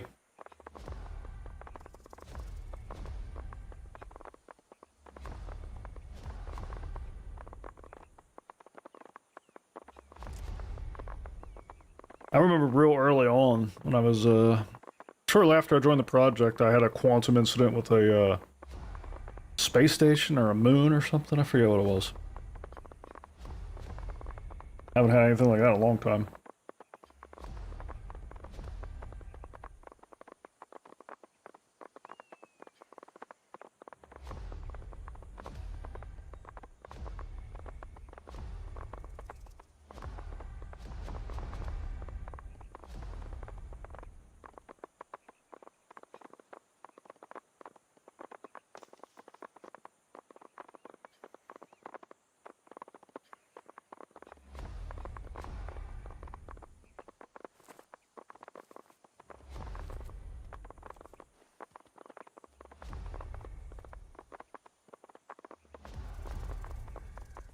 It'd be so cool if these orbs would just travel forever.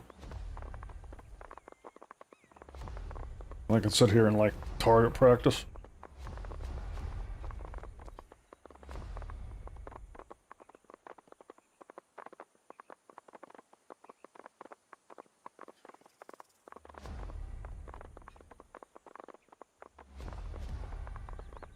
Oh no, what was the incident, Wolf?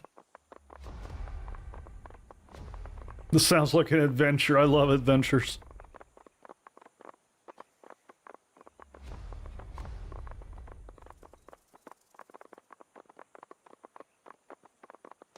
You got the Levski, you boosted into the asteroid. Oh my god. I don't want to fly back. Yeah. Oh, yeah.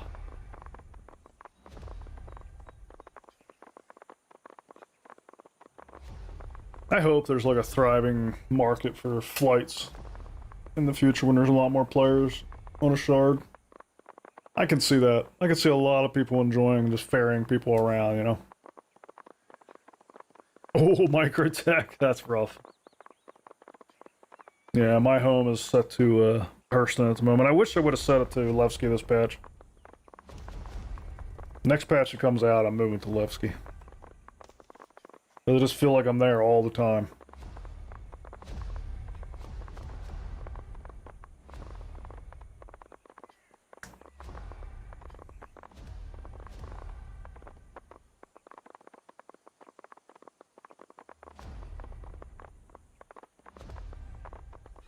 I like Area 18. I'm on Hurston right now.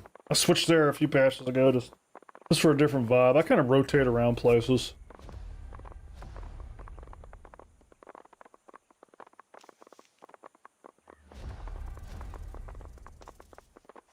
Yeah, right, P-Wolf? I would love that.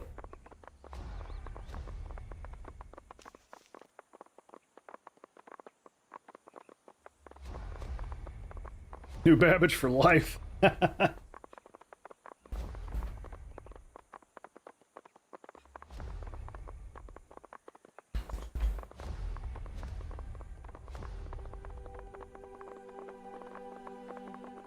Yeah, I love the vibe of Hurston.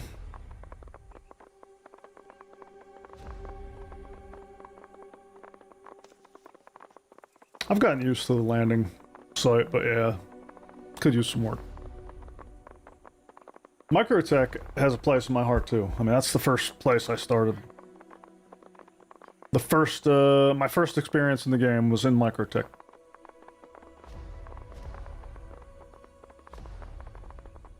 But Area 18, yeah, that was my home for a long time too. Yeah, again, I rotate among them. I've never actually started at Orison. That's the only planet in Stanton, or the only city in Stanton I have not started at.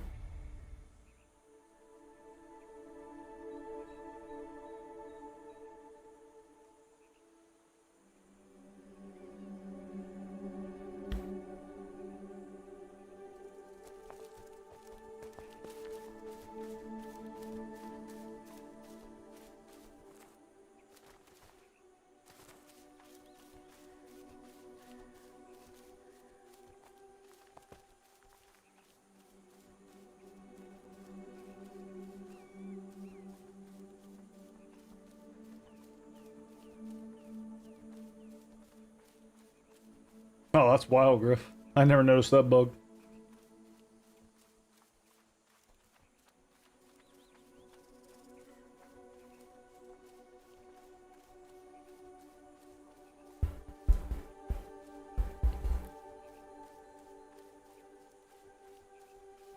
There was this cool content creator on YouTube. I forget her name. But she used to give like new player friendly tours of all the cities and places in the verse. And her tour of Orison was so cool, and it almost convinced me that was the best place. But I still have not started there.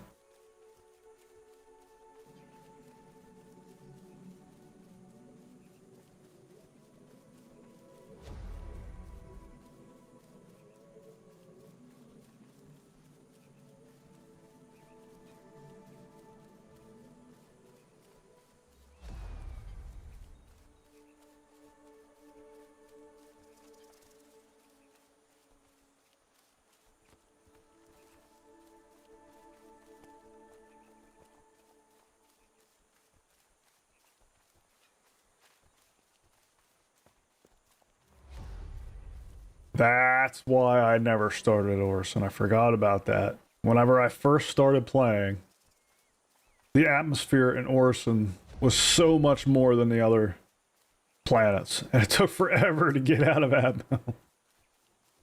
Now I remember Griff. And so yeah, it just became like ingrained in me, like not Orison.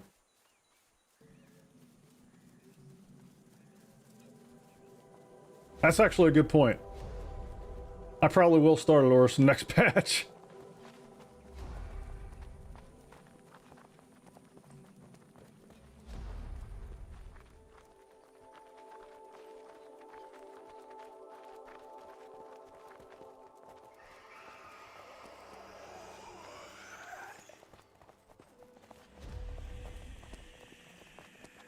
Wait, you kind of missed that? What are you talking about? That's not fast travel, that's the opposite of fast travel.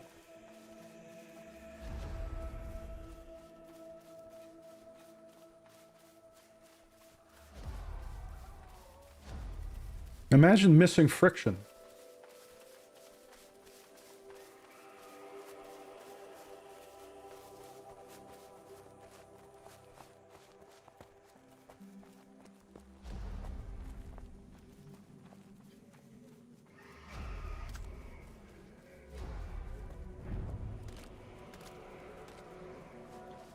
Oh, it'll just be able to teleport through the clouds. Clouds will just be for the hardcore players. It checks out.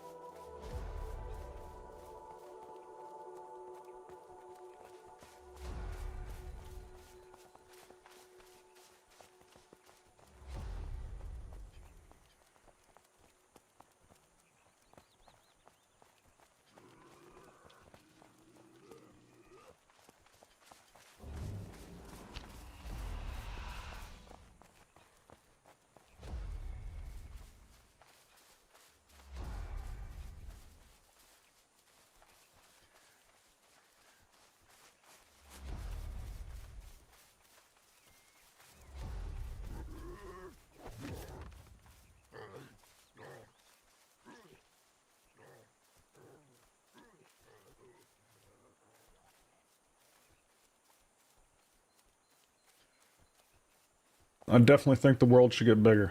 Distances should get bigger. Travel should be, should take longer.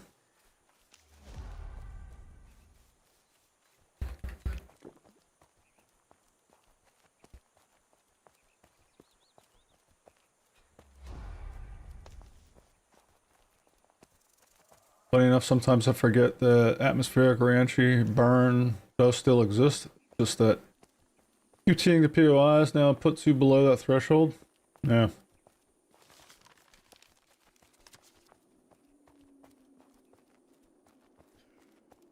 "75 degrees make getting out faster"? I didn't know that. That's cool.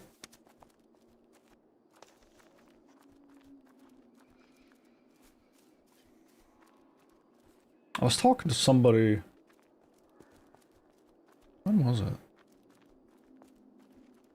Oh, I think it was during the live stream we did Thursday for that tech chat.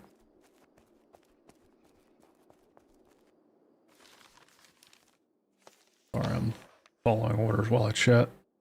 About instancing and how CIG might approach the shard management in 1.0. And we were also talking about the, you know, the difference between vanilla WoW and retail WoW, and how the community feels much weaker now in retail. And part of that is because in Classic, or in the original versions of WoW, you know, servers were named things, and everybody resided on a server, and you got to know the people who were on your server, right? And like that just created such a bond between players that we're missing in these more modern shard management systems, all in the name of scalability, right? Like we're trading community for scalability, and I think that's a bad trade to make. But at the same time, I do agree that managing shard health is tricky, difficult, and can also be problematic to game health. You don't want to be constantly fighting the the fickle player boss, right? Or the tourist or whoever. They're coming in briefly and then they leave or whatever, and it creates population problems on your shard. And so I commend companies for coming up with ways of combating that, but I don't think it should be at the cost of community. And I think that CIG, obviously, Benoit even called out during the last tech chat, like, they don't want to tie people to shards. So they're definitely not going to go with the original WoW formula of coming up with named shards that people choose and tie themselves to. It's very crystal clear that they are not going to do that. So, that to me just further cements the importance of locality, because I think if you're going to do a massive universe and you're going to do some layering, right? Like we're already doing layering. Like join on friend, that's a different layer than your other friend, right? So we're already in a layered world, and it sounds like we're going to continue to be in one. But I'm hoping that as dynamic server meshing comes online, that hold on, I'm listening. Sorry, I got comms coming over the headset here. I think there's a fight. Yeah, there's a fight.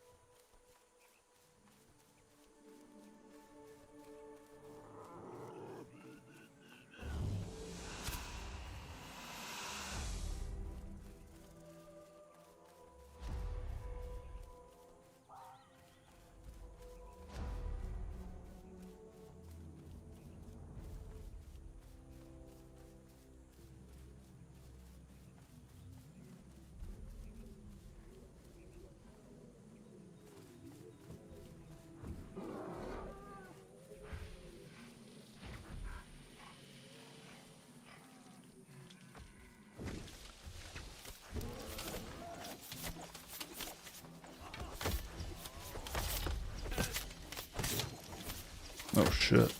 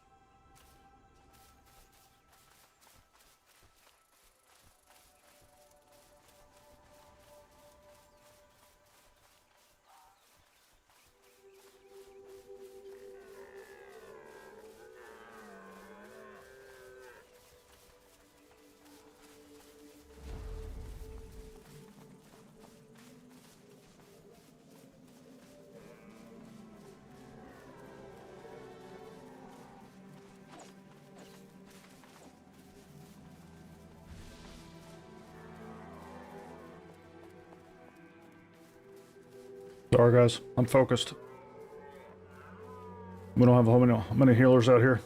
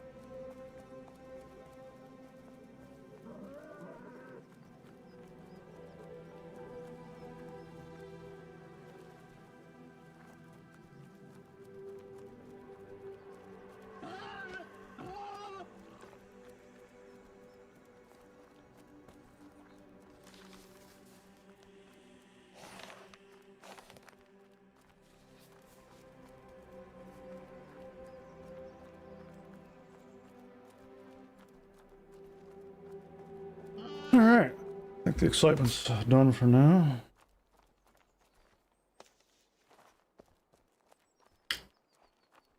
So what I was trying to say was that, in spite, or because of the desire to keep shards fluid, I think it's even more important. This is circling way back to increase travel time and distance and growing the size of the worlds that you were talking about. Mind bullets is, I think locality becomes even more important as a tool for fostering community.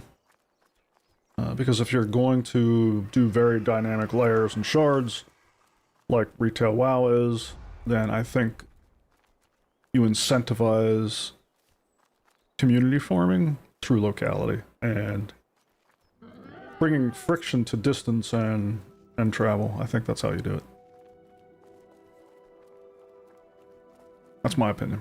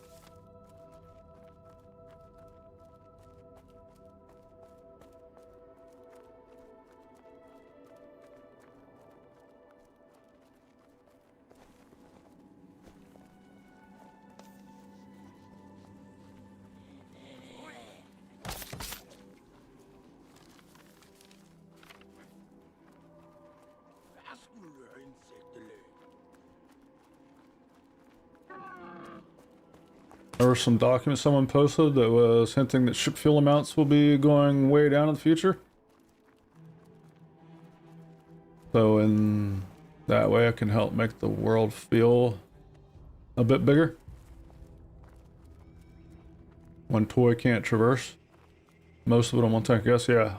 I would love that, Griff. See ya, buddy.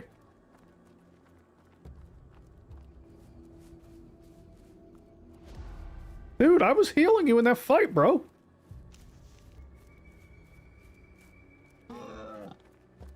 The hell?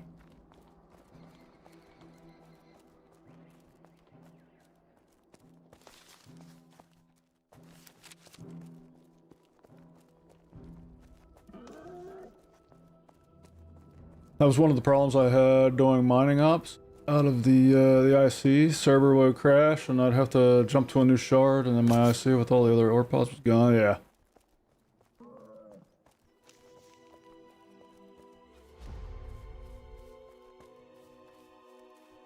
That sucks. I think once we have roads, planets will feel much bigger. We can run caravans on the ground between cities and our bases. Dude, I can't wait for that. I cannot wait for that, dude. I have been saying that I think the most important thing in Star Citizen is not the stars. It's not space. It's the planets. They need to feel lived in, alive. That's why Starchitect is so important.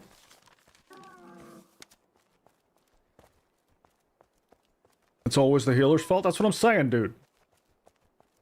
And then that's why I was just yelling at him just now. He's freaking chatting in my ear. Didn't even recognize that I was healing him in that fight.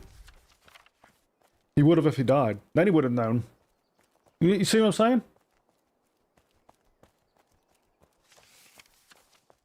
This is just like being an engineer.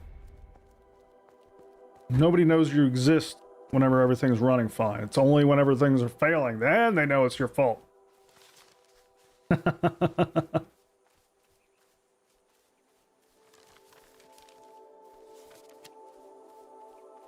Current Evo patches have lots of fuel changes, decreased tank capacity, and increased QD efficiency. Wow, that's cool. I'm glad to hear that.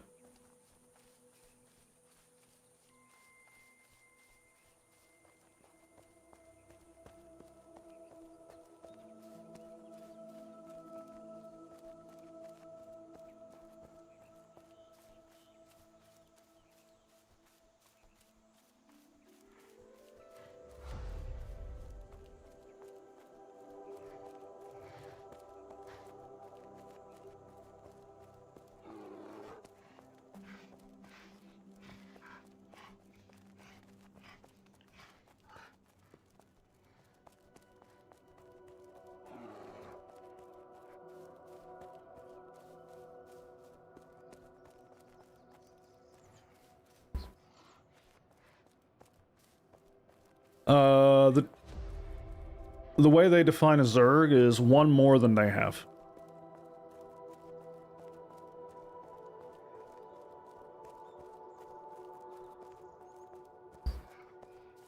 Yeah, that too. Yeah.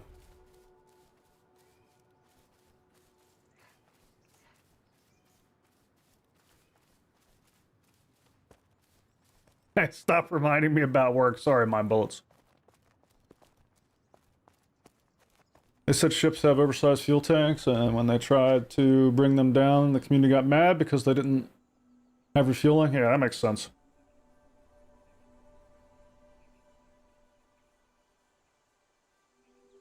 So now that we have refueling station and player refueling, they can more safely reduce ship range. Yeah, the ability to call an NPC refueler is pretty cool. I think it arrives a little too fast. But it's fine for first implementation. I'd like to see that. I'd like to see a little bit more time between you calling them and showing up. But I did not know they planned on caravans. I really want more reasons to take vehicles out of... Yeah, me too, Nezidev. Imagine having a real economy and merchant haulers. Yeah, right?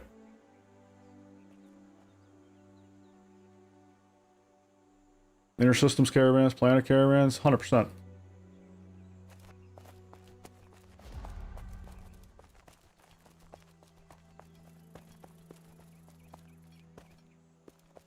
Yeah, when you're properly staffed and can be proactive, bean counters are like, why do we have all these IT people? We don't have IT problems? Exactly. I'm heading to bed. I can't keep my eyes open. Night, Kennedy. Thanks for being here, bud.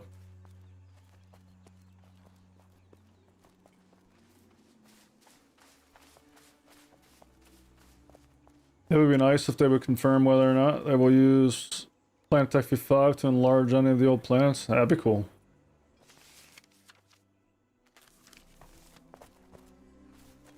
I'd love to see that.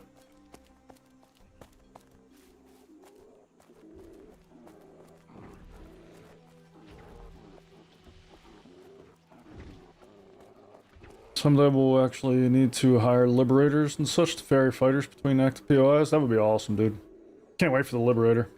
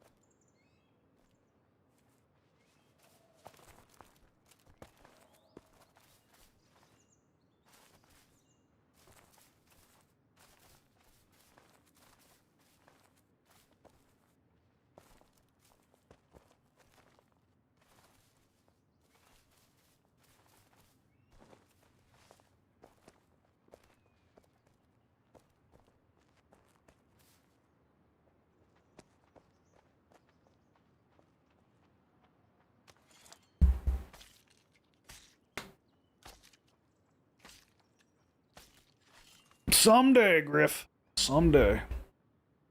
Hope you're feeling better, man.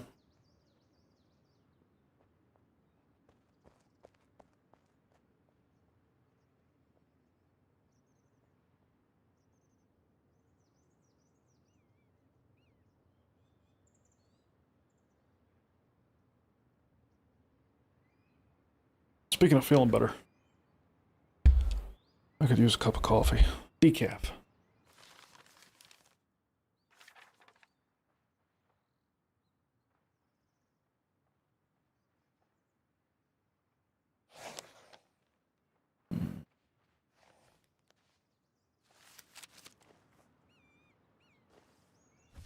I'll be right back.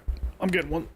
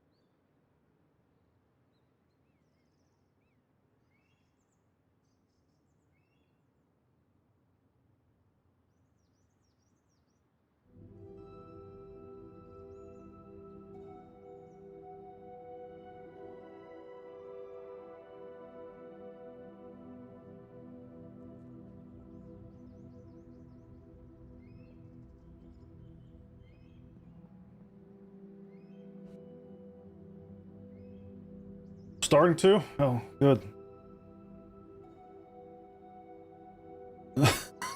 A couple years before he started falling apart, there it sneaks up on us all.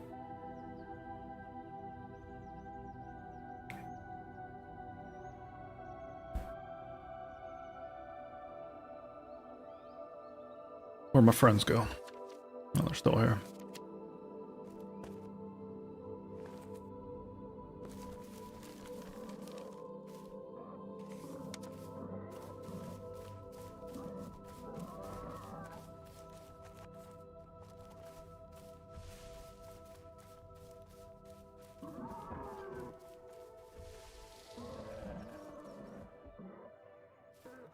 Gonna call it a night?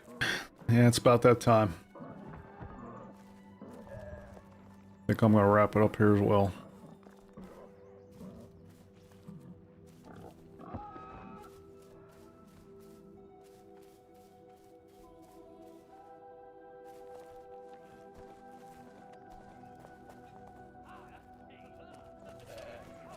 I've been stifling yawns for about 30 minutes now.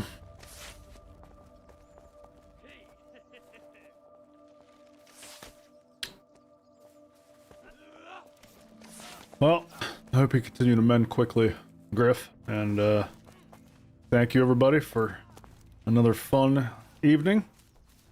It was cool watching the old Star Citizen videos that I never got to see in their time, and it's crazy how relevant some of that old content still is, and the context that it gives, you know.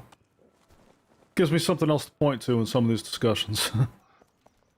It was really funny seeing the old Jared Huckabee. Had no idea he was the Lando, whatever, Lando Rando or whatever. That was funny. And dude, Ollie 43, that was crazy. I hope they bring him on for at least a video.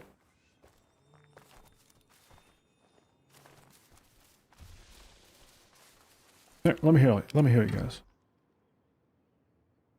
There you go.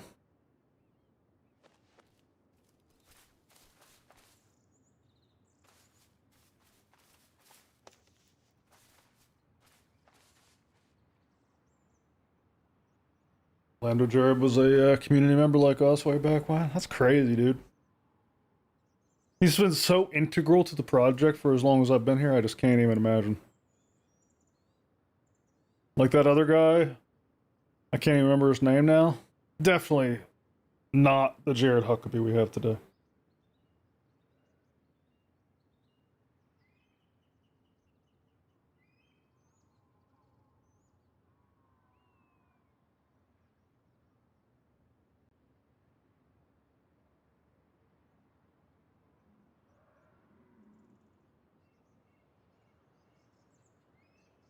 Anywho,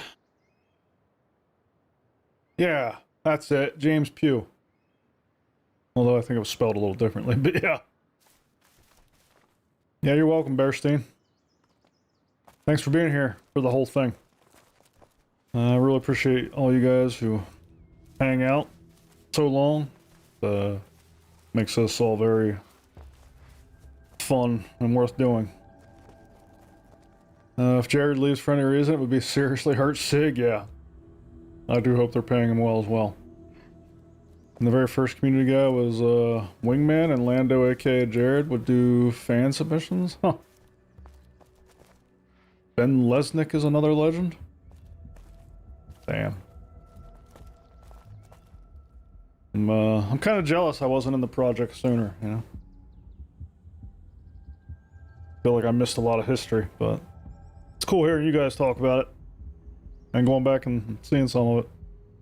I'll have to continue to do that.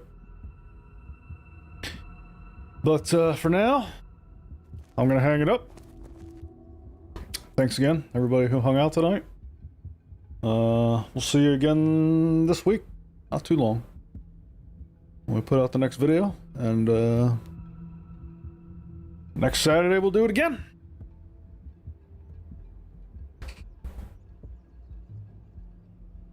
Solar Storm. Good seeing you in chat, man. Salute back at you, Mind Bullets. Look forward to seeing everybody in the next one. Until then, take care. Rolo out.